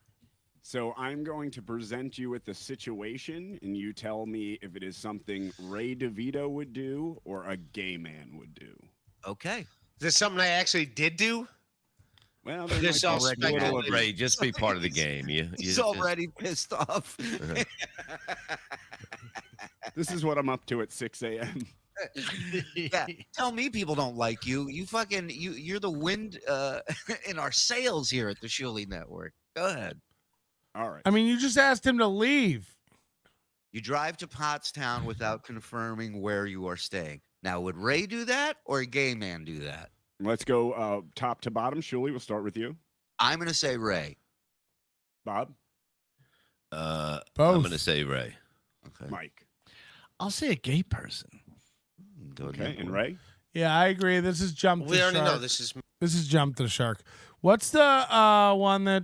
Hold on, there was a super chat that told us what to look up as far as. Hold on. Here's Little Mirror. I missed this one. $2. What did I miss about Ray? I mean, we're not gonna just loop back and do it again. Don't let Casey fool you. He's a wimp. Look up Casey Armstrong serenades his meat. Okay. That sounds good. Casey Armstrong serenades his meat.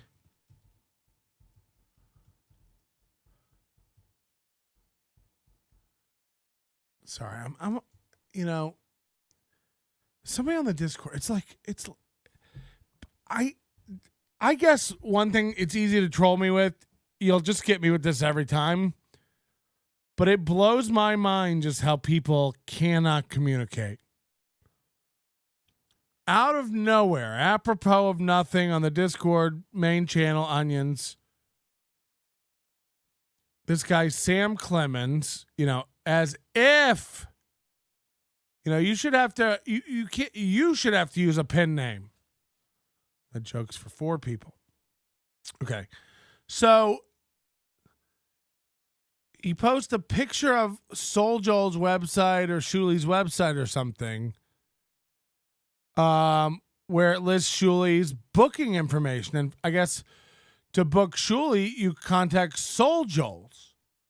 So somehow Soul Joel's books Shuli for comedy gigs. It's like, okay. And then this guy, Sam Clemens, posts it in the chat. And then it's like, okay, cool.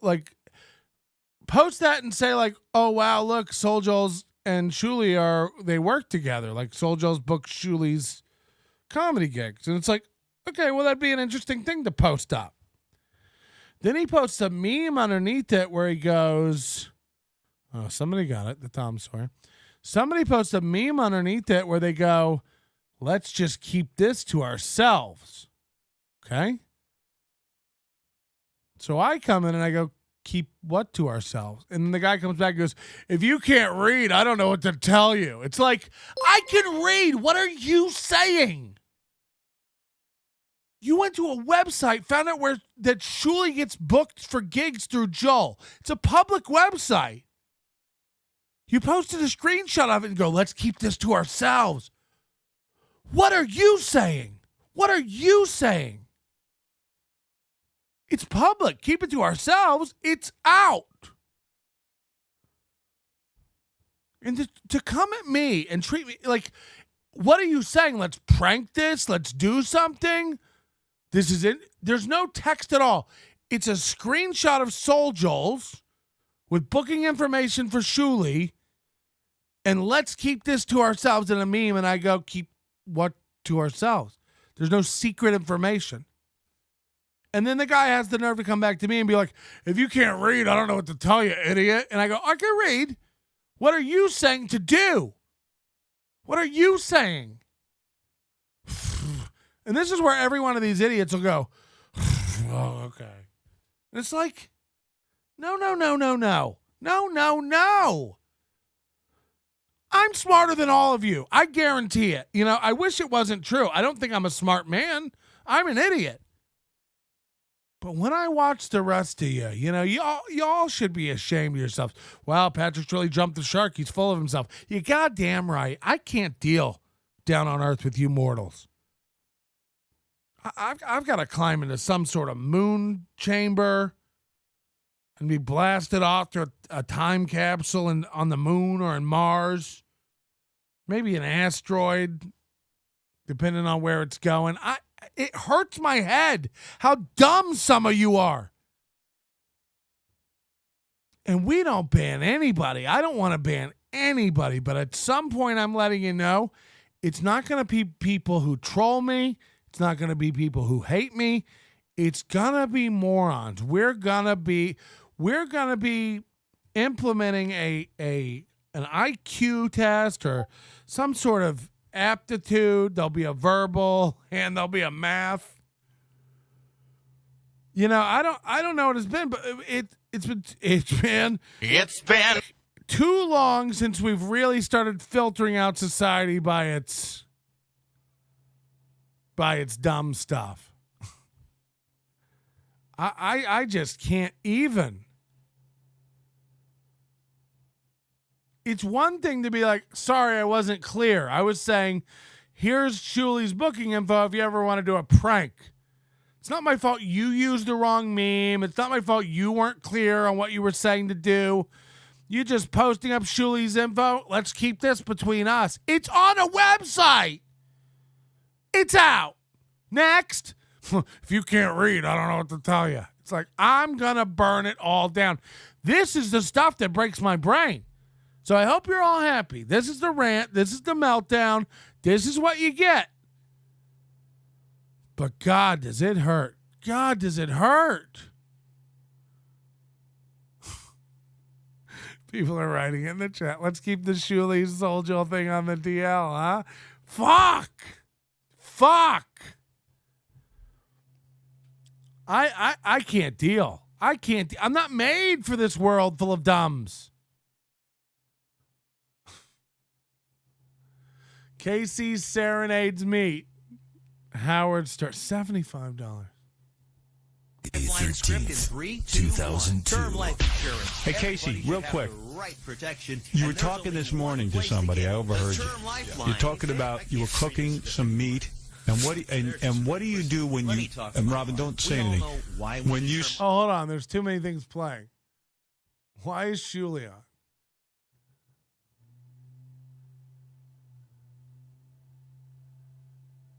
Oh no, it's just noise. Overnight.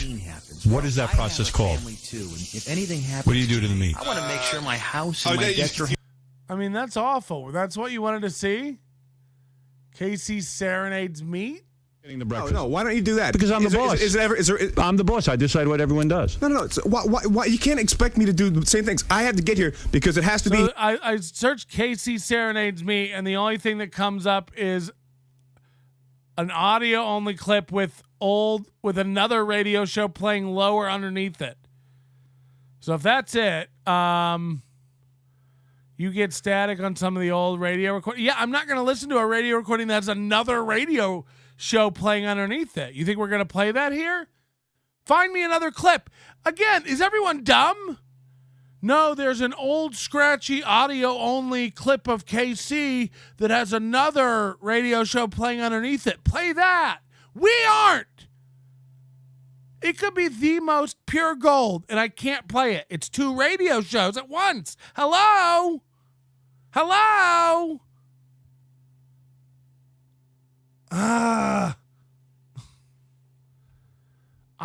need an ice pick to jam it in my ear to press the reset button to get me as dumb as you. I assume that's where you're starting. I'm playing this other clip now. So deal. You're in charge of breakfast. Make the 8:53 time. Jason's in charge of printing stuff. Bullshit. Oh. Look at this tough guy. I love this Casey. He's tough. Casey, chill out, man. Hey, Casey. Go back to the room and go relax. Go back and relax. I apologize. Go back and relax. Wow. Oh.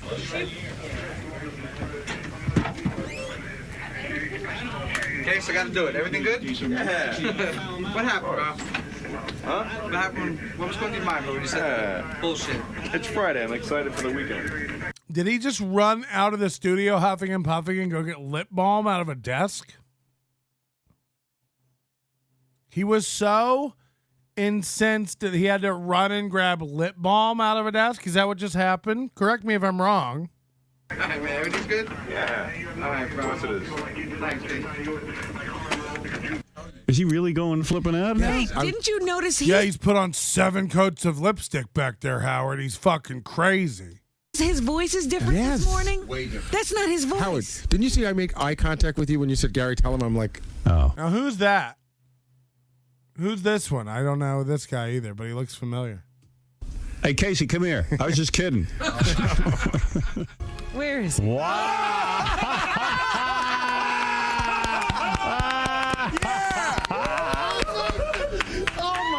Holy shit, look how young Artie Lang is. Oh, that's Baba Booey. Okay. Sorry. That one's Baba Booey. Or Gary. Gary and Baba Booey are the same guy? Wow, aren't you pretty? It looks like Nicole Bear. Stacy, are you ready to have a nice day with Artie and you and I together? Yeah, I'm ready, man. You sure? Yeah. And you're going to be a Look good how in shape Artie is. That's crazy. date? A nice day? Yeah, and don't be doing anything fruity either. Yeah, right. All right? Well, yeah, you don't do anything fruity either. You're telling me not to do something fruity. And you're the one dressed like the faggot. You get the joke? You get the humor? You're saying for me to not do anything fruity, but you're the one that look like a fucking Beyonce. Let's go, please. Okay. Who elects the president? Shh. This is for KC. Shh. This guy's an idiot. He's an old idiot. Yeah. Shh. What college did you go to? Western Kentucky. Howard, you got to do me a small favor. Before you give the answer, you have to let Ralph answer because Ralph thinks he knows and he's calling Casey an idiot. Shh. Why don't you do a bicep curl? Got an answer? What is the question again? Give it to him again. Who elects the president of the United States? Shh. Our representation, people that represent us. Oh, boy. You don't know who elects the president? No, I don't. Ralph? Well, I know Ralph. we vote for these people. No, you're wrong. We vote. Two idiots. All right, what did you say, Ralph? What did you say? The voters. You're wrong. Spell follow. Is it F-O or F-A? I don't know. You tell me. He can't spell follow. So, what it seems like is these guys they're not just low talent people Stern brings in. They're morons a lot of times. They're bottom of the barrel morons. Couldn't be dumber morons. And then Howard brings them in. And because they're around Howard and they're on this show, they get all this attention, people talking to them, people writing to them, recognizing them. I imagine they're getting low-level speaking engagements. They're cutting the ribbon at, new Taco Bell locations around New York. All this kind of stuff. And then they leave the Howard show or Howard goes off the air or whatever happens and they get, they cut ties with the Howard show. They still think that I'm, Stuttering John and Shuli and Bob and everyone, Casey Armstrong and all of them, they all still think they're celebrities. They all still think, no, I just got this, they treat, Howard Stern like it was Star Search. They're like, oh, I'll be famous now because I got famous on Stern. So, obviously people are going to still want to follow Stuttering John. It's they don't. They don't.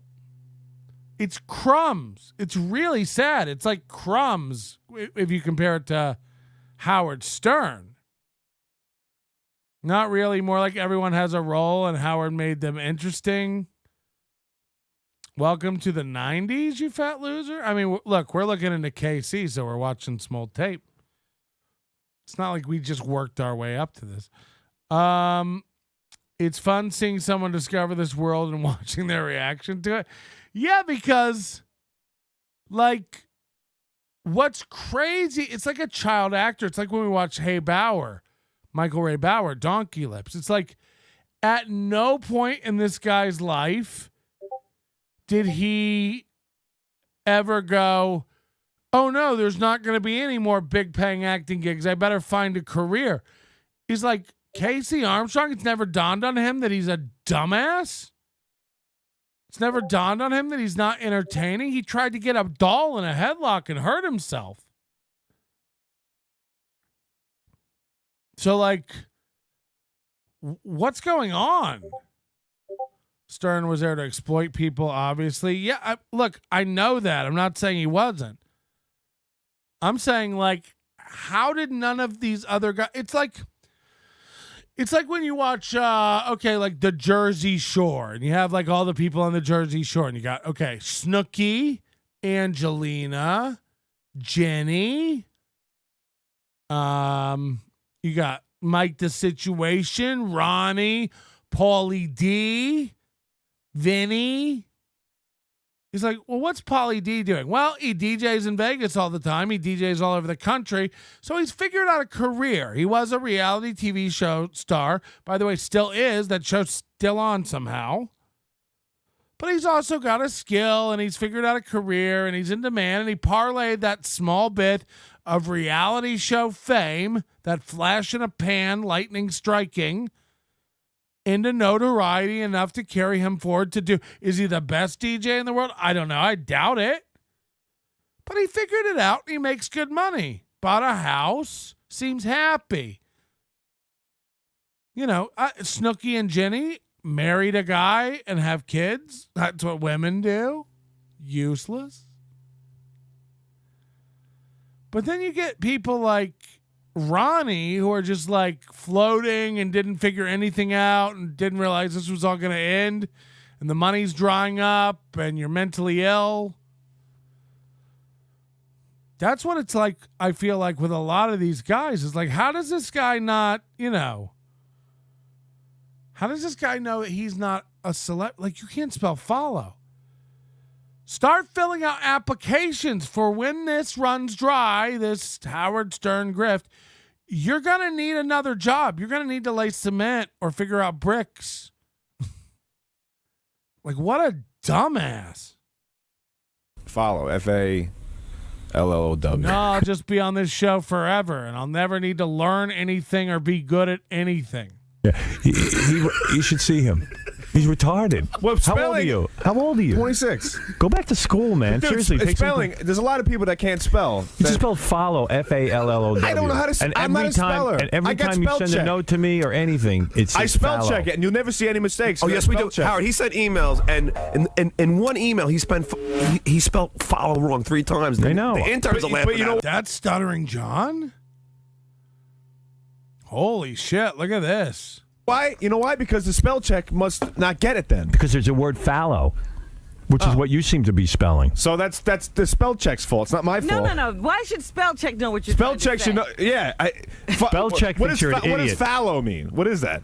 It's a word. What does it mean? Use it in a sentence. I think you're a dumb fallow. Right.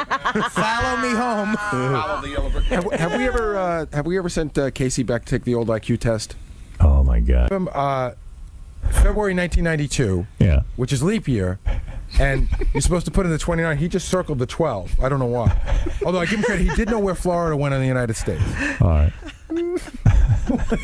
Dude, this test, they really make you feel retarded. They do. They do, huh? It's a good See, a thing, guy with a because real that's what 100, you are. a guy with 115 IQ wouldn't feel retarded. The test is retarded because look, there's 2 people playing ping pong, right? Right. And they say, "What's missing?" You don't see the ball. What else don't you see that's important to a ping pong game? The table. The guy's. So what else don't you see that you need in a ping pong table? I don't know. The guy's in his belt or something. How about the net? You don't see that there's no net. There's no net, but where's the ball? Oh my! But one of the guys could be holding it. It's a ping pong. Oof. Yeah, he's thick. He's thick. John age 12 must be part Asian. Stuttering John used to be less dumb. Oh my God. I watched a clip. Of Stuttering John on Compound Media. I guess he like It was a clip about John wanting to use, or John used Kumia's studio to film an episode of his podcast. And Keith the cop, I guess, told him, like, don't worry about paying us for the studio. Just take care of the guys in the booth if they're going to be here, like, overtime recording for you and stuff. Meaning give them a little cash. So John drank all the beers in the fridge and left them out everywhere. And then comes in and, like, gets yelled at by Kumia, but he doesn't understand. They're saying, like, no, but, like, the guys stayed and worked for you. Like, the engineers, they, like, recorded the show for you. Slip them $50 after the show or something. You know what I mean? Like, for their time. And he thought it was all about the beers, and he just kept yelling over and over and over, like, oh, I didn't know I had to pay for beers. I come for the Howard Stern show. I come for the Tonight Show where you get all the free beers. I'm sorry, Mr. Kumia, fancy guy, can't afford beers. And they're like, no, take care of the people in the booth. Like, I get a tip for the beers. Like, I got a tip for the beers. It's like, it was so insane. And then Artie showed up. I guess it was during the Artie and Anthony phase over there. And John just keeps, like, hugging him and touching. It's so uncomfortable. It's so uncomfortable. He just doesn't get, like, all of them are, like, thicker than fuck. Patrick, follow us, follow us. The rabbit hole is just inches away. Thank God, so is my bed. Because we are coming up on 8:30 a.m. and no overtime today. I got $75 to worry about. It's been the worst day of my life. Thank you, everybody, for watching today. Do join the Overdose. Promo code, again, gets you $1 off the Overdose. That's 10% off, only $9 a month. Best way to support the show. Thank you to everyone who's been joining that. We had quite a few signups this weekend. I appreciate that. Audio, video, everything we've ever done. Go back, ride the adventure from 2005 and see how I got to where I am here today. Also, our store, the all black and all white hats will be launching tomorrow in the store. All black, black on black, all white, white on white shows. Hats over in the store. Also, Mud Shark merch. All proceeds for the Mud Shark merch going to charity. She's a dancer at the local club here. And anything else you have questions about, I'd love to know. Join the channel here. It's $1.99. Mud Sharks loving, misery loving, stats loving Tukey today. Hopefully Servosef can get this together. If this thing crashes, can we just get some stats? You know, that guy's on his way out. We're going to fire him soon if he doesn't get it together. No, just kidding. The stats are improving every day. So we hope that'll be good. Morning show tomorrow, of course. Of course. And Crumbum wants a green NLO hat. Believe me, I got the boys in the lab working on something. It's going to be ugly as fuck because it's going to be green. Also, hopefully by the end of the week, if you join the Overdose, again, please do. We're gonna have that tied into the Discord. So if you're an Overdose member, you'll be able to connect your Overdose account. There'll be a private Discord channel just for Overdose members where I'll let you dox me and also post all the stupid stuff you want. You'll never get yelled at. Your name will be a special color. You'll have all these identifying cool stuff. I don't know how Discord works. We have people for that. I couldn't be any more grumpy, and I think it's probably because I have to poop.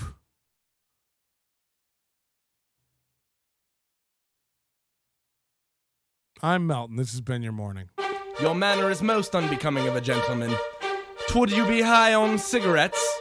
I don't know if the comedy hasn't hit them yet. They're full-blown retarded or just high on cigarettes. A question posed to stupid hoes who don't get it yet. Excuse me, miss. Are you high on cigarettes? I don't know if the comedy hasn't hit them yet. They're full-blown retarded or just high on cigarettes. All the laughter that you decoy if you listen to the show, boy. Patrick Melton faces have you stacking an low point. It's the low point, not the reason. The reason is fucking gold. Gonna make the taco pony party be a party of soul. To make you vandalize a van with a pedal sticker so bold the family probably get arrested before they get down the road. Or stupid motherfuckers just got NL loaned. Other radio shows are straight bitch.